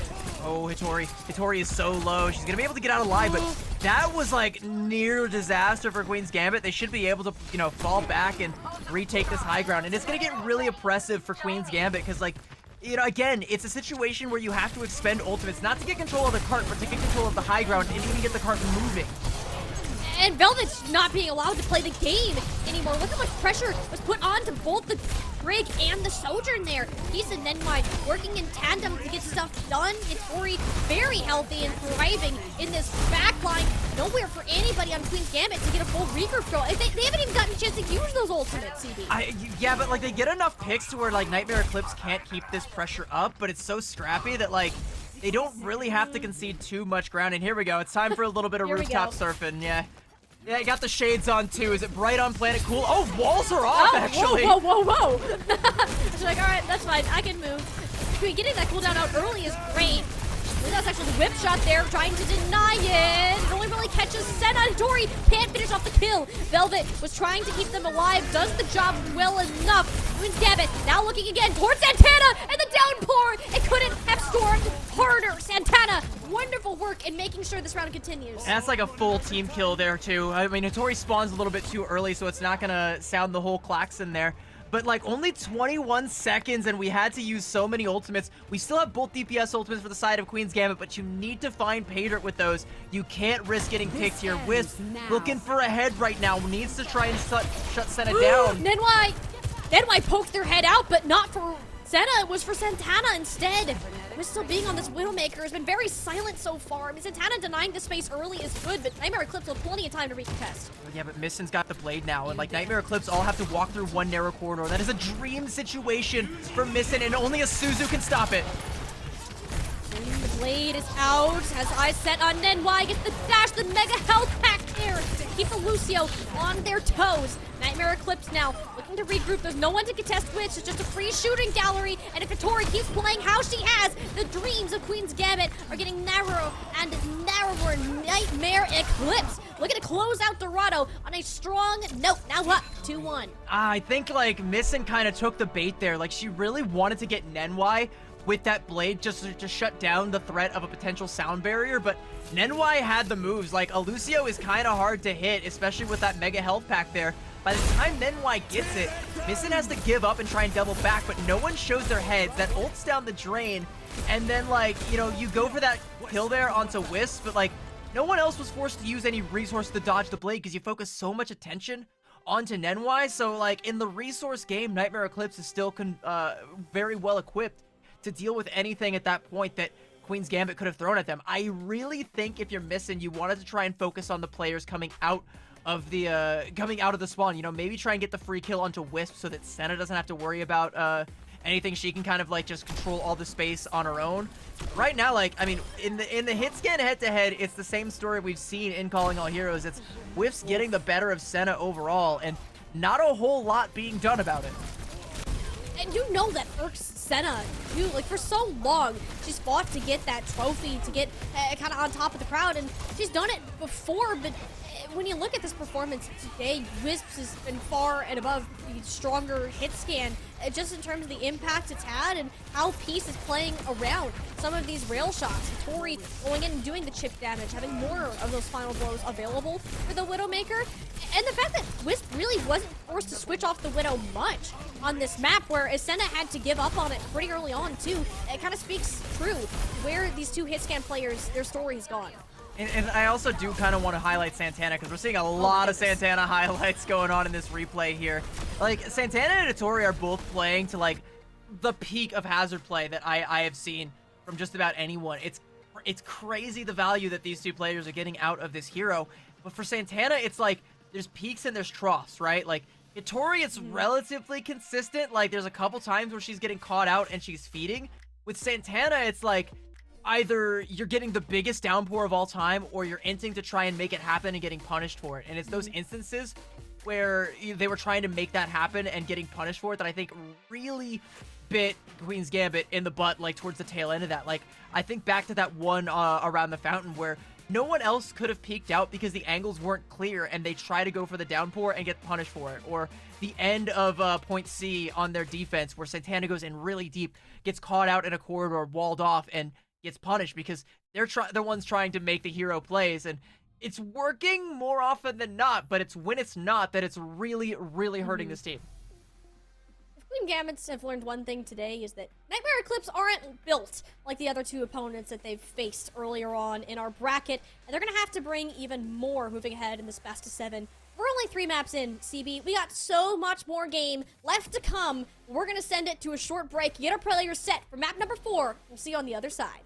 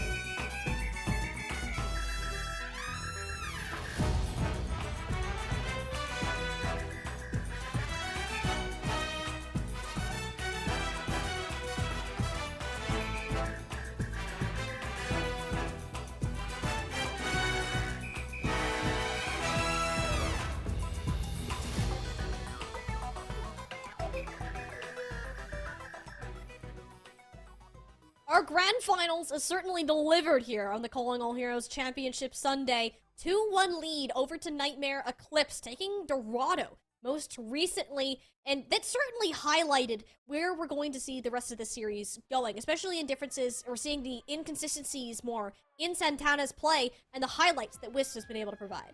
Yeah, I think like across the board, like you can realistically give like an early MVP award that Peace was trying to gun for. You could realistically give that to anybody on the side of Nightmare Eclipse. I think Santana so far for Queen's Gambit has been the standout.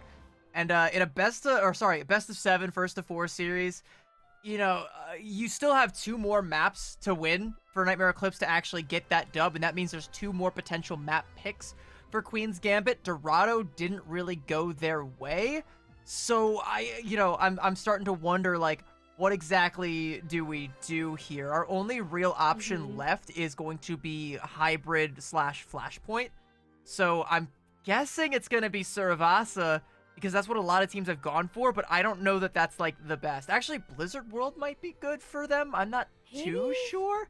Like, they played Blizzard World pretty well. Yeah. Suravasa makes more sense. Okay, so we're going to go to Suravasa. By the way, the map pool, I believe, does open up after this, or either that or it goes right back to Control, and then it opens up. I'm not sure which, but either way.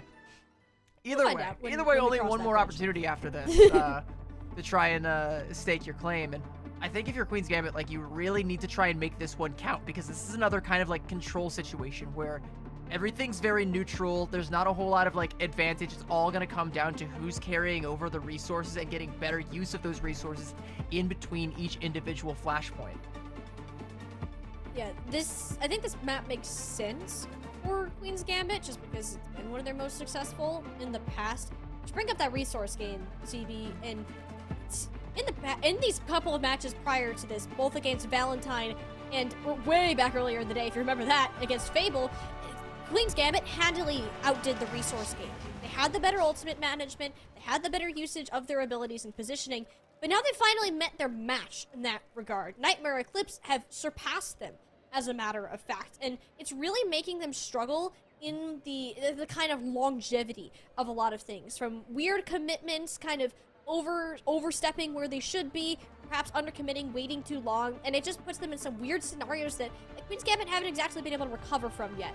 Hopefully, Flashpoint can reset that tempo to something that they're more familiar with, because right now, Nightmare Eclipse looks really good heading out of Dorado. Yeah, and if you ask Queen's Gambit, like, I'm sure they wouldn't tell you. Like, they would say, like, you know, if they win this, that it would have been easy, but, like, Nightmare Eclipse are definitely not making it easy at all. Like, it's never an easy day when you're going up against a team like Nightmare Eclipse with some of the best across every single role.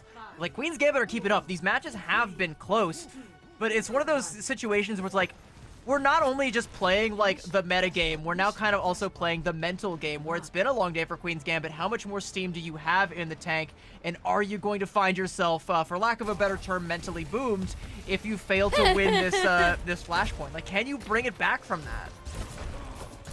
We're gonna find out. It's the first time we're seeing Velvet on Lucio in a hot minute, so shaking a little bit of dust off of that, if you can say it in the past couple of maps. And so far, not the greatest looks. Half missing, expecting the armor packs instead. Tori just kind of launched herself into the backline, identifying there was no deflect available, and yeah, this didn't really stand a chance. Santana does punish pieces over aggression, which is actually something that's happened quite a bit so far. Yeah, but it's like, you know, Nightmare Eclipse make a really smart play where they identify that, and they know Queen's Gambit are going to try and snap back, so they don't try to secure the fight. Hitori uses the Violet Leap to come back and try and win out the capture point, so they can get themselves on the board. Hitori's actually going to pay, though, because once those jaws snap back, they claim Hitori's life. Yeah, not sure about that one. Not really having a theme in that general direction. But what we have noticed is these two teams are very scrappy with it. The only time a fight is really decided is once a tank dies. You're down a Hazard, then we can say for certain who wins. And for now, Queen's Gambit should have a bit more possession on this point if Scuff's completely out. Scuff with a swift step, but like Nightmare Eclipse are gonna get this point flipped back over on their side. Santana's low, so okay, Queen's Gambit have to disengage now. And there's like a moment where I can see the gears turning in Scuff's head. They have the Kitsune Rush and they want to try and go early and pop it, but they're too low HP. And Peace sniffed that out right away and said, no, all right, I need to keep this pressure up. And even though the TP comes out, like, once that happens, Scuffed has to try and go play for the Mega Pack, can never actually get that Kitsune Rush off. This is an interesting angle that Queen's Gambit are playing from, and an even more interesting one that Hitori is playing from. Interesting. Missing forgot to turn her ears on with that play, but that's okay. She needed to drown out all the haters and go in regardless. Got both of the DPS out of the equation. Both of the portals out of Nightmare Eclipse, too. Did they really? I mean, they just got 3 people. Like, yeah, what is happening? They just used both support ultimates and lost the point. They're gonna kill Scuff, so Santana can't stick around too long. Nightmare Eclipse might be able to flip this back, but like, oh, that's okay. That's big. Ooh. That's a huge pick. Yeah, you don't have Z's though. It's overtime. Like, how many players did Queen's Gambit actually have in the area? No Santana. You kind of just give that up and go next. That was like near disastrous though for Nightmare Eclipse. Like, thankfully they're gonna have every other ultimate to carry on over into this next point. I think if Velvet hadn't fallen to that kunai shot from Z, you have the sound barrier, can maybe keep Santana alive and, you know, get a little bit more capture percentage off there. But that was like, even though it looks kind of one-sided if you look at just the capture percentage on both sides, that was near disaster for Nightmare Eclipse. They're just able to scrape out alive. Ooh, great Suzu out of Scuffed. Buys enough time for Velvet to return, hit the sound barrier, ensure Santana makes sure Nightmare's bodies are hit the ground quickly. Quick Palace first cap. That's going to be the downpour and the sound barrier invested from the side of Queen's Gambit. Peace going to stagger out a little bit. Not really necessary, but, you know, we'll take it. Queen's Gambit able to hold on to both of the DPS ultimates. I think the key, though, is going to be the fact that Z is beating Scuff to the punch in this next Kitsune Rush. If Scuff can make up the deficit, I think Queen's Gambit might be able to win this next Flashpoint outright, but it's all going to hinge on this next fight and whether or not Nightmare Eclipse can hit the go button first and find some value out of it. Nightmare Eclipse are very good at identifying the tempo, or rather setting it themselves. As we can see kind of now with these ultimates being popped. Wiz wanted to go out a gutsy flank to the back line. Missing having none of it. Slicing them into mincemeat. Queen's Gambit moving straight onto this point. Nightmare Eclipse perhaps not setting that tempo. It's actually Scuffed who got to that Kitsune Rush first. Yeah, so like that Kitsune Rush battle between the two Kirikos doesn't even matter anymore because Missin said, all right, we're winning this fight. I'm going to buy my Kiriko time to make up that deficit. So yeah, they both have it now. Like you said, Scuff crosses the finish line first. It's now going to be Hitori's downpour that's going to make up the difference for Nightmare Eclipse, but you don't have a DPS ult to couple with it. You barely even have a DPS. Peace just got caught out again. Oop, yeah, can't be doing that one necessarily. Nightmare Eclipse starting to move back into this, but I mean, Missin is playing out of her mind right now. Not to mention Senna, the DPS line is really stepping it up. We painted Peace to be the much better Genji, but Missin has zero issue making her name heard. All right, so the silver lining for Nightmare Eclipse is that Queen's Gambit are currently empty in terms of ult economy. I think Hitori needs to go first with this downpour. But the problem is, like, you have to bait out the enemy Suzu before you can do that. It's a really hard ultimate to just hit Q and get the value from, you know? You gotta pick your spot, and that's something that Santana has been able to do. I actually think Santana could even play in a way where they're prepping for when they actually do have it, so when it comes online, it is in the opportune moment. Ooh. Bit of a gutsy dash, thankfully one that wasn't punished. Suzu on point from both teams and actually keeps Hitori up just barely to finish off Scuff and Senna. We're setting up for a nice off-angle flank. This Santana had a little bit of a slight return to that, but Nightmare Eclipse already too far ahead. Yeah, like the Suzu from Scuffed is good, but it's not enough to save Senna, who still got hit by the downpour, so she is gonna fall, and then like Nightmare Eclipse are able to parlay that into more kills over and over, and even though like they lose a couple of people, like Whiffs did also fall, is going to be a little bit late to the next party. Nightmare Eclipse are able to get not first control, but second control of the point. Peace needs to avoid getting caught out. It's a great deflect onto the jagged wall there. Santana's going to be looking for Z Suzu to go ahead and pop this downpour. Can't really spot Z's just yet. Does identify them a bit closer to Hitori. Definitely if you want to take, especially if Peace is already in your backline. Doesn't end up waiting for the Suzu, and as a result, that downpour got a whole lot of nothing, whereas Nenwai will take Scuffed on a one-way trip down on a play. Sound Barrier was also invested from Nenwai just for that extra insurance policy, and if you're Nightmare Eclipse, like, you don't even really need that for this next fight. You're gonna have the Kitsune Blade, that's a hell of a combo, or you combo that with the Overclock that Wisp is now threatening to hit. This is gonna be another situation where we've seen Missin go for these hero plays on the Genji before, and Peace wants to stop that in its tracks before it ever becomes a possibility. Like, you know Peace wants to be the hero of this team, but thankfully put the ego aside for a second. Respected Velvet's Sound Barrier.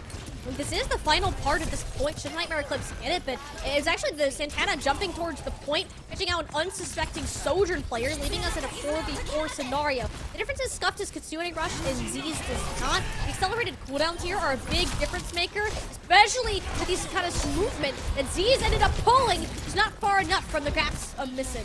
Yeah, and these are like really late staggered kills coming out for Queen's Gambit, so that's gonna buy themselves up past the halfway point and kind of push us up into one fight territory, and it's gonna be an overclock on either side and Hitori's downpour. So again, it's a situation where the Kirikos have to be on point. Missin also has to be on point with the deflect there. Saw a glowing rail shot about to come down across her bow and said, all right, let me reassess here for a second. And all right, where is Senna playing currently? Because she has the positional advantage with this overclock. And No! Beautiful from Santana. That wasn't by their own accord. Santana went in there, just went put on slice, and goodbye. Overclock chances. Nightmare Eclipse. Their win condition was gone before they could even blink. Queen's Gambit, wonderful initiation. This is why they picked Saravasa, CB. Yeah, and that would have been so much better, by the way, for Queen's Gambit if Wisp had tried to mirror the overclock. Thankfully, they held on to it and understand that they were headed straight down into the drink, so that was never going to happen. You were never going to get any value out of that ultimate. You hold on to it. You can now take it over to Ruins, but this is where I kind of like Santana's play from the Hazard. They have the opportunity to go first. Except for Wisp has an overclock that they've been dying to use against a certain Santana.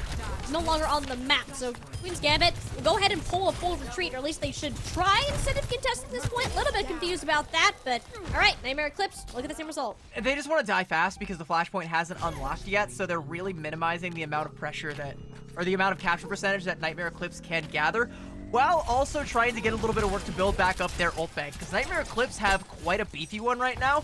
Queen's Gambit are coming close to one that can match it, but still have a little bit of a ways to go.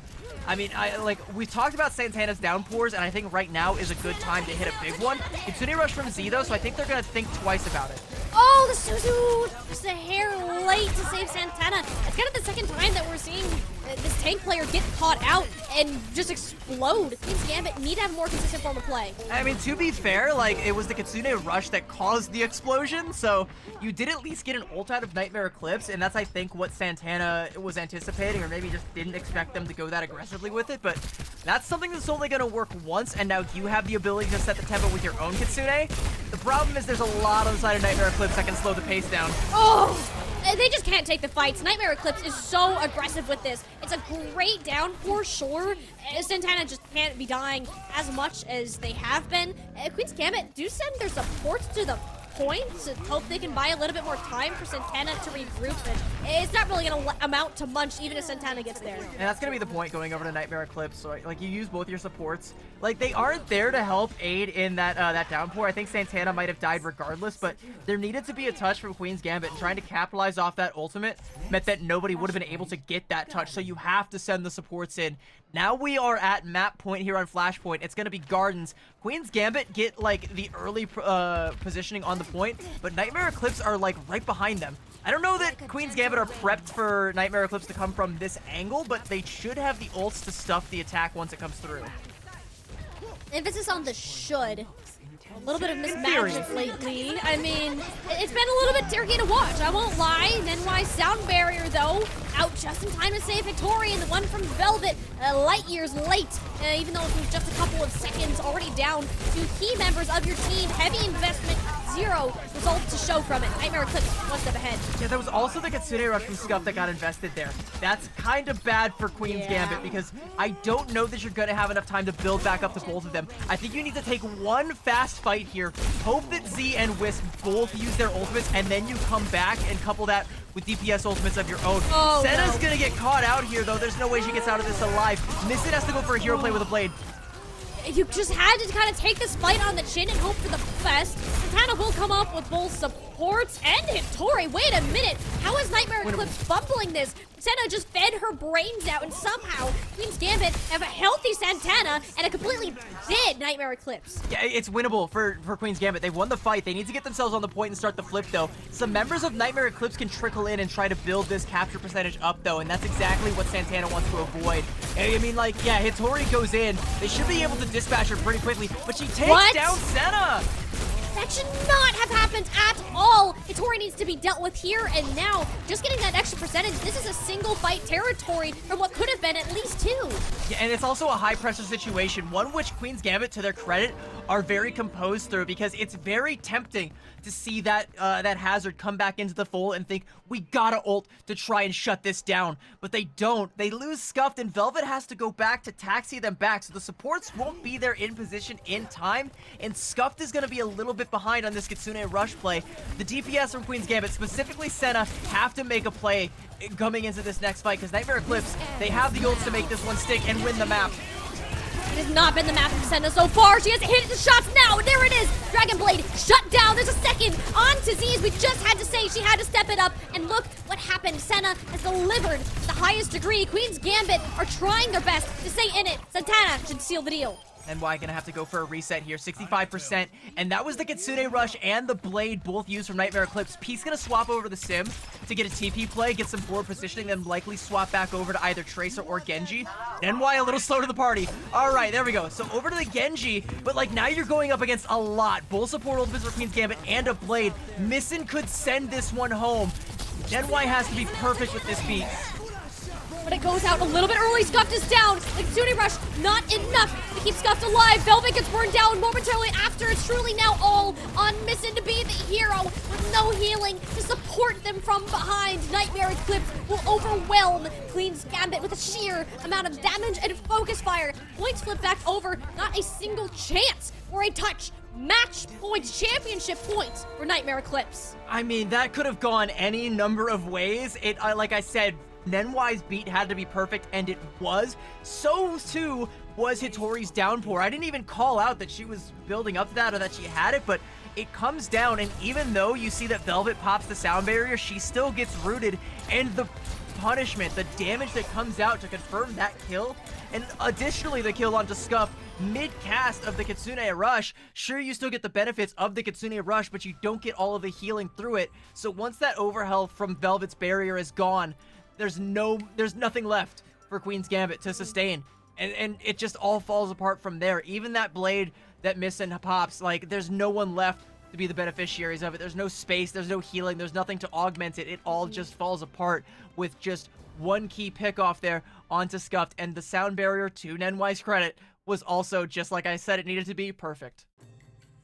No, it needed to be, and NY was on the ball with that one. And that makes up for Samoa, you know? I'd say that. That was, was a map-winning sound barrier right there, and Nightmare Eclipse, honestly, they looked pretty good for most of this, other than a couple of fights that I think they just overstepped themselves, doubting where Queen's Gambit were watching and getting caught out in weird places. But other than that, had Queen's Gambit's number when it came to managing these ultimates, and it was only the couple miracle fights that Queen's Gambit had, especially on Gardens, that allowed this series, this map, to go the distance that it had. And we talked a little bit about, by the way, about maps, like, you know, how little impact like the map picks are actually going to have, because both teams do want to try and play this Hazard mirror. No one really wants to come out with like any cheese aside from what we saw in Volcano on Samoa from the side of Queen's Gambit.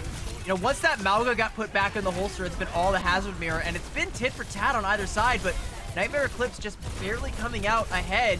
And Queen's Gambit only get one more opportunity to make a map pick, one more opportunity to keep their heads on straight. And even though compositionally it's not going to matter all that much, it still matters for the mental game, because it's your last chance to say, this is our game, we are playing on our terms, you have to play what we say so. And the last 2 times they've said that, it hasn't worked out. If it doesn't work a 3rd time, I mean, there is not going to be a 4th time, all right? There's no more second chances after this for Queen's Gambit. They have burned out all potential extra lives, and they have to coast on just what they have left, right? They got to be perfect from here on out.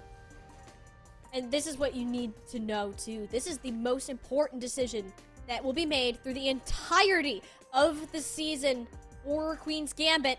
And they're gonna take us to where most series, every series today, except this one, has started, and hope that it'll be the start of their comeback. Lijiang Tower will be the last selection of Queen's Gambit. It would be fitting if we ended this series on the same map where we started most of our other series throughout this tournament.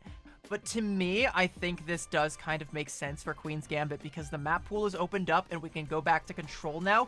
And this is another one like Volcano on Samoa, where maybe in Control Center you can break out the Mauga and guarantee a win on that sub-map if you're able to play it the same way you did before, which did also kind of hinge on some of those unforced errors from the side of Nightmare Eclipse. So that's even still kind of a gamble. I think Night Market and Gardens are going to be kind of tough pills to swallow for Queen's Gambit, even still. Yeah, you're just banking on Missin's Pharah, though. I'm assuming that's what you're doing. I don't think Missin has necessarily been doing bad on the Genji, but this is the curveball map. I say curveball, but it's such a tame one. Like, it's maybe like a 3-degree angle of a curveball in a way.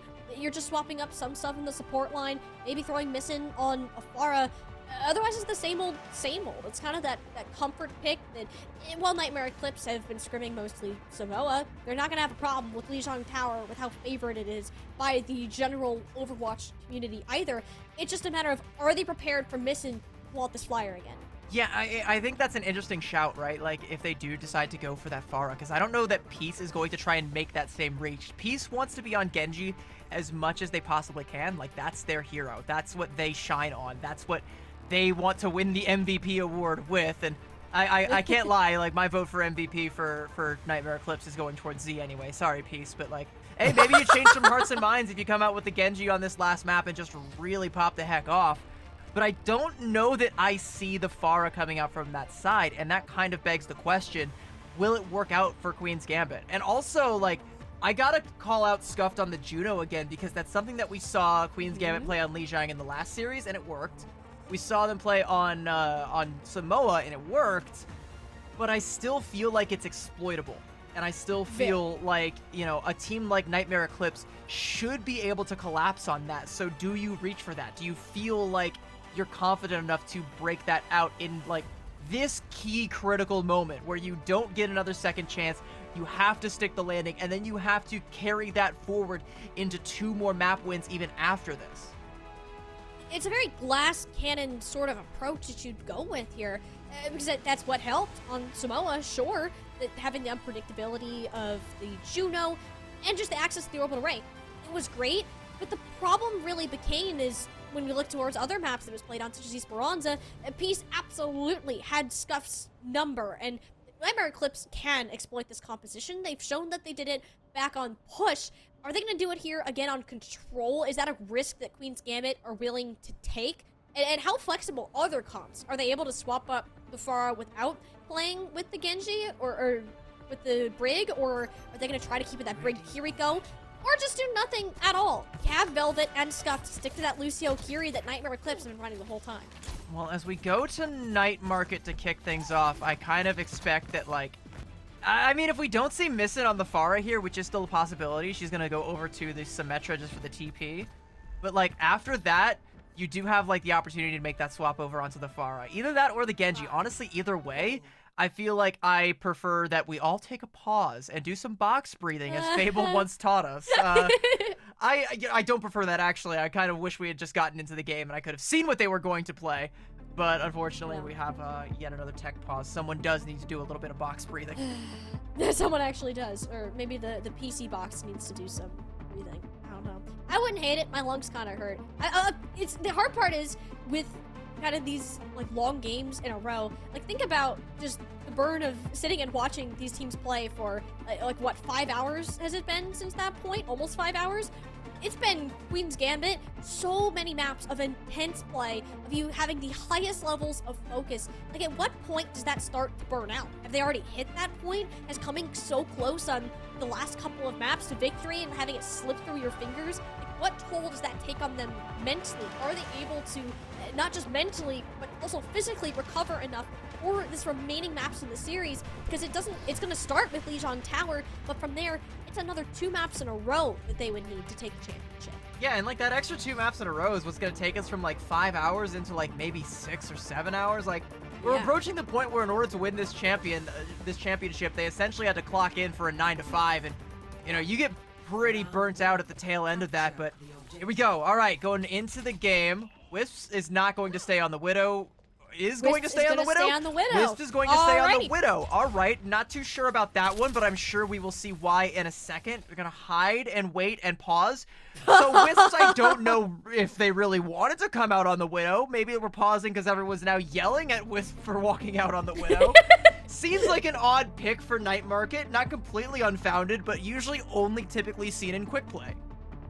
Quick play, or if you're just the GOAT Carpe. I think that was one of the first like that's professional true. Overwatch clips that I watched, was that Carpe striker clutch way back on Night Market there. Like, it's not a bad Widow map. I don't think that's intentional. I would hope. I can't imagine it lasts that long. I mean, hey, we'll wait and see, I guess. Maybe it is just like to counteract, like maybe they are expecting a Pharah pick and they're like, I'm just gonna go for That's true. a one-click counter to that, and maybe they're pausing because they realize that isn't the case, so they have to try and reassess. And like, oh, Missing came out on Genji. Yikes! This is not the play, actually. You know, maybe I'm not Carpe. And by the way, even back then, like, you know, the Widow was kind of an odd pick for Night Market. Like, Carpe made it work, Yeah. but it's still like the sightlines are so weird. That was also like Overwatch 1 where we didn't have like, you see the statues on screen right now, those weren't as high up. Like you could actually play, you know, you like shoot around those or through them. Like there's a lot of different angles you could have played back then. Even the small incremental changes have made Widowmaker kind of less ideal on a map like Night Market. So yeah, if you're Wisps, I think you do a quick U-turn, pop an illegal UE and head back to spawn and come back out on a Sojourn, maybe something that makes a little bit of sense around here. Like That one is a head scratcher. I think what's also a head scratcher is we're not seeing Queen's Gambit make any of the changes we expected them to on this map. Like, surely, oh, Misten will play the Pharah. Oh, Velvet will play the Brig. No, they're just running it back the exact same that it was on Suravasa, which might work on this initial fight, because the only logical reason I can give Wisp for picking Widowmaker is either A, you're expecting Senna to roll out on that, which is highly unlikely, but B, more likely the situation, Misten will play that. yes. Or there will be a break that you can pressure out. I expect Senna to throw, therefore I too will throw. I do will throw. Hey, Senna wants redemption from that Dorado Widow duel. It wasn't really much of a Widow duel because she did concede it pretty quickly after you know, having all of her space denied by Hattori, and then like the few times there actually is something of a duel. Wisps is playing like in Narnia and is able to hit a shot from literally like out of nowhere. Like Senna got RKO'd by Wisps a couple of times there. Looks like they are remaking the lobby though, so No! we'll have to see if Wisp surprises us yet again with another Widowmaker pick, which I sincerely doubt and also hope doesn't happen. Also does create a weird opportunity for us to re-roll which of the first 3 sub-maps we go to. Like, if it's Night Market again, we probably won't see anything too different. But Control Center is the one that I want to see, because that's the one where I do kind of suspect that Santana's Mauga composition with Senna on the Sombra could make a reappearance. And that's something that, like, Nightmare Eclipse has to be aware of, right? Like, they either scouted that or they didn't. Like, they might just be expecting the This is hazard crazy mirror again. RNG. Yeah, crazy. There was like a 33% chance of that happening. A 33% chance, like that's I don't know, I feel like that's I mean, it's less than half, so therefore it's low. But if you're in a Yay! casino, like those are pretty good gambling odds. So like someone could have won big off of that prediction. well, I would explain that I am not old enough to be in a casino, so we're not exactly at that gambling stage yet. But Queen's Gambit have certainly taken their own gamble at their type of compositions played. I'll see if Misten will go back to the Genji or it will be the Pharah. Seeing that Velvet and Scuffed are on Lucio and Kiriko, likely the same. Wisps back on the Sojourn. We don't get our Widowmaker after all. Yeah. And you were saying, okay, no, they are gonna come out on the Widowmaker. Wait. So this is real. This is not bait. We'll have to see what it actually accomplishes, though. A body shot on Senna. All right, so that's a warning shot, if nothing else. But Queen's Gambit are just gonna route themselves around the back. They're gonna leave the 3-2 split with Misten and Velvet up over here to deal with Wisp, and yet deal with them they do. Yeah, this is why you don't play Widowmaker into Sojourn Genji. We'll be seeing an immediate swap, I hope, from Wisps for the sake of both their sanity and ours. But no, yeah, there we go. Over to the Sojourn. Peace and Hitori were able to clean up in time. I think that Wisp wanted to go Tracer if they needed faster assistance, which is absolutely not the case. Nightmare Eclipse still, like, win the fight, though, and it's off the back of a pickoff onto Scuff. Like, so they deal with Wisps, and Queen's Gambit feel like, okay, it's safe. We can come back out of our little hidey hole and not have to worry about getting our heads chopped off. But then Hitori just jumps on top of that and is able to find the damage. Pieces there to help aid with the cleanup, and they take down Scuffed. And even though the kills also come out in favor of Queen's Gambit, like, Nightmare Eclipse, because they get that kill on the Kiriko, are able to stabilize, and they're gonna get themselves on the board first. Santana, that jump was botched. Oh boy, but so was that shot from Senna. Forces the Zuzu with how long she's poked her head out. Problem is, Missing did not get that memo and stayed in the sightlines of Wisp. Santana again punished for being out so long in front of these sightlines. Nightmare Eclipse are handling Queen's Gambit. But that's 2 fights done and dusted for only 30%, so I think you're okay with that if you're Queen's Gambit. You still have time to get your feet beneath you. You're gonna have a Kitsune Rush to match up against Z's. The sticky situation, though, is the advantage that Hitori and Nenwai currently have over the rest of the field in terms of ult percentage. Like, Velvet's kind of matching that sound barrier, but should be a little bit later to the punch. Ooh, but not if Missing just does that. I don't think they're anticipating Peace to just come around a corner and just do a drive-by. Wisps again! The staggers need to stop. Like, in Queen's Gambit at this point, just go straight back into the spawn. Cannot let yourself die again. I mean, Hitori's having none of it. So, like, and that's another 30% off of that one fight. Now we're in the spawn. We get another stagger kill onto Senna. Missing is going to have to Swift Strike back into the spawn door there. 70% now, and you haven't had to use an ult yet. Queen's Gambit, like, okay, sure, they have a respectable ult bank, kinda, but they're gonna have to spend just to try and get on the board. If you're Nightmare Eclipse, like, you have the tempo. The ball is in your court. Queen's Gambit have no choice but to reach and take it. I don't see a way in which Nightmare Eclipse do not come out on top of it. Senna didn't get the sound barrier. Hitori kind of recognized that early on. Missing uses the blade to get the extra dash to go to the point incredibly early. She just wasted that entirely. Nightmare Eclipse cleaned up the rest of the board as a result, and this was a fumble and a half out of a Queen's Gambit on their last map pick. Nightmare Eclipse made sure their opponents have run out of steam, and it's one round now, separating them from a championship. It was, I mean, I don't even know what to say about that, because it's like, so you come out and you identify that Wisps is on the Widowmaker and you're able to claim that kill, but the fact that you can't turn that into a fight win, like, you can't actually parlay that into more, you can't ever get control of the point, like, that just stings so hard for Queen's Gambit. And okay, this looks interesting. So Scuffed is now moving over onto the Juno. Missing wants to move over onto the Pharah. Velvet is on the Brig to support said Pharah. This is where Queen's Gambit need to win this one outright. Maybe they didn't feel like they could play that one on Night Market, but on Gardens and Control Center, they should be able to make this one stick. But it's all or nothing. Like, Queen's Gambit, this might be their final Gambit. Malga Comp, we're starting the run back on the very comp that they began this series with. Took away the very first map. It's a stretch, to say the least, a gamble. Just again on this Widowmaker. There's short T-Rex arms on Queen's Gambit. There's no way for you to deal with this. Health bars are low. Senna Sombra gets caught out early, and Hitori is taking a surefire beating on the other side. So NYNZ's pumping and healing in overtime, keeping her alive and narrowly on the map. So this is what Wisp was expecting to see on Night Market, and now that it's coming out on Gardens, they feel like they can just counter this one outright with that Widow play, and it is working out so far. Yeah, no, Santana knows what they're doing. That wasn't a fumble there. Could have easily gone wrong. Missing trying to pressure Wisp back, though. That's a little bit dangerous. It is gonna give it's gonna give Queen's Gambit an opportunity to cross that bridge safely, but now they have to worry about the angles that Wisp can control and the ones that Z's has locked down. We're following the same tempo that we did before. Senna is taken out before a fight can really commence, and that's where Peace can really start to get cooking. Everyone in Queen's Gambit is so close together. And like Senna's like swapping over onto the Tracer off of the Sombra earlier, so like you're losing out on a lot of the disruption. It's harder to punish Hitori in the ways that she wants to play, which is up on the rooftops. That is not Santa, but she does have a gift for you, and you definitely don't want it, I promise you. Ooh. Missing early kill onto Peace, and Nenwai's really low too. This could turn into something for Queen's Gambit.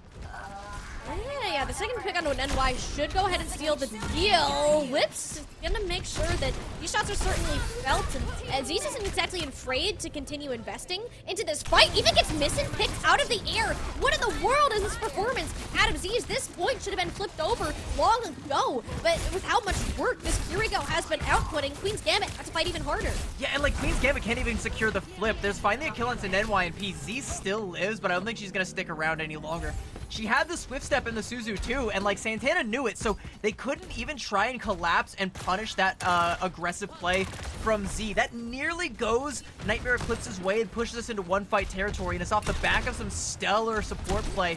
Z has been so scary in this backline, and speaking of scared, that is exactly how Missin is playing right now, and the entirety of Queen's Gambit now that the sights are up. Still head out. Wisps. Plenty of supports for Peace, though. They should be concerned about Velvet.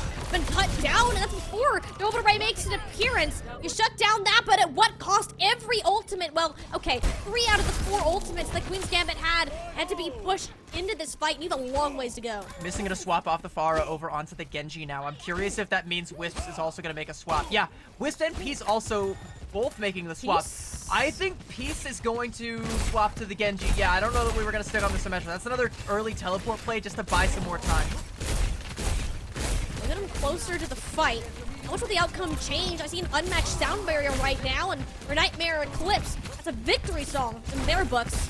Now I'm certainly taking the time about engaging, not waiting for Santana to pull the trigger, instead allowing Queen's Gambit to retreat. If they get this flip back over now, especially with Velvet hitting the deck early, Queen's Gambit have to make sure they can stall out, and Santana will give their life for it. Santana is going to be able to match the capital percentage, though. Yeah, no, that's fine. You want to reset anyway. They still get up to 72%, and they don't have to expend, and they force the sound barrier out of Nenwai. Or not force, but rather Nenwai chooses to use it aggressively, and it ends up paying off. If you're able to hit a good downpour here, oh no, Peace. They're on the ground. I just saw Nenwai rolling from the backline. Nightmare Eclipse are going to hit Queen's Gambit where it hurts the most. That is where they're going to get caught out. There's no chance for a full fight now, CB. Only one player from Queen's Gambit contesting the point, and it's only a lonely Missin. No friends to keep her company. The world is starting to go dark, and the dreams of Queen's Gambit, their underdog run, are looking dimmer and dimmer. And I have to say, it is looking really good for Queen's Gambit to go ahead and bid farewell in this match. And Nightmare Eclipse welcome their new Monarchia's Darkness as their 24-25 Calling All Heroes champions. Queen's Gambit throughout this lower bracket run had won our hearts, but it's a total eclipse of the heart. Nightmare Eclipse able to win that one, and Peace with potentially an MVP making play towards the end there, nestling themselves in deep where Queen's Gambit would have never seen them coming, and striking deep at the heart of what would have been a great push. They had the ults to make this one work. A little bit of backdrop is there from Peace as well. Nightmare Eclipse will be your 2024-2025 Calling All Heroes champions. It was well earned, and like I said, throughout this tournament series, throughout the entire year, it felt like the question wasn't who can stop Nightmare Eclipse, but who will, and the answer they brought forth was nobody and never. By far the most consistent team in terms of the output. I can't name a single moment where Nightmare Eclipse didn't look like the scariest team to every other person's faces. And yeah, Queen's Gambit, they made it close, and this is a great run for a team that had to fight through many rounds of the lower bracket. It's amazing that they got as far as they did, but you could really tell the wind was out of their sails. I think the exhaustion finally caught up to them in this final map of Lijiang Tower. And it was just a little bit too little too late. And I mean, those maps that they played up to this point were exhausting. Suravasa going the distance, Dorado coming down to the wire. I mean, like, every single map that Nightmare Eclipse won was so close and so bloody that it takes a toll on both of these teams. But the series against Valentine also took a fair toll. You know, dropping that map and having to try and go super aggressive for that Dorado play in that last series. Like, you need to keep up that tempo, and there's only so long you can do it before your lungs just simply collapse. And I think that is what we did see somewhere around Suravasa, I think, was their last gasp. We saw an attempt with the Mauga composition. We saw some great plays coming out to try and stuff out what Nightmare Eclipse brought to the table on Lijiang Tower, but it wasn't enough. Nightmare Eclipse were just that one little step ahead the entire time.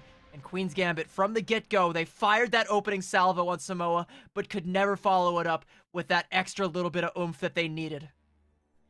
Nightmare Eclipse had that oomph. They had the best in every single role of this team, and you could just see these stars shine brighter and brighter every map, every tournament that this team played on through. I think it's only fitting that they're final champions at the closing of our 24-25 circuit.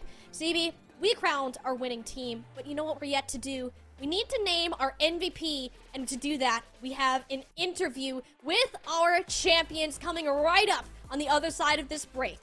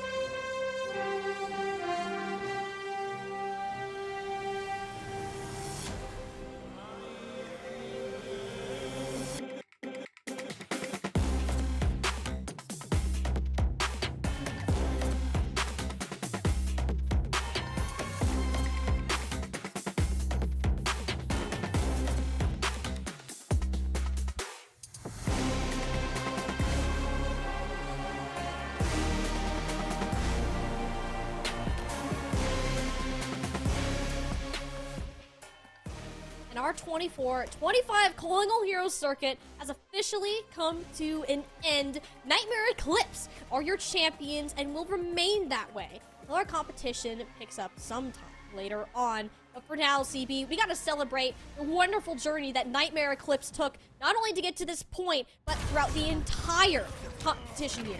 Yeah, like, there was like, it wasn't the same level of dominance as like last year with like the Timeless Ethereal days. We kicked off with Valentine claiming the Major 1 crown, but towards the latter half of the year, it was all Nightmare Eclipse. It was all this roster all the time, even though they may have bounced and shifted around.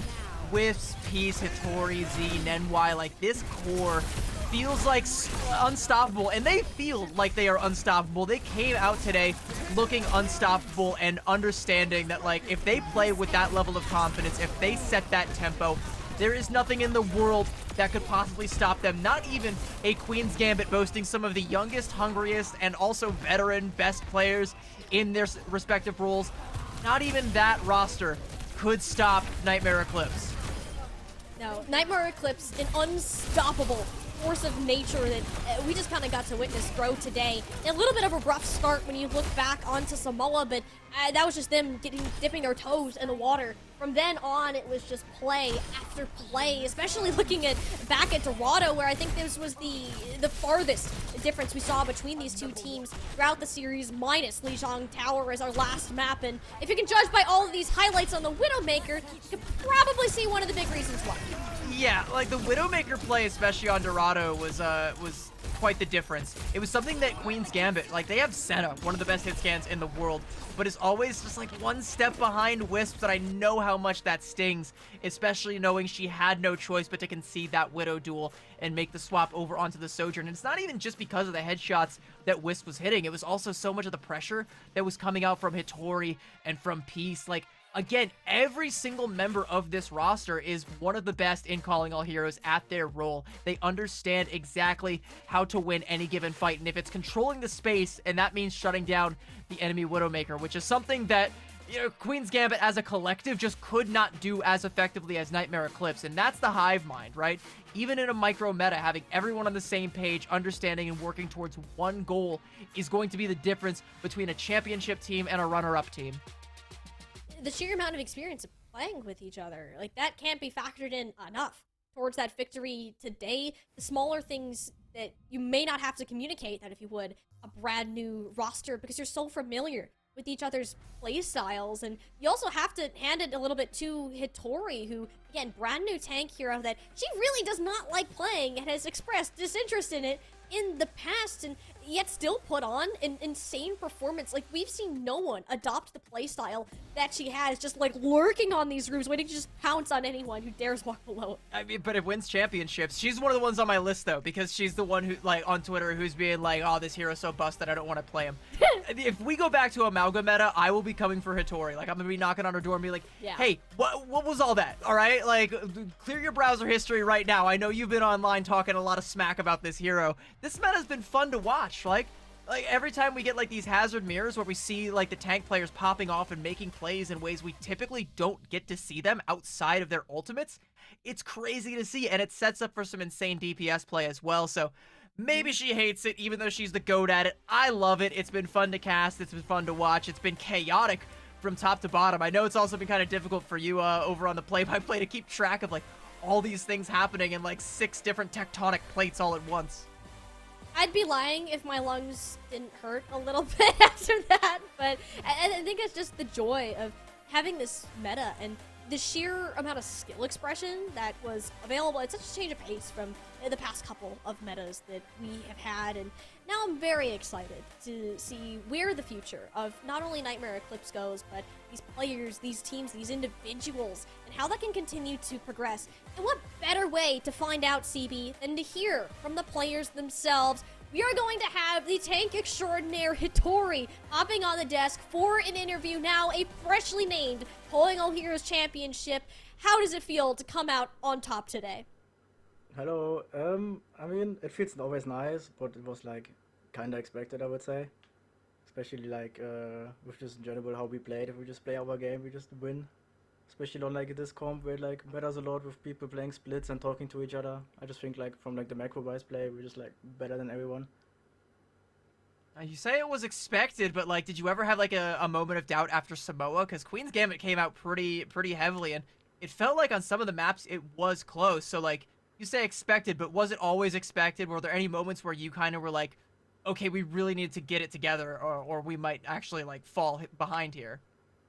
Not really. We just like kinda entered first map, to be honest. Like on the like where I played Morga comp, we just fucked up our ult economy. Then on the second map of that, we just like did dumb splits at the first time, but then we like got it together and 100 ult. And then on the other map, we just like lost by like just making mistakes with like trying to clutch ult fights that are not needed to clutch. So once Yeah, you like you- kind of clean up that macro, it like all just kind of falls together, yeah. Yeah, just had to get it together.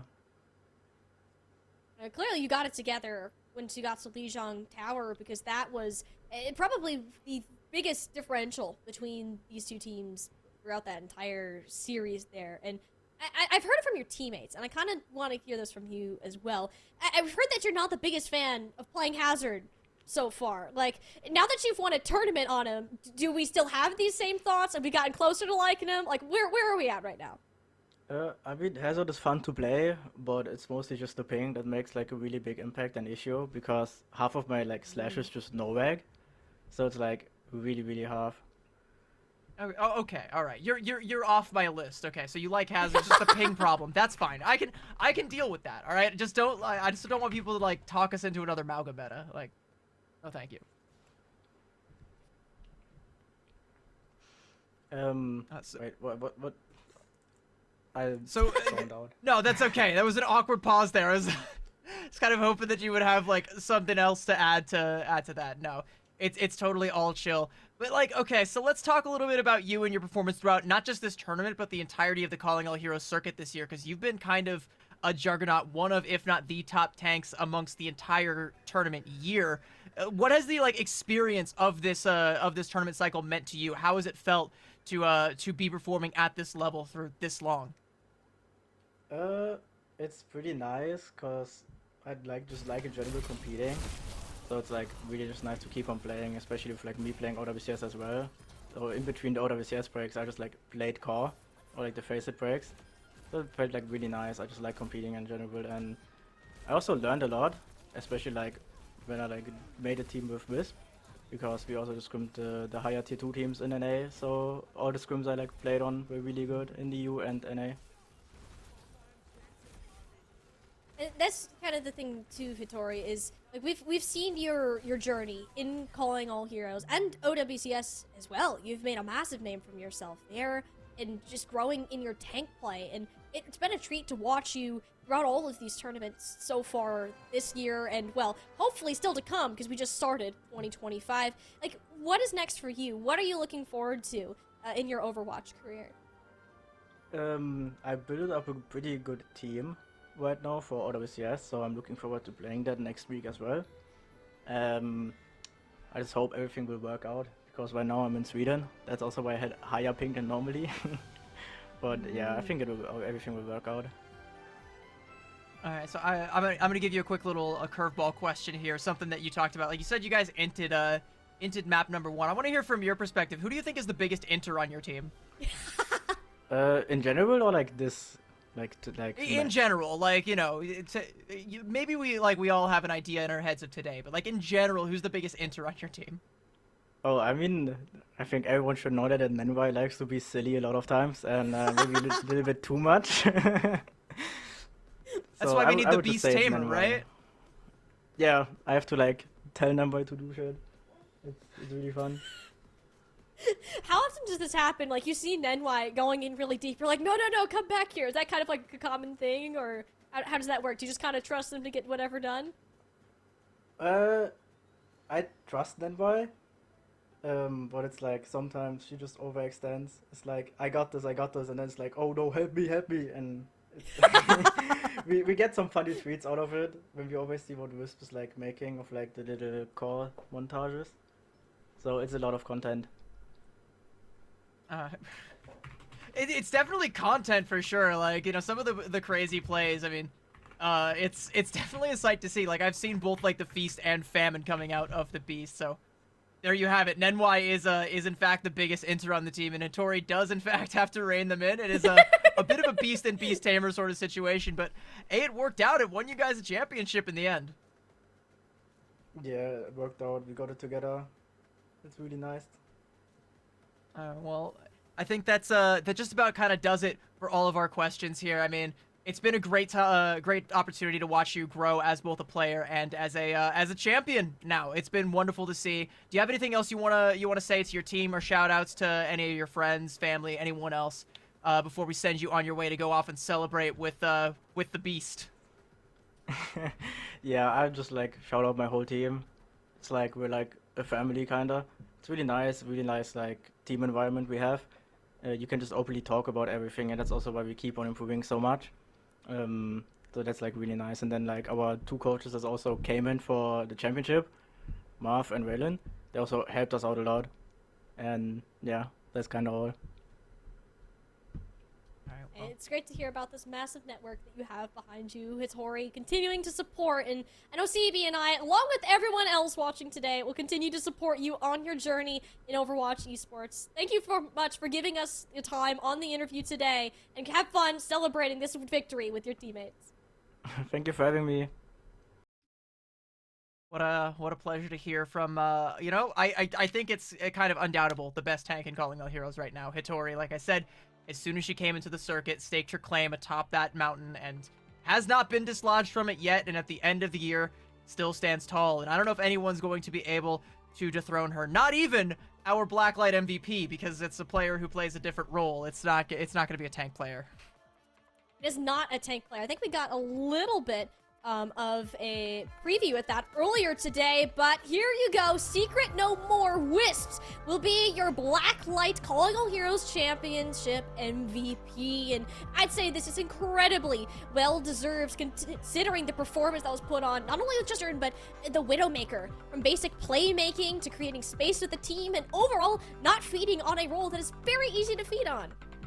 Yeah, and like, you know, it is also worth mentioning this is a community voted test, and if you're one of the members of the community who's like trying to cast your vote for Nightmare Eclipse, I said it a couple times, like, you could kind of give this award to anyone, but I think it's just more people saw what Wisp was bringing to the table and said, that's the X factor. That's the thing that, you know, even as good as Senna is on the side of Queen's Gambit, they just could not replicate. Wisp was absolutely unstoppable, and in a meta where we talk about the Sojourns aren't the stars of the show, they do have to kind of take a back seat, let the Hazards and let the Genjis frag out. Wisp says, I'm gonna find some opportunities to frag out, mark my words, alright? I'm not just gonna let these guys hog all the glory, I'm gonna be having some for myself, and now they get themselves a nice trophy to put up on the shelf, and I think it's well-deserved. Considering how long Wisps has been a main name in the Calling All Heroes scene, I'd say this is absolutely well-deserved, and you can't deny the flash that these plays have. Like, no one else would be able to get away with this other than Wisps. Like, this is the confidence of playing a Widowmaker on a control, and I'm very happy that they get to have that honor from them today, and the community continues to recognize the insane amount of skill that Wisps has.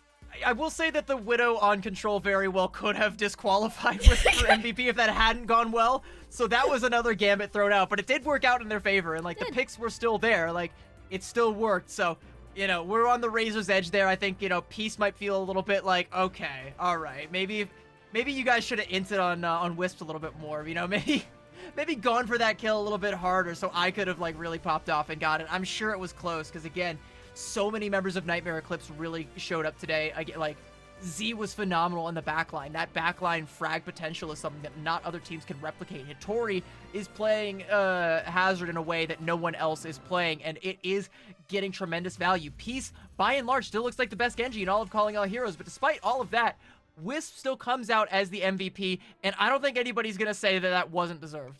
Nope, absolutely not. I'm happy seeing Wisps get that recognition that they absolutely deserve, and I think this is a long time coming for Nightmare Eclipse. And we talked about their journey basically appearing in every single finals match in the major and minor events ahead of time. And then coming into this weekend, not dropping a single game from those upper finals, and it once again wasn't a game of how can Nightmare Eclipse like win this series.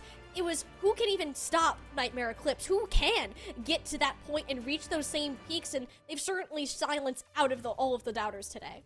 It's not who can. It's not how can Nightmare Eclipse win. It's how will Nightmare Eclipse win. And let's have a look really quick at the bracket to recap exactly how they did it. And it was utter dominance from the upper bracket, which is not something that we are unfamiliar with from this particular roster.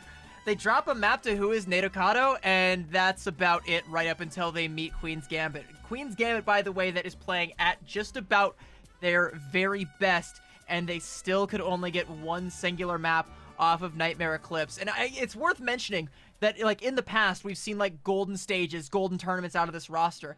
That wasn't the case this time, but I think that makes their victory even more impressive, right? Because it's like, if you're going up against a nobody, then you didn't beat anybody. These were some big names and some, like, some passionate, hungry teams that they had to beat in order to reclaim that crown at the end of it all. We've seen some serious step-ups from throughout the year, and the one who's always remained at the top of that step-up was Nightmare Eclipse, and many different team names and variations along the way. Somehow, it was this core roster of players that fought through. I mean, you gotta give it to Queen's Gambit, especially for, like, look how early they started out in this lower bracket, completely sweeping their way through a grand finals run, and it was just shocking to see a run of that magnitude, and it's something that we can take away from hopefully future iterations of the event, that these players will continue to grow and evolve along with this tournament. Yeah, like, they had to go through, like, quite the gambit, you know, or the gauntlet, whichever you prefer, like, basically facing off against all the other potential top teams in Calling All Heroes in the lower bracket just to get that rematch. And unfortunately, they ran out of steam, as soon will this show. We're kind of, like, dragging things on so some of you guys can get a little bit more drops, but I think it's time that we gave our closing thoughts on this closing of the Calling All Heroes circuit. I know, it's been an incredible year, CB, for everyone that's been involved, from Radiant, from Blacklight, our incredible sponsors, for running Esports U, for running all of our minor events too. There's countless people going on behind the scenes to make these events happen, all to cultivate the wonderful Calling All Heroes community that has come to light and will continue to develop and become this wonderful place that I know you and I hold very close to ourselves. Yeah, 100%, absolutely. And I want to go ahead and give some of my closing thoughts here. I want to start by talking to some of the teams, not just Nightmare Eclipse, but the rest of the teams that played throughout this tournament. I know you guys, I've gotten to know you guys pretty well throughout the duration of this year and the last year. I know you guys are all quite competitive, and maybe you're looking at your results at the tail end of this tournament and you're feeling like maybe you could have done better, maybe you could have done more, maybe you could have gone a little bit farther, and you're feeling a little bit disappointed in yourself. And to that, I want to say, screw that. Be proud, all right? Be proud of how far you did come. Be proud of how far you grew. Be proud of who you are, and be proud of what we built here at Calling All Heroes. This is something that, like you said, is very near and dear to both of us. It's special. It's a place where people who otherwise wouldn't have a place can be themselves, can learn, and can grow, and that is something worth being proud of. We may not know what the future holds, but we do always have today, and we will always have today. So spend today being proud. And thank you as well to the fans. You too helped build this as well. A home for all of these players, for Tiny Shiny and for myself. Thank you guys all for coming out, helping build this. You too, be proud. And we will see you next time.